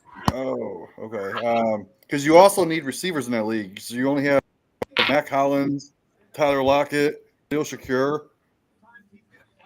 Now, he does make a comment here. So it sounds like the people who are drafting 101, 102, or maybe that's one person, seems like they've convinced everyone they're going Marvin Harrison and Neighbors. So Jaden Daniels might end up actually being there at 104. So, yeah, like I said, if he's there, you definitely take it. But also, I don't really make many decisions right now. Well, and yes, like wait till best plan is not having a plan. That's the thing. You don't have to decide until you actually see what happens on the clock. But yeah, Daniels at 104 makes sense. Again, I like McCarthy at 106, so I'm fine going 2 QBs. But I guess Jamie, you talked about receiver. You tempted to go Daniels and then hope Odunze falls to 106. Here's my biggest thing with the whole JJ McCarthy thing. If you're drafting JJ McCarthy at 108, 106, your team isn't that bad. Because usually the teams that are very bad, you're needing a quarterback. So you're going to be drafting top 3, obviously. But with JJ McCarthy, I am not a big JJ McCarthy fan. I don't think he has a great NFL arm. And when I say NFL arms, like in the NFL, you have to be able to make every single pass. I did not see that in college for him. He was saved by a great defense, a great running game, great coaching system, And I think, yeah, he has Justin Jefferson. But what happens if Justin Jefferson all of a sudden says, I'm not re-signing with Minnesota. I'm going to go play for another team. You got Addison and Hawkinson. That's cool. But as long as he has that coach there, he develops them, sure. But it's like I always say, I draft best player available if I have a championship team or a contending team because I can use that asset to trade it away. And Brian's point already, maybe the best value is actually packaging the 104, 106 to get a QB and a wide receiver that are already established. You're not having to rely on. Yeah, to be honest, like trade away all the picks, the 304, 312, trade all 4 of those picks. You get 4 veteran players in place of those picks. That would be awesome. Like take advantage of the time right now where people do want to go and click the button on those picks. Yeah, let's welcome in Los D in the house. Yeah. Thank you, Jimmy. How's it going, guys? How's it going? Good to have you. I'm doing good. Thank you guys for having me. I'm excited. The draft has been it's been pretty fun these last couple of days. I like to say I like what the Packers are doing. I think we're building that defense right from the spine with a lot of safety and linebacker help in depth. So I'm happy so far. So Julia asked a question. D, you like me are a Packers fan, so this could be something you could chime in on too. And first off, her first question is, how elated were you when you saw the name Marshawn Lloyd added to the squad? And then the next question is, any reason why linebacker Tyron Hooper went so high in round 3 again to the Packers? And I think those are related. Brian Gutekunst has no idea what he's doing in the 3rd round of the draft. You just got to swing for it.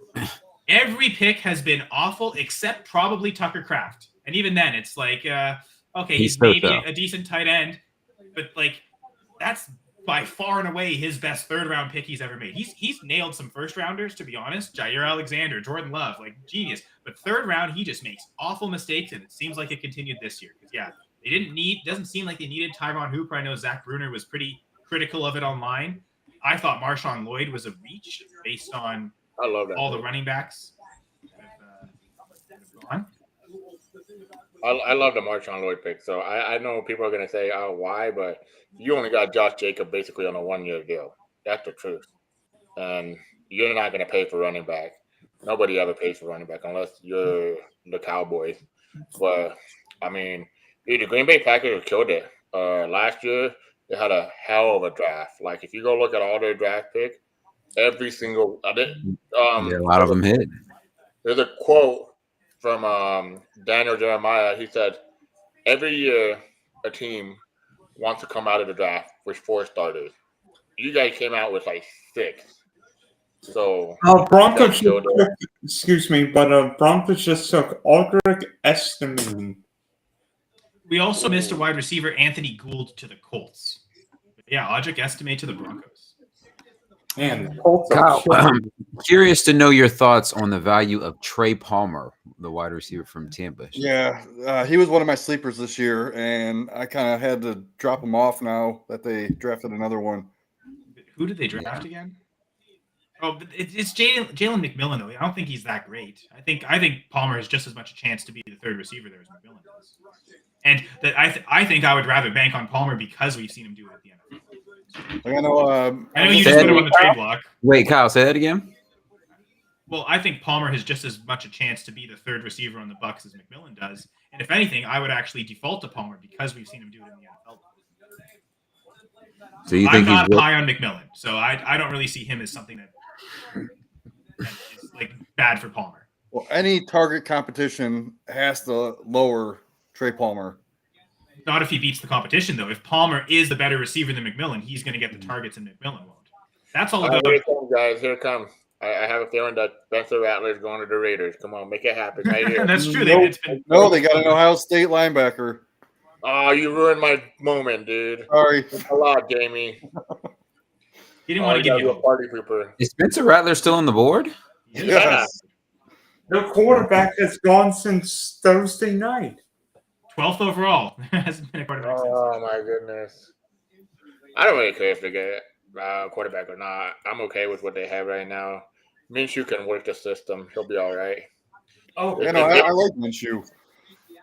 If Aiden O'Connell can get it done and score 72-something point on the Chargers, I have confidence Minshew can score at least 24 points a game or 23. Wait, so the Las Vegas Raiders are going to have Gardner Minshew play Pat Mahomes and Justin Herbert twice a year. That'd be like bringing a Honda CR-V to a McLaren Cole show. Hey man, but we got that Maserati and Matt Crosby. The only Maserati is Maserati. They're going to be coming out. They're going to be coming after Herbert and Mahomes. To answer this question, the Packers have an out on Jacobs' contract after this year. Hey, so so the thing is, Julia, they signed Josh Jacobs to 4 years, but all the guaranteed money essentially is in this year. There's a little bit of guaranteed next year, but they can get out of it after this year if they really want to. If Josh Jacobs does not pay, if he doesn't live up to expectations, they can cut him this year. Or Marshawn Lloyd does better than expected, and they just want to move on because we've seen them do that for running backs. The whole thing that I have a problem with, though, is the Packers are trying to win a Super Bowl this year, and all these running backs, Josh Jacobs, A.J. Dillon, Gerson's about to laugh because he heard my rant last night.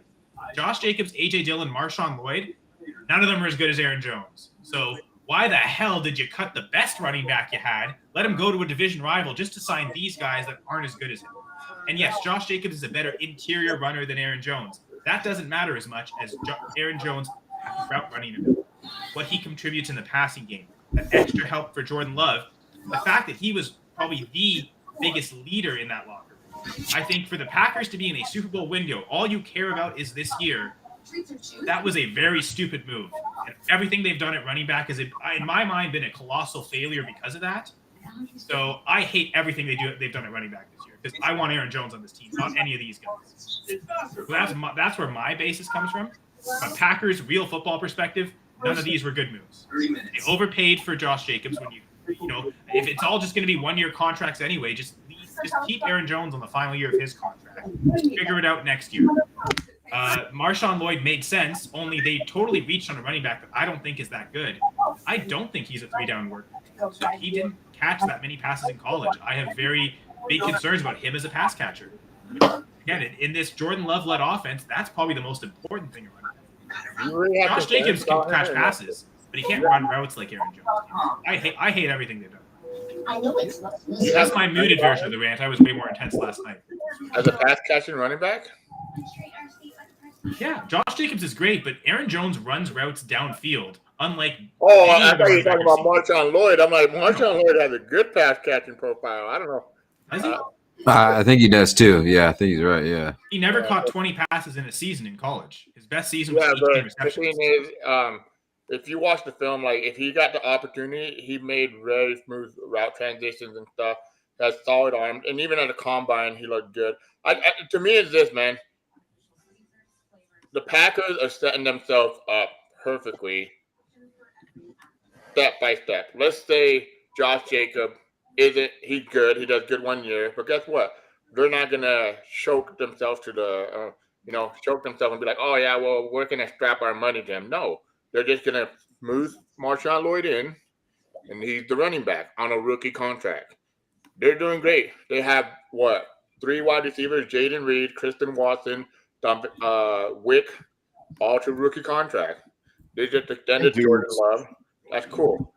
Now the offense is set.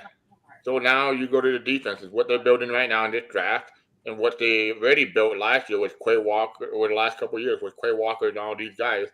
I mean, I'm almost starting to sound like a Packer fan, dude. But I like what they're doing over there. I mean, it's just to me, running back is not a position of value. You know, you don't want to be overdrafting, you don't want to be overspending, and they're doing it the right way. They took him into what, the third, late Yeah, third. but in this class though, like they took like the 4th running back off the board. They again, in my mind, the RB1 is still on the board in the 5th and probably will still be into the 6th. So they could have easily spent a 6th, 7th rounder on the same exact thing. They like Marshawn Lloyd, I think, because he did good at the combine and he's fast. And Gutekunst loves his relative athletic score as much as Jamie and I do. Probably more so though, unfortunately. I think that's like a Packers staple, right, Kyle? Yeah, no, it's Marshawn Lloyd is a perfect Gutekunst pick in the 3rd round. It's a reach, just on an athlete. I don't love him as a football player. Could have had someone better in later rounds, but it doesn't matter because Gutekunst likes him, so he takes him. Supposedly the Leroy Hooper, the linebacker, was also a reach, and they already took a linebacker already in the draft. So I don't know. It's Gutekunst in the 3rd round. Last year I had hope because they took Kraft. It's like, okay, he's gone. He's turned a corner. And like, oh, maybe he understands what to do in the 3rd round now. And no, he's back to doing everything.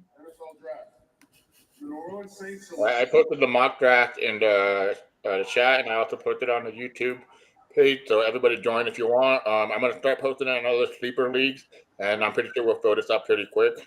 And then, I don't know, Kyle, can you share your screen?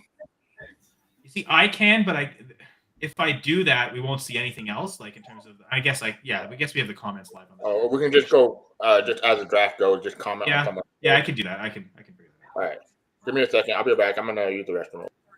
Oh, the Saints. You see the Saints pick? Spencer Rattler. Spencer Rattler, baby. Motherfucker. I mean, now I'm gonna go use the restroom.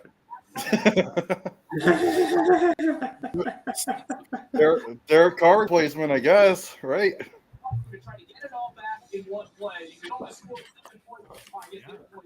So, I think they can cut Carr after next year. It really was just a 2-year contract disguised as a 4-year contract. This is actually one of my favorite picks so far on day 3. What they love about that South Carolina. So right now, without even looking, who's the QB2 behind Carr? Wasn't it the guy they took last year there, the model dude? Tanner McKee, was it? Come on. The real QB2 is our guy. Tyson Hill? Yeah, Taysom Hill. Of course. How did I forget? How could I ever forget that atrocity? Oh, so where does this push up Spencer Rattler in rookie drafts? And the 3rd? Well, I mean, I don't know if that pushes him up. I think we're already talking about him as a 3rd rounder, sure. I wouldn't. I don't know, man. And then even in the 4th round. And honestly, I'm glad Julia is so happy about the Lloyd pick. We should be more optimistic and be like Julia. I'm very much a pessimistic Packers fan. He was coming out of high school. Many of those services had him as the #1 quarterback in the country. Coming out, this is a guy who can really spin it as Adam Schefter joins that. Well, at least what are we listening to? For him to make it hard to New Orleans. Derek Carr is the starting quarterback. Quarterbacks are Jake Hader and Nathan. Right, that's you, D? Say what? With the audio from the TV, that's you? Oh, sorry. He's going to get an opportunity there to make the market New Orleans, but the Saints just now added to the quarterback room. What is Spencer Rattler going to play next year, you think? Yes, because Derek Carr. Yeah, because Derek Carr sucks. Yeah, Derek Carr sucks, but I don't think he's awful though. I'm pretty sure that that coaching staff's going to want to win year 1. I imagine Derek Carr starts until they're eliminated from the playoffs. So I want to go back to this Night Gangs question. Remember, he had 304, 312. Yeah. Do you take Rattler at 304? Yeah, I like that better than not taking him at 304. That's ridiculous. Oh, okay. I'm still thinking 4th round, early 4th round for Rattler. At 312, I would take him at 312 if he's quarterback needy. Yeah, 312 seems to be good. All right, I have a question for you guys. One of my dynasty leagues, Kyle, not the one we're in where our draft is next week. Another one. I have a team that's in between contending but maybe rebuilding, starting at the running back position, but I have 103 and 106. Obviously, those are two really good picks. I don't know if I want to use running back. I'm honestly thinking I take Jaden Daniels and I take Malik Neighbors at 106. Wait, is this a super flex? Yeah. Oh, Neighbors ain't falling to the 106. Yeah, you and you know what? You said 103. Well, yeah. I know he will because of positional needs for the next two teams. So Ooh, 4 and tough. 5 are so QB desperate that they have to go McCarthy in May. Mm-hmm. Yeah, I mean that's the way to play it. And if they don't and they leave you on the quarterbacks, just take the quarterback too. And then you add 2 rookie quarterbacks, and suddenly those QB needy teams will eventually come knocking at your door. So yeah, I think you're in a great spot. Definitely if Daniels is there, because there's a chance it goes Caleb Daniels, and then that's where the decision. Then you get Marvin Harrison. Yeah. Well, the Which I guy guess at doesn't make it so 102, essentially, the guy at 102 has Josh Allen and Jordan Love as QB. So I know where he's going with 102. Oh, Marvin Harrison. Likely, but I mean, people still surprised. Maybe he sees, oh, wait a minute, these guys don't have QB. So if I draft one here, eventually, maybe even more than Marv, I can go get, if they've got even better receivers than Marv, I can go maybe get them for the QB. True. I don't know. You're probably right, but it could happen where you end up with Marv. But yeah, I think between Caleb and Daniels, whatever quarterback falls to you at 103, take that. And then, risk it with Neighbors. If he gets to 106, amazing. And if not, then again, you'll have shots at one of those 2 QBs anyway. I mean, you still got Brock Bowers and Odunze as options at 106. And again, if let's say Neighbors goes and that QB is available at 106, someone might want to trade up to that 106 spot. Or you just trade out entirely or trade down.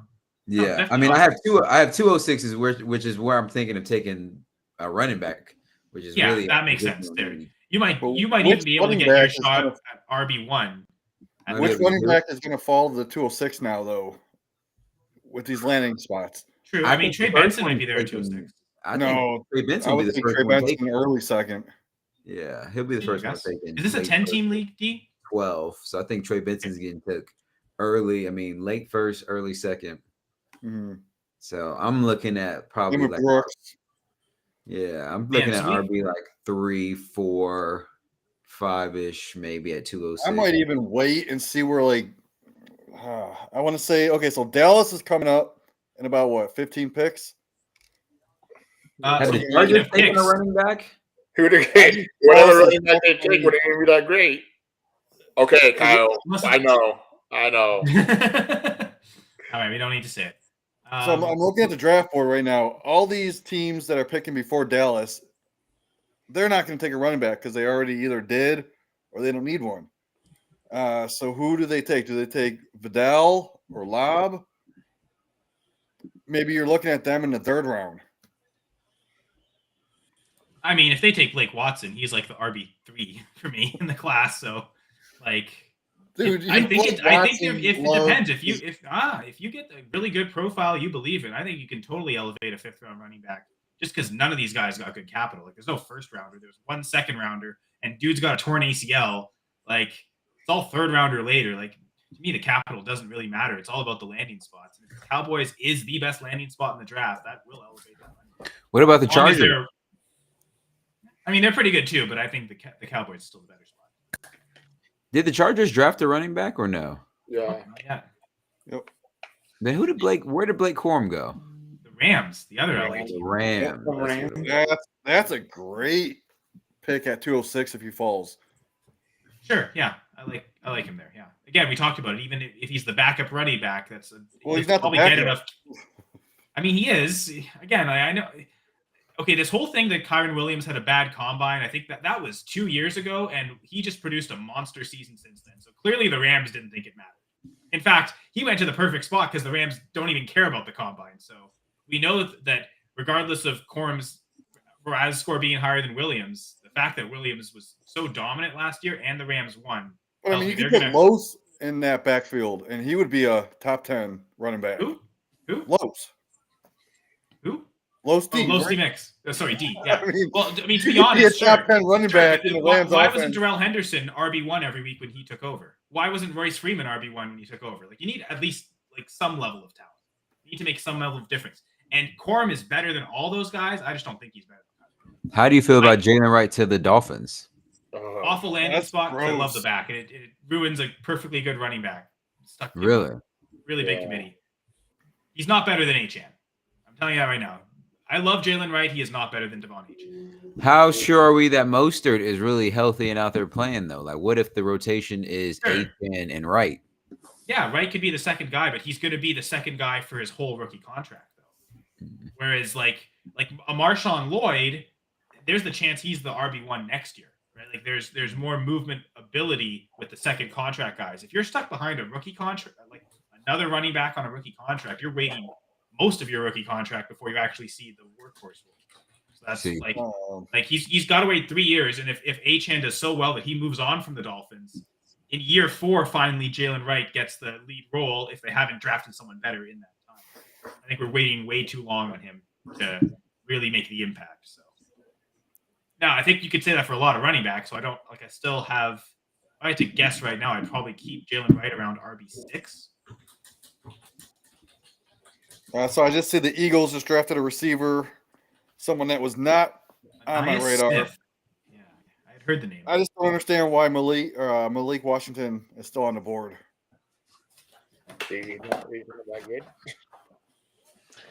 Kyle, how do you like Will Shipley to the Eagles? I don't love it. It's another bad landing spot. It's like same thing. It's the same thing with Wright, but I thought Wright was actually a better running back than Shipley, so it's even to a larger degree. Like, I was really not high on Marshawn Lloyd, but he has skyrocketed my rankings because of this. The more I think about it, the more I actually do think it's a good dynasty spot for Lloyd. I hate it for the Packers, though. I think real football-wise, none of this, what they did at running back, makes sense. And I will continue to go down that road forever. You are really anti how we did Aaron Jones, I feel like. This was Jordy Nelson all fucking over again. And that worked out so fucking awful with, let's cut Jordy Nelson and bring in Jimmy Graham. He'll catch 2 passes for that actually matter, and the rest of it is useless production. It's not drafting Jordan Love. That is where the rift between Rodgers and Gutekunst started, is that year with Jordy Nelson. Because he's talked about it all the time. Rodgers does not like the way Gutekunst treats veteran players. And that was the first year where it really showed its ugly head. So everyone talks about, it's Jordan Love. No, it had nothing to do with Jordan Love. It was how they treated Jordy Nelson. That's where the rift started. And that's what made him eventually think, I might not want to be here, which to the Packers' point, that made them proactive and say, let's draft Jordan Love now. Mm-hmm. So maybe they pissed him off on purpose so they could make it easier to get rid of him. I don't know. Nah, Gutekunst I think playing 40 chess out here with us. I think the Packers, I think they had to come to a financial realization with Aaron Jones, and I'm upset because I wish they would have got rid of AJ. And they just spent a bunch of money on Josh Jacobs, though. That's the part that pisses me off. It was the same thing with Jimmy Graham. You're asking Jordy Nelson, this longtime veteran, one of your leaders, your Super Bowl champion, to take a pay cut, and then you go spend the money on someone who's not nearly as good. At least in this case, at least Josh Jacobs, in some ways, is better than Aaron Jones. Even in his prime, Jimmy Graham was never as good as Jordy Nelson. Yeah. You guys are so passionate about your Green Bay Packers. I love it, man. I'm so petty. I'm never going to forget Gutekunst for doing that. Like, that's still, to me, of all the misses in the drafts, of all the bad moves he's made, cutting Jordy Nelson to sign Jimmy Graham will forever be Gutekunst's worst move. So we have a couple. It's funny because the sleeper draft that we just put in. Yeah, Jamie, there's one spot left and you're not in it. Oh, never Wait. No. We told you multiple times. It was in the chat. It was in the private chat. The private chat. No. Sorry, I was gonna chime in and say, Jamie, you should join, because honestly, we started talking about that rant. There was like half. Like if I click on this, it's gonna take me out of this. See, hold on. Get on your phone. Are you on your phone right now? Well, I mean, the draft is filled, so it doesn't matter. Like, kick someone out. Well, it's funny because we're ready to go, but there's 2 people that aren't in the draft anymore. So. All right, we'll kick them out. Okay. Well. So Todd just offered to leave. Well, thank you, Todd. You don't have to. I mean, I don't mind leaving. How do I kick? I can't kick someone out. Yeah, no. I think once you join, you're kind of for mocks. I don't know that you can. All right. Hopefully everybody's ready. Should I start it? Yeah, it looks like Yeah. So everyone's Todd, ready. I don't except think we can number two. actually. Where's the number 2 pick at? Let's see. Okay, so let's There he is. wait. So Todd's in the chat right now, and he says he can leave. Oh, number 2 just left, but the draft started. Hurry up, join in. I mean, I'm trying. It's not letting me. Oh, I think because I started it. Yeah. Can you stop the draft? Hey, Jamie, I'll just put the pick in for you. Just tell me who you All want, right. okay? That worked. All right. Legendary fantasy name. Okay. I am drafting Caleb Williams. I'm taking, Marvin Harrison. Oh, that didn't work out as much as I wanted to. Okay, so You've got to Who do you turn, I guys think, recommend CPU here? off. Like, if there's a way to turn the auto draft off, Gerson. Yeah, I'm gonna do that. would you guys go Malik Neighbors or Jaden Daniels? I mean, I know what I would do, but you're drafting with us, dude. We can't help you out. This is all on you, man. As much as of a Neighbors fan I am, I would probably go Daniels, but I go Jaden Daniel. I would definitely go Daniels too. Which Jason is super happy to take. We can see here on the draft. We got Jaden Daniel, Marvin Harrison, Caleb Williams, and Neighbor. Right. Ooh, all right. Big man. all right, 106, Los. What are you going? This might be practice for that one draft you're talking about. This is what made it look like at 106 for you. This is a good setup right here, Kyle. In I a like it. situation like this, I'm just gonna go Rome Odunze. I like it. Yeah, I like it. Oh no, Kyle's gonna take Xavier Worthy. Of course I'm going to take Xavier Worthy. That's why I took one away, just to prove the point. All right. I know this guy. He's a Green Bay fan. Yeah, we can tell. He's picking Marshawn Lloyd right now. This guy's a pretty smart guy. I know he's going to go Bauer. Yep, Bauer it is. Devo. This is where it gets interesting right here. This is all chalk. Right here is where the draft is made, and let's see. Lad McConkey, huh? Yeah, I like that. McConkey. Brian Thomas.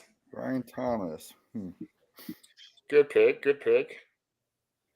No, I mean, if I would have taken Jane Daniels there, you take Neighbors there, right? Yeah, Jason would have probably gone Neighbors. Well, I don't. Gerson, you know him best.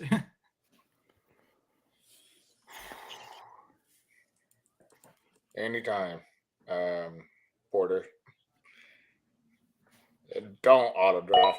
Oh, there you go. Oh, what a reach on Coleman. Hey, man, he has that draft capital, and he has the best one of the best quarterbacks in the league. I don't know if it's a reach anymore. I feel like that's the range. All right, let's see who I want. Who do I want?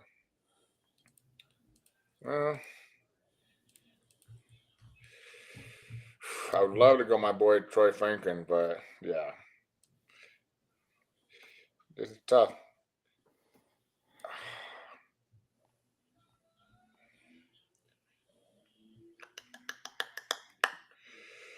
Well, I'm going to go with the running back. I'm going to take the first running back off the board, and I'm just going to go Jonathan Brooks.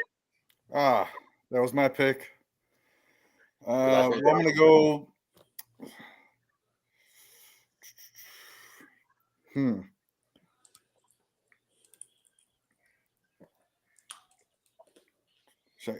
Man, so pre-draft I had Corum number 2, Benson number 3.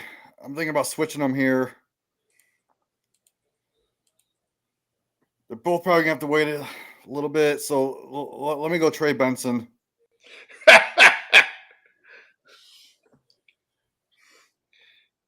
It gets tough. It's not as easy as people think after the first 12 picks. Yeah, I'm gonna take the Trey Benson pick right here.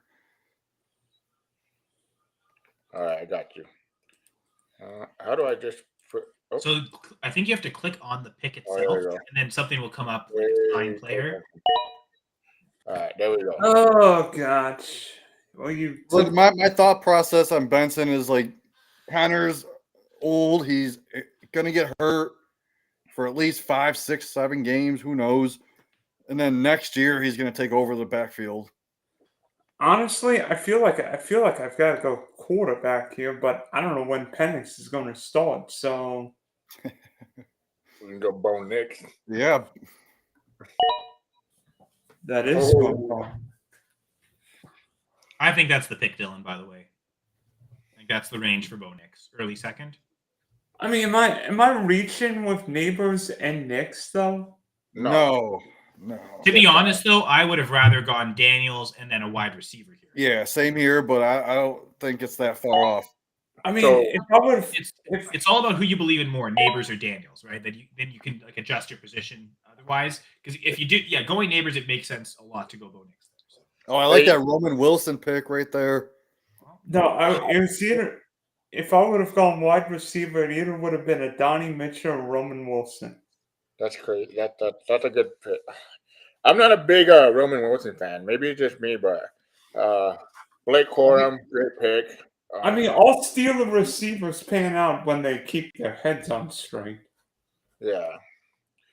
So who's gonna reach for Michael Penix like the Falcons did? I'm wondering if Mr. Losty Mix does that right here.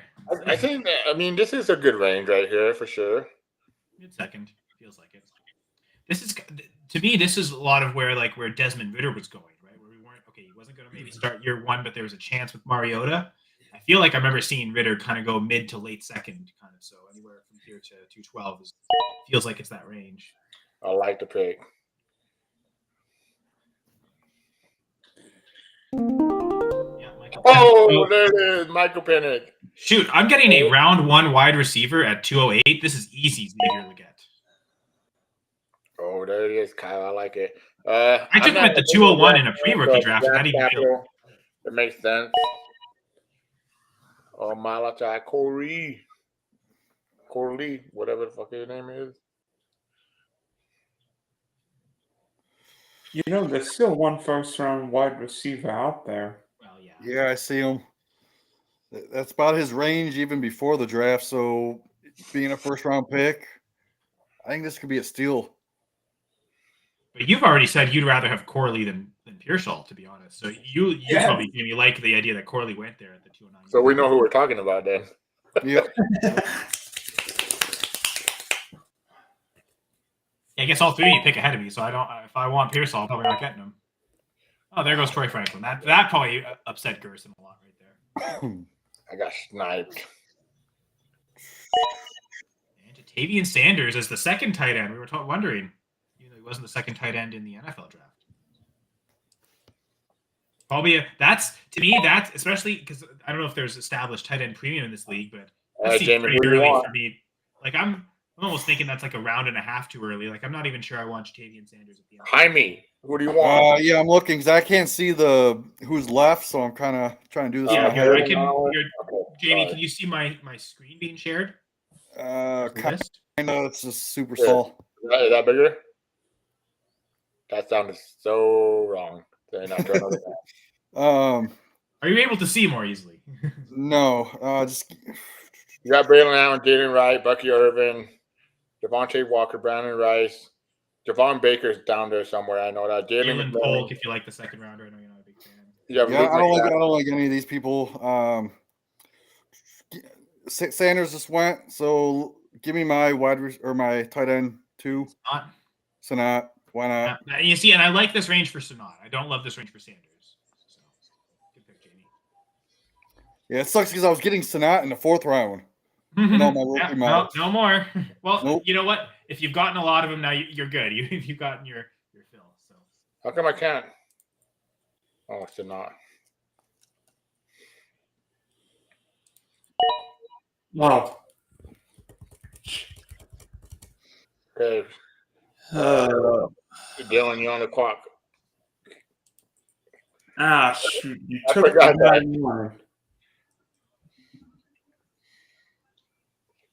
Damn, I can't believe I got Ricky Pearsall on the 3rd.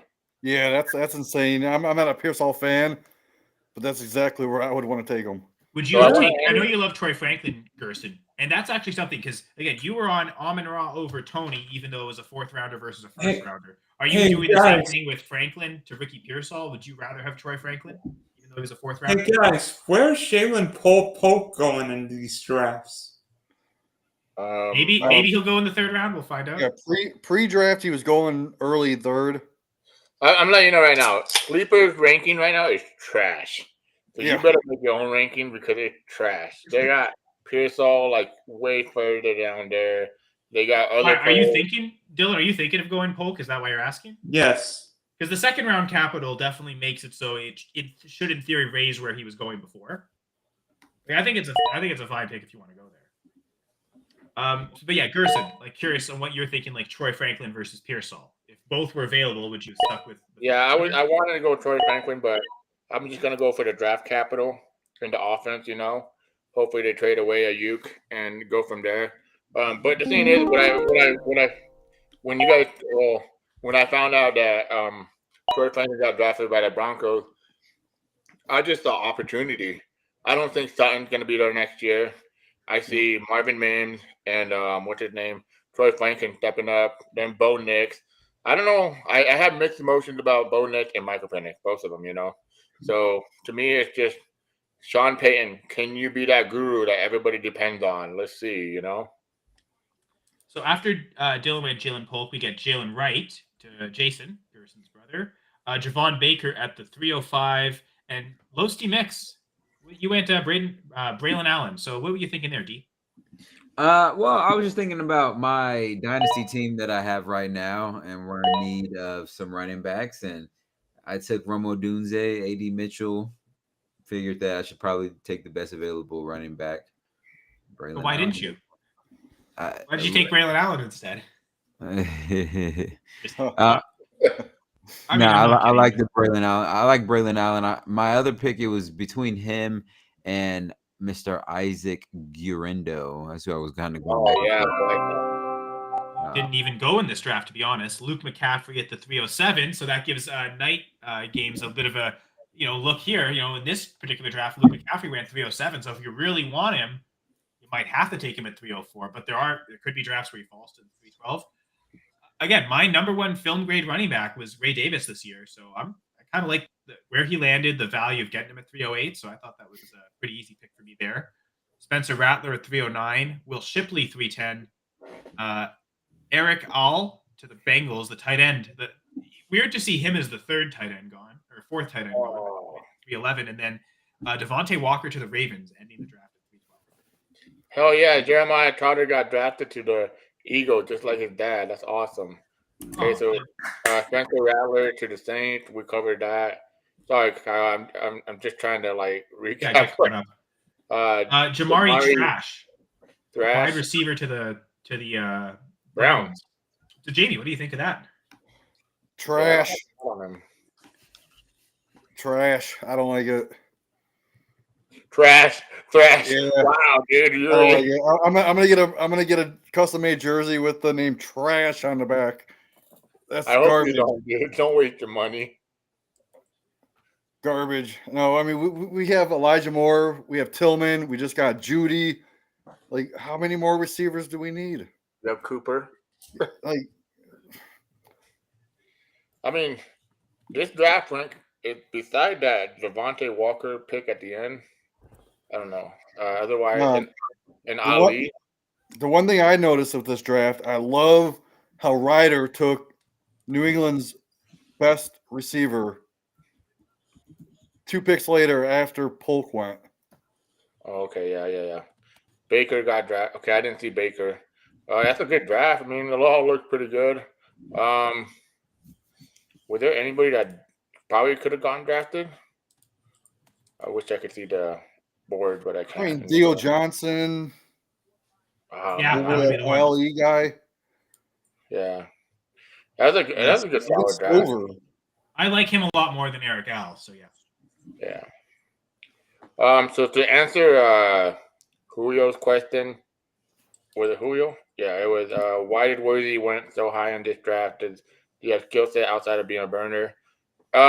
He's not just a burner. You can really use him in a screen game too. He's fast. You just But, gotta like, get the ball in his hands. he's not Tyreek Hill, so let's stop that. Tyreek Hill is 1 in a million. Like, this guy is just a freak. But Deshaun Jackson, I think, is the closer comparison. Yeah, The they're height, weight, closer. college profile. yeah, Because unlike, like, say, John Ross, like Xavier Worthy broke out as a true freshman 18-year-old. Harrison didn't do that. Neighbors didn't do that. No one else in this class did that. And you know, he didn't necessarily dominate seasons afterwards, but he still put up really respectable production. And like, you know, career average dominator rating. Again, I mentioned this. His career average dominator is higher than Roma Dunze. His best single season for receiving yards per team pass attempt is higher than Roma Dunze. There's a lot of strong production profile metrics that show that Worthy is in fact worthy of being there. But to truly answer Julia's question, why did he go so high? Is because I was drafting at 108. If I was drafting at 107, he would have gone even higher. If I was drafting at 110, he probably goes 110. So let's beat around the bush. Let's not I'm beat around pretty the bush. high on Worthy. So that in this specific draft, the reason is just because of me. The reason why he's getting very highly drafted that now, a lot of it has to do, he just got linked to Patrick Mahomes. And that's the truth. I mean, while Guy Moore, Miko Hardman, these guys aren't touching Xavier Worthy's profile.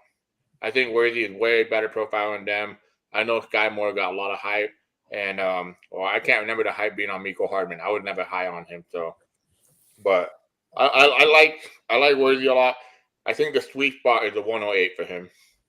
I would not be, I wouldn't be, like, I would draft him 108, to be honest. If I had the 108, I'd take him on 108 because I think his ceiling's there. Unless I wanted Brian Thomas. It's between him and Brian Thomas right now for me. So I have a question. In the second round, Todd Kensley gave up his draft pick, so I can take it. Oh yeah. I would like to know if he's still in the chat. Would you have taken Benson, Corum, or is there someone else like Mitchell, Wilson that you would have took? So if you're in the chat, I would honestly like to know. Yeah, would you have gone Marvin Harrison like Jamie did? Well, I think Marvin Harrison is the chalk pick. I'm more interested in that second round pick. Who that guy would have took. I will be right back, guys. I'm sure someone here can host and do a good one. Oh, you're good, man. Like, I love hearing all you talk. So. Well, Low D Mix is the best at hosting besides us. Yeah, he is. I do have a question. What do you think of, I don't know if you or Garrison or who's the one down below were here when I asked earlier, what do you think the Jack's taking Brian Thomas at 23? Like does what it does for this year, or like what do you mean? Like, I mean, did you think the Jacks would go corner or wide receiver? in this upcoming pick, or are we talking about like Last No, night. in the draft. They're their first round picks, taking Brian Thomas Jr. Oh, they should have taken a defensive back. They struggle on their pass defense. That was their biggest struggle. But I don't mind the Brian Thomas pick because Gabe Davis, I can't tell you anybody that played more Casper in a game than he did. He would disappear. He was a ghost out there.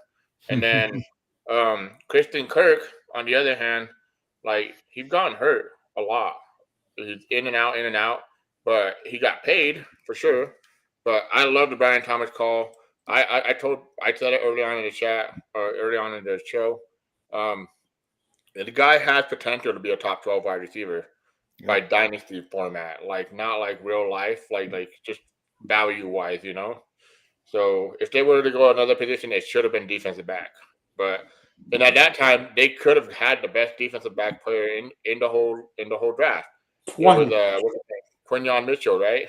Yep. So Quinyon Mitchell, or they could have gone Terry. Oh wait. Mitchell went a pick right before Brian Thomas. They could have had Terrion Arnold.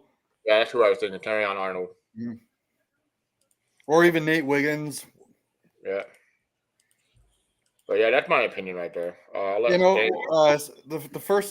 My first thought was, why are they taking Brian Thomas Jr.? That's going to tank his dynasty stock for me. But the more I think about it, I kind of like it because he's going to be the number 2 option behind Christian Kirk for a year, and then that'll get him to learn some more routes. And eventually, like a year or two from now, he could be the number one wide receiver in that offense, and that'll put him. I don't know about top 12, like you said, but top 15 is definitely in the books.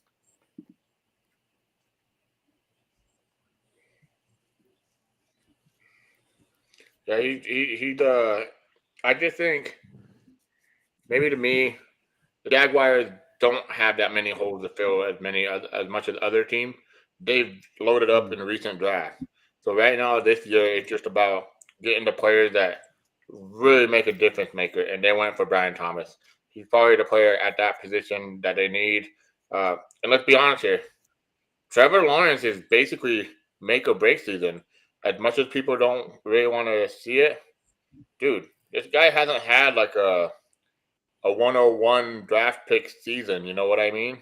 So like the pressure is on him right now. So right now, either he's he's a coal or he's a diamond in the rough. You're gonna figure out how good he really is because you gave him 3 wide receivers.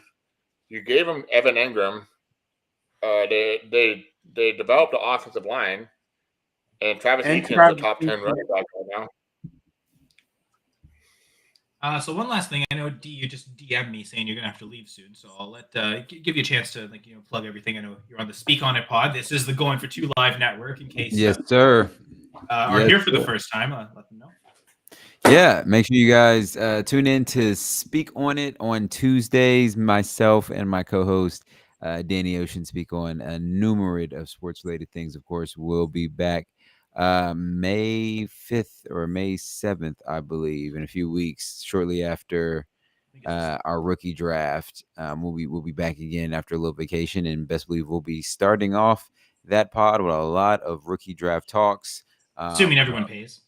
Yeah, assuming everyone pays. I think they will. Dude, and their show is great. Like, it's so different because I used to tune in and comment, but now I work like almost an hour and a half later after their show, so I can never do it. But, dude, you guys are so entertaining. You guys have, like, not only, like, wild takes, but just, like, different opinionated about, like the shock. Like, when people just say, oh, this is what you guys say, fuck it, dude. No, this is what we think, And that's what I love about you guys' show. It's just so different. It's just different from what we have on other shows. So definitely tune in for that show. It's an amazing show. I always supported you guys when I had time and could tune in. But now that I manage crews and stuff on my work, I can't exactly be on my phone and be like, yeah, dude, No, I feel it. Thank you. We appreciate the support. But yeah, Tuesdays, 7:30 p.m. Eastern. Kyle's usually in there with us. I know, Kyle, you'll definitely have some thoughts that first show back on the rookie draft. Kyle, I have a question for you before I go. Assuming Danny takes Marvin Harrison at number 1, I'm likely to take Malik Neighbors at 2. Do you have an idea of who you may be picking with your first round pick if you have one? At 2? No, you're saying with my own pick? Yeah. I traded my pick as part of the Michael Pittman trade, so I don't pick until the 203. So it's super tough to know like what it'll be that far in the draft. So I'm not going in with any expectations. I'm gonna have my list. I'll know who my 13 players are and who the 13th guy is. If to be honest, I haven't traded the pick by then in the next week. You think you'll trade that pick? There have been talks. I've used it as a dangle a carrot out to get certain players and one manager. Chase Brown is out there for sale if anyone's trying to buy. Sorry, what name did you say? D-Mix, you know what's up. We are Chase Brown. Yeah, not they always say, what's that quote the guy from WWE said or WWF? He's like, everything has a price. You got to name it, Like, yeah, the $1 Million Man, Ted DiBiase. Yeah, baby. Everyone has a price. So D, I will say, the Packers just traded up. They were traded up with the Bills. So it's the reverse. He has 3 hats. He has the Canadian hat, he had a normal hat, and he had the Green Bay. Wait a minute. So they traded with the team they traded back with? Yeah, the team they traded away Rasul Douglas for, and that they ended up taking a stupid running back. Okay, maybe not that stupid. I'm sorry for everyone who loves Marshawn Lloyd, but you got a legit corner, and then you trade him away just to draft a running back. That doesn't make any sense. But anyway, the Packers have traded up, so we're gonna take another pick here. Find out who. It looks like I they think- gave up. So they had back-to-back picks at 168, 169. It looks like they still have 169 though, so it cost them, the 168 and maybe another later pick to move up essentially 5 spots to 163. So the anticipation. My last thing before I leave, I think the Packers take a wide receiver before the end of this draft. Yeah, I think it's deep enough. Is this where Brandon Rice goes? I think Is this so. where? Is this where Malik Washington goes when Jamie's Malik not on camera? Washington, baby. there it is. Yes. We can't see you, by the way, Jamie. Oh, my bad. Yeah, that's okay. Yeah, I wasn't sure if you're back. Malik yet, but yeah. Washington. Take over that Romeo Dubes. Get Dubes out of there. He's a good route runner. Yeah, he's not the best at separating and getting open. Oh, he's gone. I thought he'd wait for the pick, but I guess not. All right. Guess he had to run.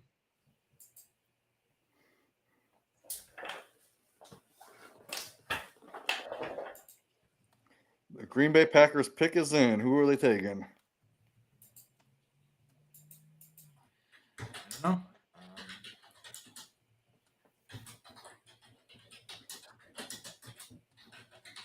Oh, and I am on the clock in one of my leagues. Okay, Green Bay Packers pick is in. What the heck are they doing with the pick?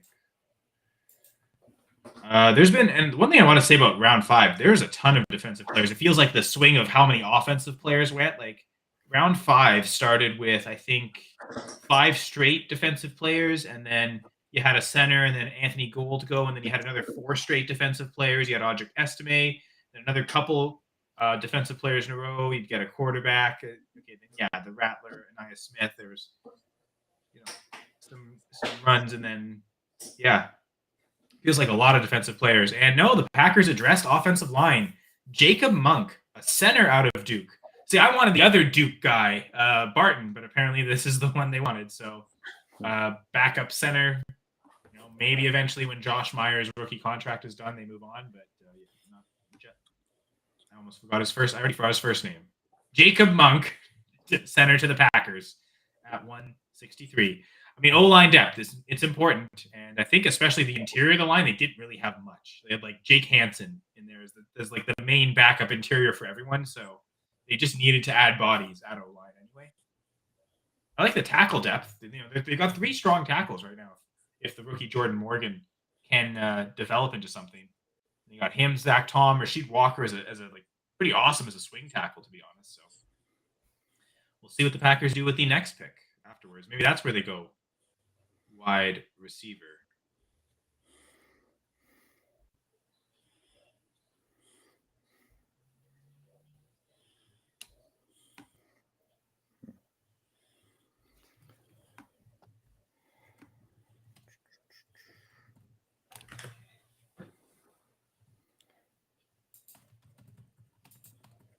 All right, so I am on the clock. Who am I going with?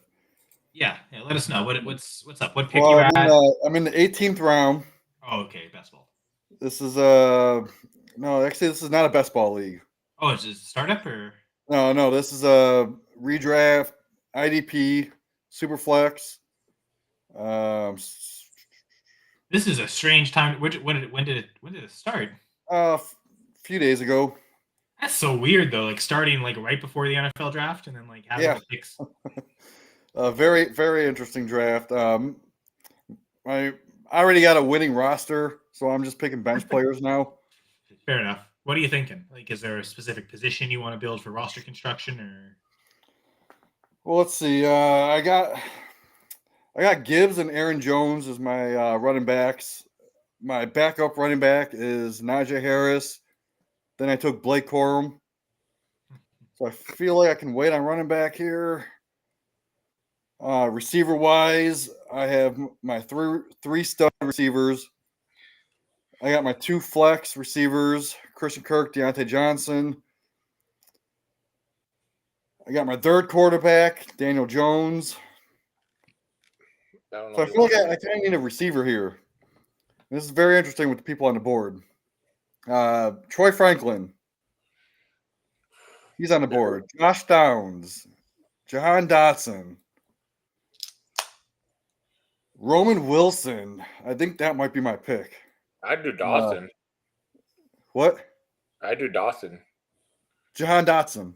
Yeah, that's who I do. I think Dawson bounced back This this late? year. Especially with a QB Jaden upgrade. Daniel, man.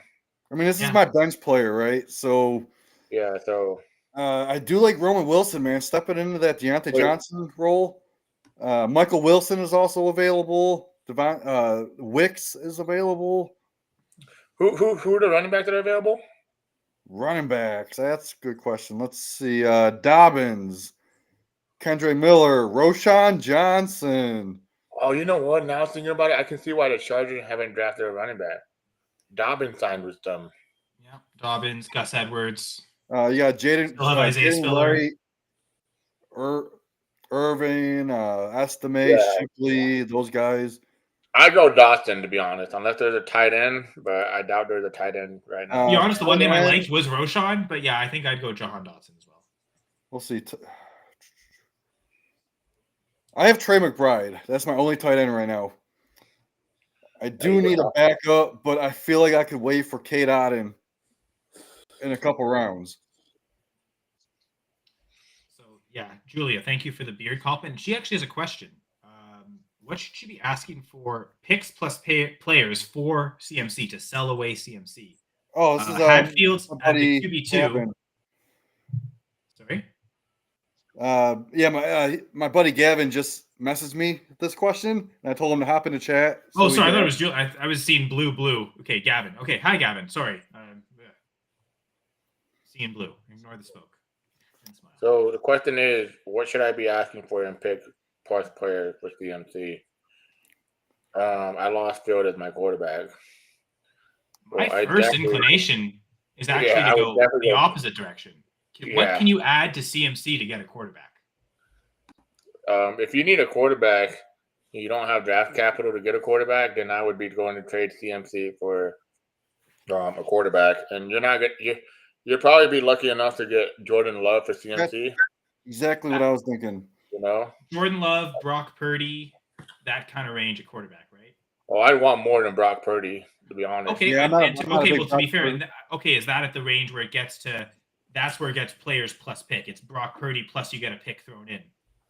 Yeah, I mean, it's just tough with CMC because he probably has, 2 more years of top 10 value or top 10 production, I guess you can say. But the thing is, I don't know his contract. I don't know if it expires next year or when. I have to look into that. But his value a lot relies on that 49ers offense at this point with his life. Like his age, I mean, not life. He's not going to die anytime soon, guys. But his age in NFL draft way, Yeah, it looks like he's got 2 years left under contract. Yeah, so Yeah, I mean, And there's like a couple of void years at the end, but essentially 2 more seasons. So pick wise, if I was going to trade a pick for CMC, I would want like somewhere around Jaden Daniels. Oh, for sure. Like McCarthy. again, especially team context, you want a top 6 pick. If you're going to trade CMC The thing is, like, just for a first, it better be 106 or earlier, or else I wouldn't want. I don't think anybody's going to give up more than 105 for CMC, to be honest. Yeah, because you're not going to trade a guy in the early rounds, CMC, because they're obviously either rebuilding, they're not in a position to win. So unless they traded for an early pick, I don't think you're going to unload CMC. So would you give up CMC for the 106 to either draft McCarthy or Drake May? And you might not get a choice. You might have to just stick with whoever is. So you kind of have to be okay with both. I would want a little bit on top of that, I think, if I was going for May. So if I was doing a draft pick trade with CMC involved for a quarterback, I would offer and he owns CMC, right? Obviously. Yeah, he's trying to sell CMC. I would offer CMC and a third for Kyler Murray right now. I mean, he says he has no picks till the late second, and honestly, I'd give up that late second with CMC to get Murray. I might even just start right with that. Yeah, so if I think Kyler Murray is gonna have a breakout season. I think he's finally gonna have everything fit, like everything's gonna come together, I would not be shocked if he's a top 5 quarterback or even a top 3 quarterback based on his rushing and throwing ability. They have Trey McBride. They have what's his name? Morgan. The thing is, you probably should have Marvin done this. If you're Harrison going to trade for Jr. Murray, you almost had to do it before the draft. This Yeah, is I something mean, that like, you should have done this a week ago, and you might be cheaper. But honestly, still do it now because it might still be worth it. but then again, something we always forget and stuff like this, it's just contact. You know, like, does the team that owns Kyler Murray have the ability to lose a quarterback? Does the team that owns Jordan Love have the ability to lose a quarterback? Like, we can't speak for you. Oh, well, you see, that's exactly his contact. See, you see what I'm saying? He owns Kyler Murray. yeah. Okay. Well, that's great that you have Kyler. That's great. So yeah. So, I don't think you can get any higher than Kyler, like the Joe Burrow. Certainly not Stroud right now. You can try to go get Tua. Tua's a little bit lower. You can get Tua was the guy I was thinking of with Tua like Jordan Love. for CMC. People do hate Tua enough where, yeah, like it's kind of the same thing as Brock Purdy, right? Like if you're selling CMC for Purdy, you expect to get a pick. here's the let's puke in the bag trade scenario. Okay. CMC for Trevor Lawrence, straight up. Sure. I think I would do that. Yeah. He's to me, I Tua, don't see it. Lawrence, Love, Purdy, they're all in the same range. Like that's I very- have Lawrence right behind Murray. Okay, so honestly, Gavin, I mean, if I needed a quarterback, I think I'd just do it straight up for any of those guys, to be honest. I know maybe you're saying Purdy is the pick plus, so I don't know. Like, I would say look at those 4 quarterbacks. Tua Tagovailoa, Trevor Lawrence, Jordan Love, Brock Purdy. See what those managers have, Gavin.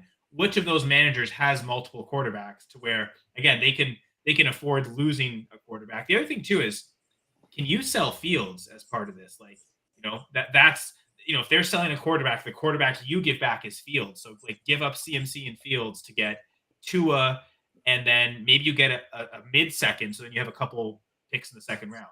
Yeah, because I mean, some people are still valuing Fields late first, early second round value. So maybe just in that it makes it equal. So yeah, I would try something like that again, and again, see which of those 4 managers you would think in theory would be more likely to go and want to make that type of move. Who looks like they're competitive, because it's not just about needing quarterbacks. So I think that is a good point Gerson brought up. I also think you're selling CMC to a team that thinks they can win now. A rebuilding team isn't going to go buy CMC. So which of those 4 quarterbacks do you think is on a team that would want to go McCaffrey? So and shop between all 4, discuss with all managers, and see what is the best deal you can get.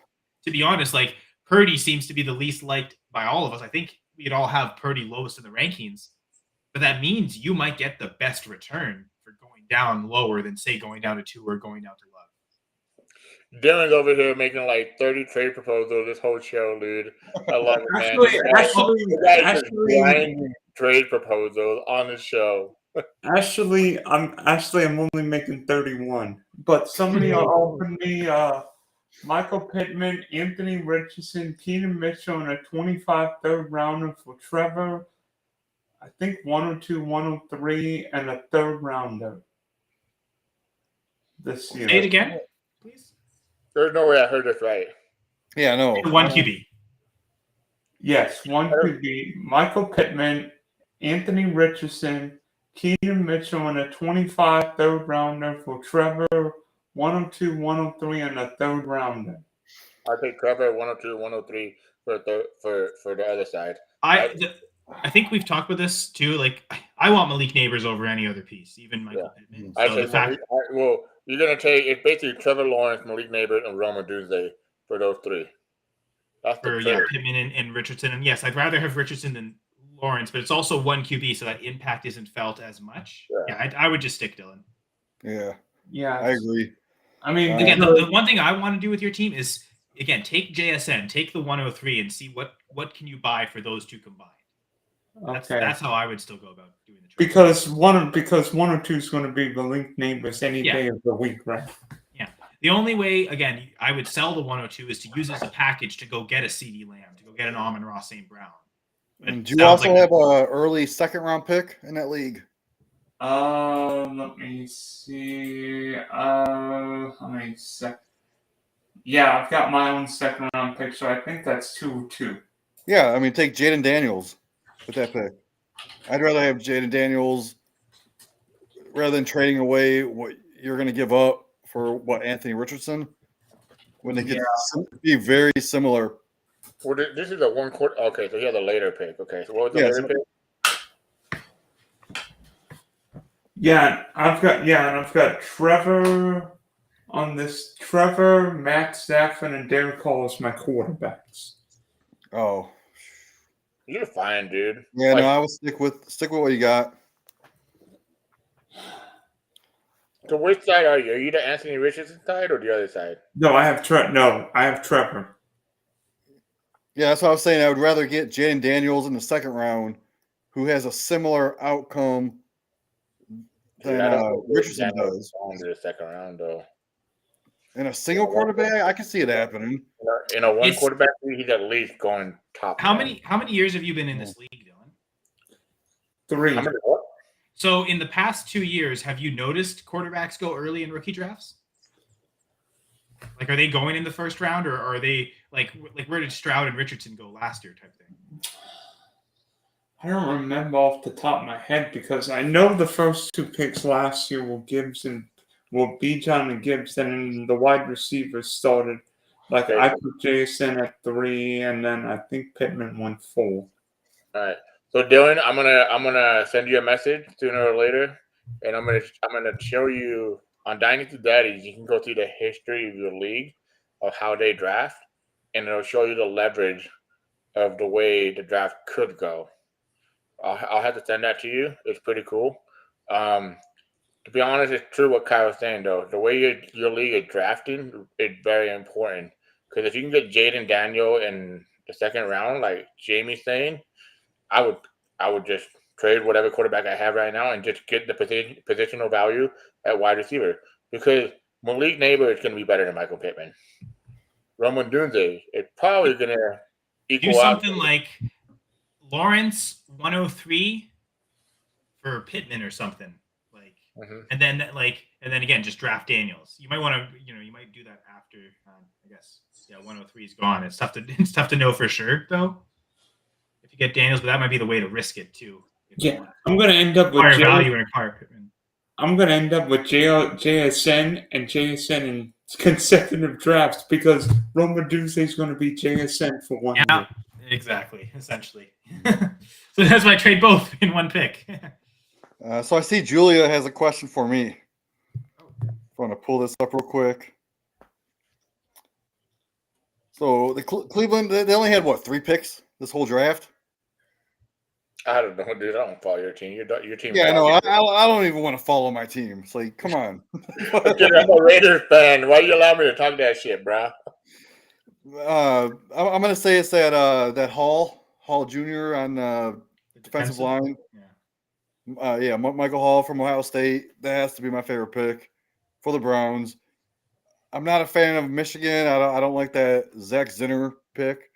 And you think Jamari Trash is trash? And Trash is trash. I'm an Ohio State fan, so that makes so much sense. So we got a bit of a run on running backs, guys. But I know Dylan, you said you might have to run soon. So if you want to head out, we'll let you plug your shows now and stuff. No, I mean because I've got like 5 first-round picks on my dynasty team. Jesus That's true. Christ, man. You know what? With having 5, you can probably take Jaden Daniels in the first round. You can be the one that gets aggressive at quarterback just because you have so many picks. I mean, if like the person who has Richardson maybe wants Lawrence as kind of a safety blanket.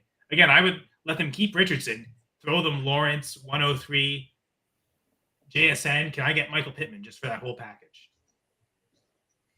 Wait, so Lawrence and JSN for Pittman, right? Well, I think they want the 103, so you probably have to do Lawrence and the 103 for Pittman. And then you just take Jaden Daniels with one of your first round picks. Yeah. You said 5 first rounders. Now, obviously 102, 103. Where are the other 3 first? I think toward the middle, later part, like I think 7, 8, and 9, maybe. Yeah, especially if you have 3 consecutive, you can okay, I'll just take 2 players and then I'll take a quarterback with the 9th overall pick. But yeah, I don't mind just trading Lawrence away, not getting a quarterback back. I think Gurus would maybe mention that. I mean, could I see? Well, if you have 7, 8, and 9, you could take Jaden Daniels with one of those picks. Could I see if anybody wants Trevor? Yeah, exactly. Well, yeah, even just what can you get just for Trevor? Yeah. Extra value. Or Almost again, all. package Trevor with the 103. What kind of position player can I buy with the 103? Or, instead of spending it on Roma Dunza, just go sell the 103 and add Trevor as kind of this extra thing. Target teams that aren't so strong at quarterback and have some really good positional players that you might want to. I mean, like, trying to think, well, he's got Dak and Tua. He's got Jalen Hurts. He's got Purdy, Lamar, and Deshaun. He's got Burrow and C.J. Stroud. He's got Josh Allen and Richardson. He's got Love, Cousins, and Mayfield. He's got Golf, Kyler, Fields, and Bryce Young. He's got Herbert, Howell, and Rodgers. Yeah, never mind. I guess no one's QB needy. You might not get much for Lawrence at all, to be honest. But My only advice, Dylan, is this, man, and I said it early on in the video. Quarterback aren't as important in one quarterback league.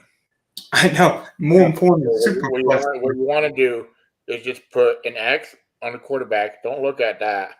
Look at what you're getting in return with wide receiver, tight end, or whatever, or running back. I don't know the setting for your running back stuff or your wide receivers or anything, or tight end if it's tight end premium. But if it's just simple stuff, wide receivers overvalue the quarterback need because it's like you're looking right now, man. Even Aaron Rodgers could match a rookie quarterback production. So you have Aaron Rodgers on your team, right? You told me. No, I have Trevor, Matt Stafford, and Stafford could match a rookie wide receiver production. I mean, Yeah. On a single quarterback, I would roll Stafford. Yeah, I have a single quarterback league, and I have Russell Wilson and maybe Derek Carr. I'm not even worried about my quarterback situation. Yeah. Yeah, and again, if you can't trade Lawrence, just stick with who you have: Lawrence, Stafford, Carr, and then just draft as many wide receivers and or yeah, man. That also makes sense too.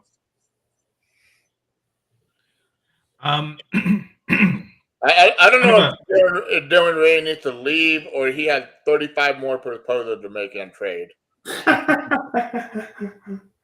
I've got 35 more trades to make and 72 more teams to make before the night. Come on, Jameson, I'm a DFS player.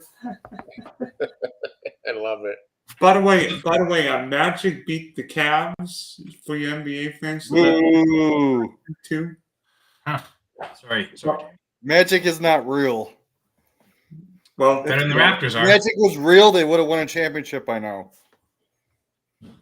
Hey, the Raptors have. They'll never win it again, though. LeBron is real, and he made magic happen in Cleveland, okay? Mm-hmm. So there was a bit of a run on running backs to go. Hold on, in a row. Rasheen Ali to the Ravens, Tyrone Tracy Jr. to the Giants, and Keelan Robinson to the Jaguars. Oh, Ooh, God. Tracy's interesting. That's a nice landing spot, but I don't think what that does is it solidifies like Singletary being the guy this year, though. Yeah. I mean, he's definitely going to be Singletary number now, one. Unless they take Blake Watson in the next round. Yeah, Hey, go buy Singletary.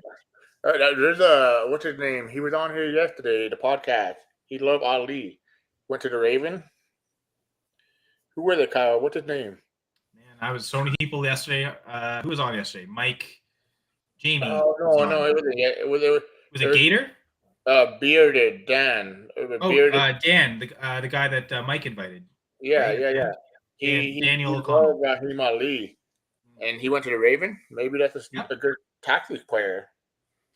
It also means that they're not so. I mean, they've lost all their running backs, right? Like, I mean, they got Derrick Henry now, and still have Justice Hill. But really, it was just those two and Keaton Mitchell. And with his late season ACL tear, like, who knows if he's even going to play this year? Like, he could come in and be the third guy right off the bat. Now, to be fair, I don't think he's better than Derrick Henry or even Justice Hill. So, but still, Justice Hill's a good buy now. He's pretty safe as the number 2 running back with some pass catching upside. Frankly, on a team that never throws to the running back anyway. So, yeah, pretty much. The Packers made a pick, which is why I kept the hat on. They took another safety, their third of the draft, Keaton Oladapo. Keaton Oladapo out of Oregon State. So Packers knew that safety was a position of need, whether it was the starting safety or just like the depth at safety. They clearly needed to address the secondary, and they have. And then receiver goes. Bub Means, a wide receiver out of Pittsburgh, goes to the New Orleans Saints. Again, Brandon Rice and continues to fall. And so does Malik Washington. Yeah, and Malik Washington. Right. Now they're just being means, aren't they? Yeah. What's going on here? So I see Julia said I need to stay away from the Russell Wilson love. I don't love Russell Wilson. I'm looking at my rankings, and he's actually in my dynasty quarterback 34. See, I think I even have him higher than that. So yeah, Jamie's not the one. There's only 32 teams in the league, so I mean, I got like Brissett right behind him, Derek Carr. So it's not that I love him; it's just that he's gonna be usable. Wait, you have Derek Carr behind Wilson? One spot, yeah. That's crazy low on Carr though. Like I'm like. You just drafted Spencer Rattler, his replacement. Yeah, maybe. I haven't changed my rankings yet, but he was like QB 21 for me before the rookies, of course. So QB 21, you have him around Kirk Cousins, Bryce Young, Deshaun Watson. Yeah, he was kind of right in that range, to be honest. I can't put Wilson that high, man. Derek Carr, not Russell Wilson. Here's the truth. Jamie's not wrong because you got to really think about it. We just added 6 rookie quarterback in dynasty. So we're talking so things are going to move down. We're not talking redraft. So like, if before the draft, Russell Wilson probably was a top 25 quarterback. And now after the draft, you add 6 quarterbacks. Adding the rookies, and I haven't thought of that. And hell, I haven't done that to my rankings yet. So yeah, you got to do that. So yeah, you know what? That actually isn't that bad. I'm sorry. Oh, you know what? And another quarterback just went. Who? Jordan Travis to the New York Jets. Oh God, no. To the Steelers? No, to the Jets. Yeah, they're trying to replace Zach Wilson. Yeah, the MILF hunter. It's not that hard to replace Wilson. You could put a fucking monkey out there. You could put Jordan Travis apparently. So assuming Aaron Rodgers is healthy, they won't need it. But yeah, who knows? It's just kind of crazy that I think about it like you go from, and I kept saying that. I said it every single time. I don't know if Kyle remember me saying it, but I kept telling people Zach Wilson's not good.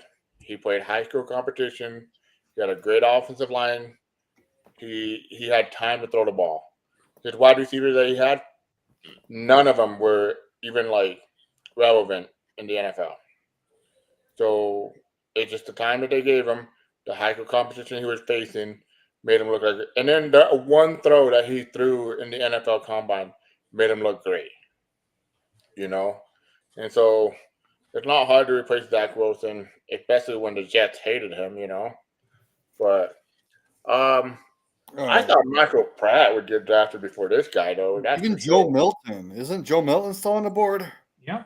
I was thinking Pratt as well. I thought Pratt would go a lot higher too, Gerson. But yeah, no. Yeah, Joe Milton too, with like his NFL Combine. Didn't Jordan Travis get injured? So the Jets are just rehabbing all their quarterbacks right now. None of them are actually healthy. Yeah, Tyrod Taylor's going to be the only guy left. You're right. And watch out for the team doctor.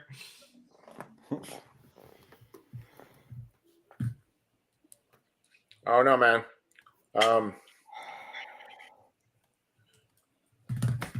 I just doesn't make any sense to me right now. Like Spencer Rattler got drafted in the 4th. Okay. But now it's the Jets, though. If you think, it's the Jets that did this, then it all makes sense.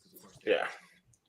It is the Jets, that's true. I mean, Braylon Allen wasn't a bad pick, though. I'd love to have Braylon Allen as a backup to Breece Hall, Yeah, no, for sure. I know everybody loved Iwakondo, whatever his name was, but yeah. I wasn't as high on him last year. I thought he was overrated. So exactly. I actually probably have him pretty similarly ranked to Braylon Allen. So it's totally different skill sets, though. But I don't know which one I like more. I don't get that question. If Zach Wilson shined under Sean Payton, will that make Russell Wilson? Oh, okay. If Zach Wilson has a great season with Denver, like better than Russell Wilson did last year, yeah, but I guess I'm just hesitant to think that Zach Wilson's even going to get a shot. Hey, They just Kyle, took Bo Nix 12th overall. I feel If like you really he's going go, to start. if you really go look at Russell Wilson's season last year, it was average. It was Yeah, it was way better than it was in 2022. He was awful that year. Yeah. His first year in Denver. Sorry, go ahead, Dylan. hey Kyle, I've got to leave soon. Oh yeah, well yeah, you can head out. It's great to talk to you again, Dylan. Thanks for joining. Yeah, Later, Dylan. Thanks for joining you us, told me man. you'd have to be early. I didn't think you'd basically spend the whole 4 hours. So take care. I didn't think so either. Appreciate it. It was Okay, awesome brother. hanging out with you. All right, so the three of us left. How long do you guys want to go for? I have to actually work at 4:30, so I got about. Well, part of my 15, thinking 20 was minutes. I was thinking of ending at 4, and Yeah, honestly, that'll we have work. 4 picks left in the 5th round. So I just want to see Dallas pick a freaking running back. all right, so yeah, I say let's go right until the end of the running 5th back. round. Okay, the only running back they can take is Kyle's lover. You know. Well, they got Vidal still available. Schrader still available. Yeah, I do like Schrader. If they really want the pass catcher, I don't hate Dylan Johnson. You're going to divide the roles. Isn't Lob still available? Yeah, Labe. Both of the FCS guys are still available. Isaiah Davis as well. I can't believe Malik Washington still there. All right, that's freaking crazy to me. I thought he was going to be a 3rd round pick, maybe a 4th at the latest. I mean, I'm gonna name a bunch of players right now: Malik Washington, Michael Pratt, Blake Watson, Brandon Rice, Todd Washington, Jaheim Bell. Those are some of the guys I like honestly thought would be drafted by now. Yeah. So again, the one point to Julia's point though is I don't think Zach Wilson gets a real shot. I think if they took Bo Nix at 12 overall, he's going to get every opportunity to start. And I am, and especially Nix, because he's coming in with a lot of experience in college, he's got kind of a low upside. Like he's probably not going to develop to be anything better than he is now. So if you're Sean Payton, you may as well throw him in there. If you think that he's ready for your system now, why even mess around with Zach Wilson or Jared Stidham? So my take is Bo Nix starts week 1. I agree. That's irrelevant, man. He's not gonna matter. He's irrelevant. I think they traded for Zach Wilson in case they couldn't get Bo Nix. They weren't sure. All this talk of 6 quarterbacks going really early, the Broncos thought at 12 we might miss out, and they happened to just make the cut and get the 6th guy. I think it was insurance in case that they might have thought that, okay, we think we can get Bo Nix, but just in case we at least have 2 bodies at quarterback between Stidham and Wilson we'll compete with. But no, I think taking Bo Nix 12th overall to me says he's the guy. Like, everything else is just to support him. He's going to have every first team rep he needs to get ready. Honestly, to me, this is just payback from back in the 80s when the Broncos beat the Browns. Now the Broncos are the new Browns. Screw you guys. We're going to be worse than you guys. We'll show you how to be bad. That's fair.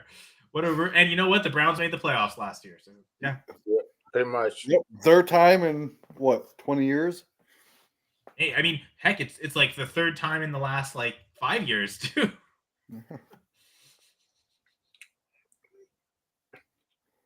Yeah. And it's funny because over that stretch, I'm pretty sure they have more playoff wins than the Steelers. Well, I'm a Raiders fan, so stop rubbing it in my face. You could be a Jets fan. No, you know what? You could be a Vikings fan and never have won a Super Bowl and have no idea what it is to win a Super Bowl. You know, I actually recently became a Raiders fan.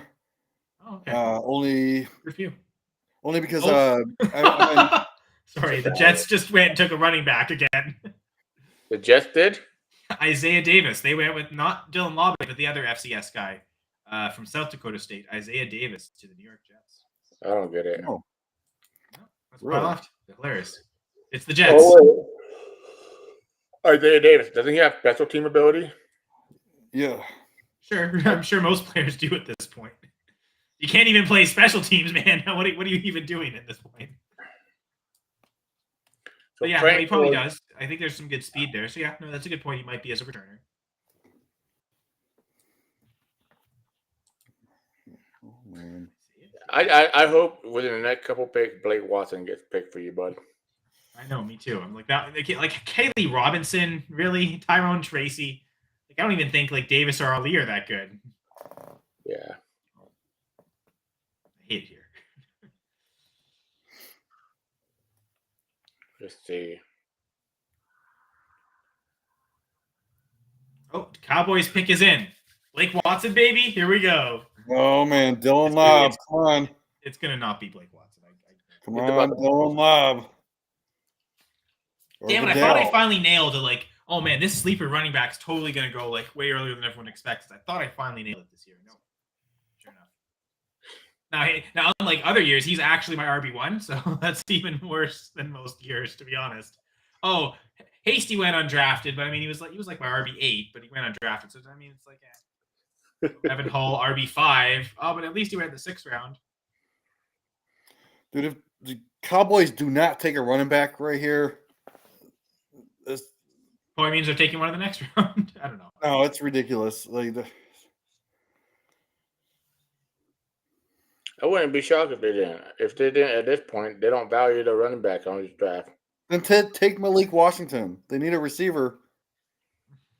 They pick Malik Washington. It's not awful, to be honest. Yeah. No, I'm saying they need to if they don't take a running back. Oh, okay. I was gonna say. And watch, they'll take an offensive lineman, someone who's not going to be relevant. Oh, interesting. Apparently, the Eagles have made 8 trades today, or on draft day, so the last 3 days, which apparently ties a record. The 2018 Patriots and last year's Texans made 8 trades during the draft. So it doesn't count trading before; it has to be done during the draft.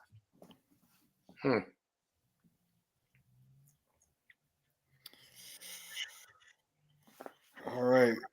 Cowboys pick is in. Come on. Because that Jordan Travis pick was traded. Like the Jets traded up in the 6th round to get Jordan Travis, or the 5th round. Wait, are we in the 6th round? No, we're in the 5th. Jordan Travis, the quarterback? Yeah. It looks like that was a trade up. That was originally the Eagles pick, and the Jets traded up for it.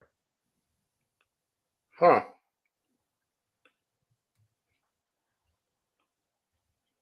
Yeah, this is the 5th round, right?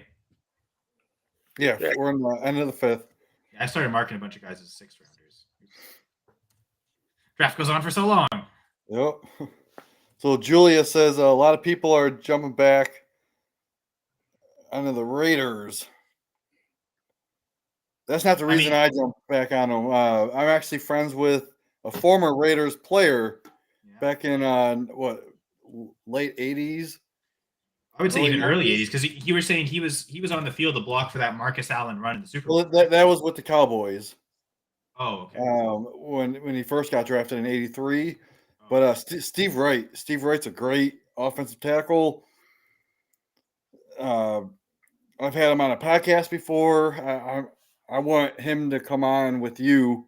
Yeah, press coverage. Yeah, we'll definitely press coverage and great guy. He has his own book called Aggressively Human. It's all about like the life of a football player, trying to balance the aspect of being a football player with real life. And great book. I recommend Aggressively Human. One of my favorite books. I've read it twice already. Twice, huh? Sorry, Steve. I mean, it's so short. It's a great book, and it's a great read. His wife, Linda, she's also an author. She has other books out there that I haven't got into yet, but yes, Steve Wright, go check him out, man. He was he blocked for Bo Jackson. He blocked for Marcus Allen. Okay, I'll have to check it out, man. Yeah, it was number 66. Number 66 on the Raiders. That'll probably be my next jersey, actually, that I'm going to buy. You have so many jerseys. Crazy. Dude, I get them for like $12, $15 a piece. How can I not? So if anybody needs a jersey, hit me up. I can get you a cheap deal. It's only $15, $16. He ain't lying. He's telling the truth. And it's good quality. Great quality. Like I sent one to Jeff. I got a personalized Jeff Lambert jersey I sent to him. recently, I just sent one to my friend Steve Hungarter. He's actually the number 4 defensive ranker on Fantasy Pros. Oh, nice. And Oh yeah, Steve. Yeah, IDP guy, Steve. Yeah, yeah, he's awesome. Steve Hungarter for Yeah, Fantasy Six Pack IDP guys. We have our own channel over at the IDP Hunting Ground. But I got him a jersey with IDP Hunter, which is his Twitter handle. Okay. And Nice. Yeah. yeah, so on the front, it's like it says IDP with his number on the back. Like, And of course, the Cowboys don't take a running back or a wide receiver. They go Kalen Carson, cornerback, out of Wake Forest, with the compensatory pick. well, great. Happy Cowboys. And the Saints are on the clock. Actually, the Wake Forest. Jets are going to be on the clock after that to end the round, which will be their 3rd pick in like a 6-pick stretch. Who has Wake Forest ever gone up against to justify this pick? I mean, it's the Cowboys. It's the only justification he is that Jerry Jones is picking. So, wild man with the trigger. All right. To be fair, Jerry Jones has usually like listened to his player personnel and actually made solid picks. Like not taking Johnny Manziel when he wanted to take Zach Martin. Genius.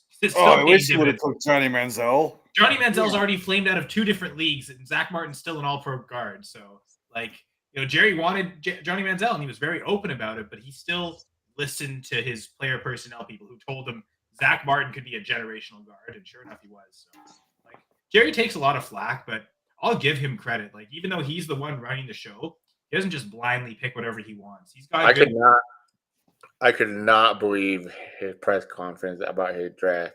We are the 24th best team. No, we are the 24th worst team in the NFL. That's why they have 24 more teams picking in front of us. I'm like, what? You're not the 24th worst team, dude. Like the way he worded it and everything, I'm like, oh man, this guy definitely has like Alzheimer's or something. No, that would make sense. They would be the 24th worst team, right? Because the worst team would, in theory, be picking first. So the 24th worst team. The way he worded it didn't make any sense to a lot of people. Like, what? Again, his picks are sometimes okay, but like, yeah, don't ever let it put a microphone in front of him because it's just mostly nonsense. Yeah. He just has to write down a name or get a secretary to write down a name when it comes to the drafting. Like that's easy to do. Don't let him speak. You know he wants to. He's like me. Oh, yeah, give me. Yeah, pretty much. I've talked a lot today. It's been 4 hours, and yeah, we're almost ending soon. A couple more picks. I just want to end it right here. Yeah, 3 more minutes and we did 4 hours. Sorry? 3 more minutes and that's 4 hours, right? I think it's actually 3 minutes past 4 hours. Oh, no, yeah, we start at 12:05. Right, yeah. You're right, 2 more minutes. Yeah.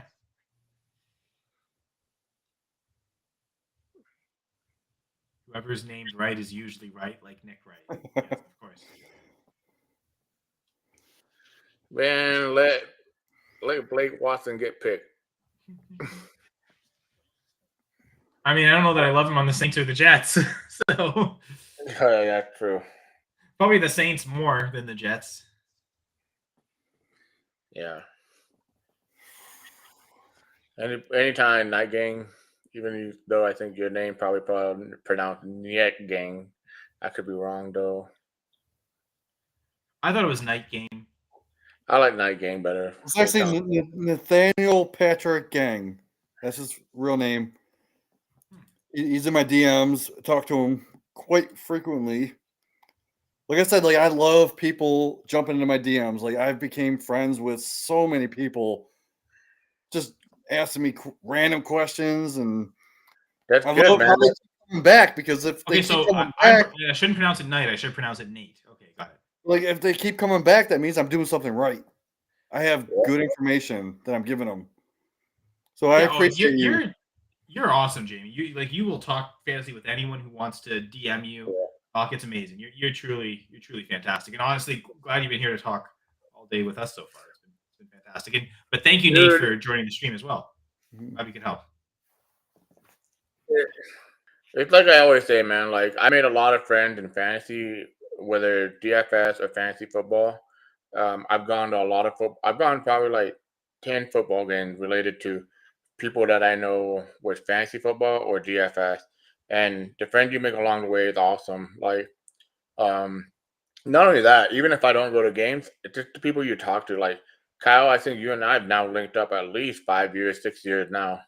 You know, whether it's podcast or just talking about fantasy. Jamie, it's been at least 3 years now. Yeah, You know? even Gerson calls me in the middle of the night. Yeah, I mean, I love it. Like, we have our drunk talks. Like, I might not remember them the next day, but they are Was so that a dream? fun at the time. It's just I tell people, like, you never know how you're gonna meet someone, like the way you're gonna like interact with someone. Like, just reach out. Like when people DM me, it's awesome. Like I always say this: I can give you the advice you want in DFS, fantasy, and all this. Take it to the grain of salt.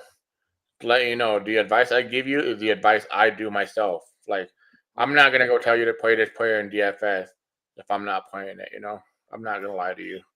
And But if it's awesome, I'm man. not able to give you the right answer, I will give you people like Gerson and DFS. If someone asks me a DFS question, I'm gonna be like, I have no idea. Here, follow this guy. Gerson is amazing. I You won appreciate me it. so much money 2 years ago when we were on I'm the sure Sunday, fantasy show Friday nights, folks. when we were Yeah. on the Sunday morning Star Sit show. Like I would watch the Friday night show. I would take notes, and then on your on our Saturday morning or Sunday morning show, I would Yeah, just place my bets, and I would Dude, win. the Sunday show is a cheat code. Like that's just Yeah. like my final thought. It's the answer to the test. Is what I always say. Like the Sunday show, I'm excited. Like this year, I'm excited. I'm gonna get back into DFS, and I guess this is the way I could end it off with you guys, Kyle, because I know you guys always say, "Hey, where can we find you?" You can find me at Fantasy GDFS. You can find me on our Friday show, and for the the Armchair DFS show. And then on Sunday, hopefully, I hopefully I can sneak in. You know, man. Like it's just I don't want to get too busy with work and life. You know, but for sure gonna pop in. Of course, for Jamie, Zach. I hope Zach is still on there. He was awesome. Yeah, we'll see. I hope he comes back. If But not, we'll work it out. oh I think yeah, he's too either busy way. playing pickleball every day. Yeah, a Pro pickleball. pickleball player. But yeah, Yeah, just waiting. So the Saints pick has been announced. I just had the page, so let me go back to that. I don't remember the dude's name. Sorry. Bad timing on my part, folks. So the New Orleans Saints take NFL player, currently former prospect. He's a linebacker, Jalen Ford. So Jalen Ford to the Saints at linebacker, and apparently the Jets pick is in. So I thought I just saw something. I just got by something on Twitter, and this is how we're gonna end the show. I might need a new hat. Uh-oh.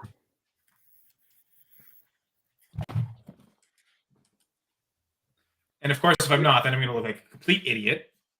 is it Canadian Hats for player? yeah, like I'd look like a complete idiot switching hats for no reason as opposed to switching hats for a reason. But yeah, so talked about earlier, there was a Canadian player directly from the University of British Columbia, which again we've seen like Laurent Duvernay-Tardif. We saw someone named Adebaye as a running back who, like, I think he got drafted and couldn't stick around because I know he's in the CFL now. And we might have another very interesting path, a very different path, not even a Canadian university player.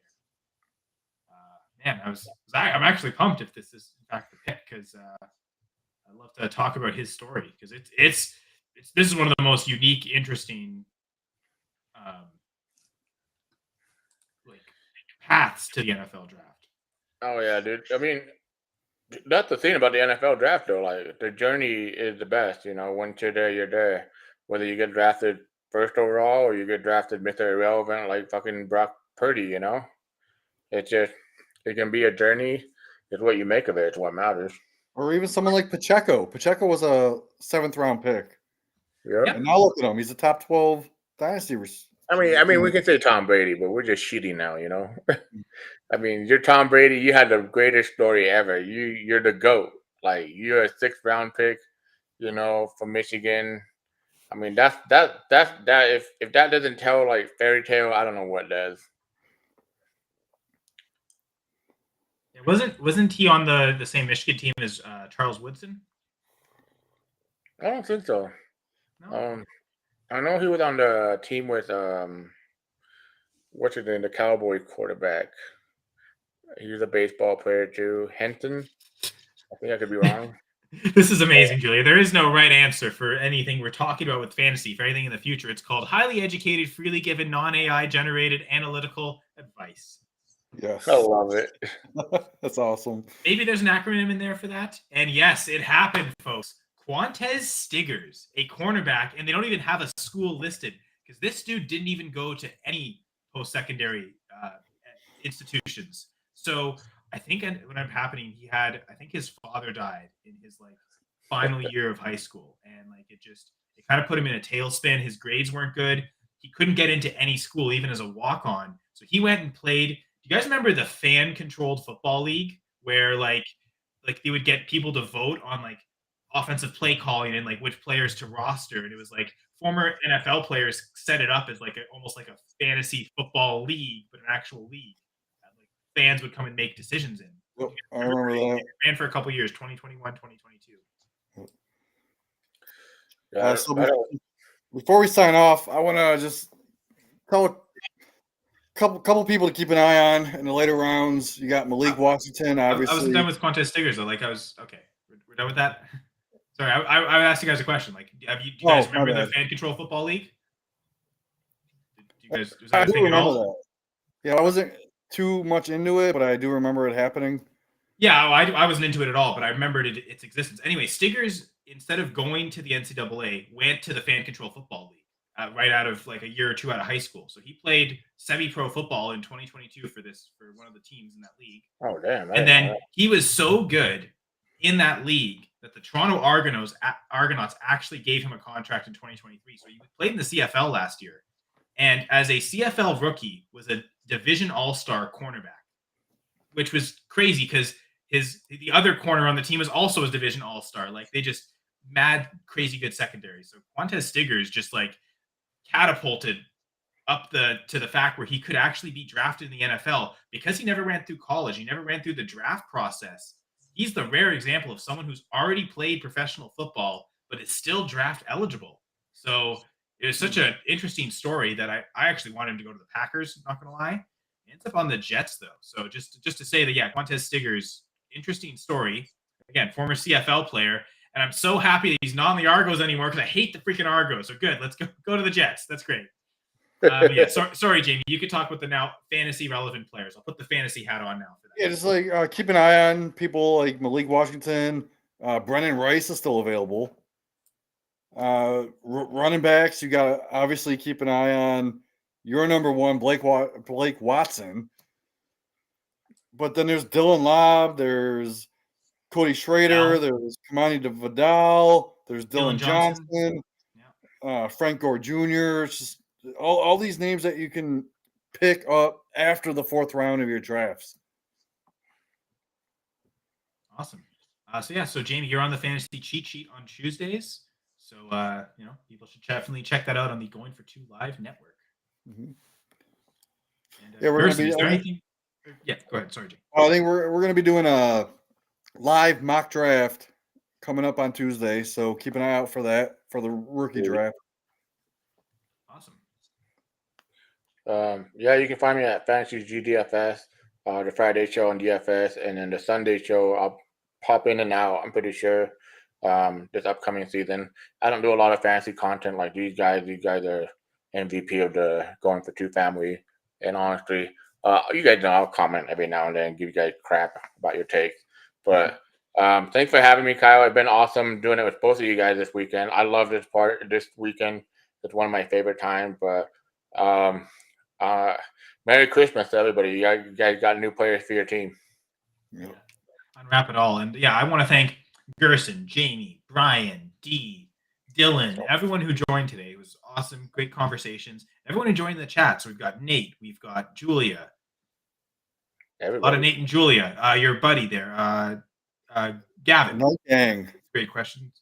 Sorry? And everybody, man. Oh yeah, Jason was in for a bit too. Todd so graciously gave up his mock draft spot to All right, Jamie, you can have it.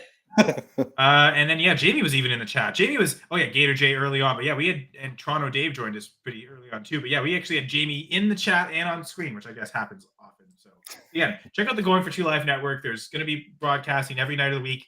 This was a kind of crazy week, so not all the regular programming this week, but now that the draft's done, we're going to get back to the regular scheduled programming. I think Courtney and I are doing a 2-point conversion episode on Monday. I'll have to confirm that with Courtney. She was on vacation up until now, so I think it's either going to be on the 29th or we'll figure out another time for that. But yeah, Cheat Sheet Tuesday. The Armchair Show should return Wednesday. That'll make Jamie happy. He's been missing so much. Can't wait. But yes, again, thank you, Gerson. Thank you, Jamie. Thank you, everyone in the chat. For everyone who's watched and participated and joined, thank you for watching the Going4 2 Live broadcast of the NFL Draft. Needless echoes. Peace.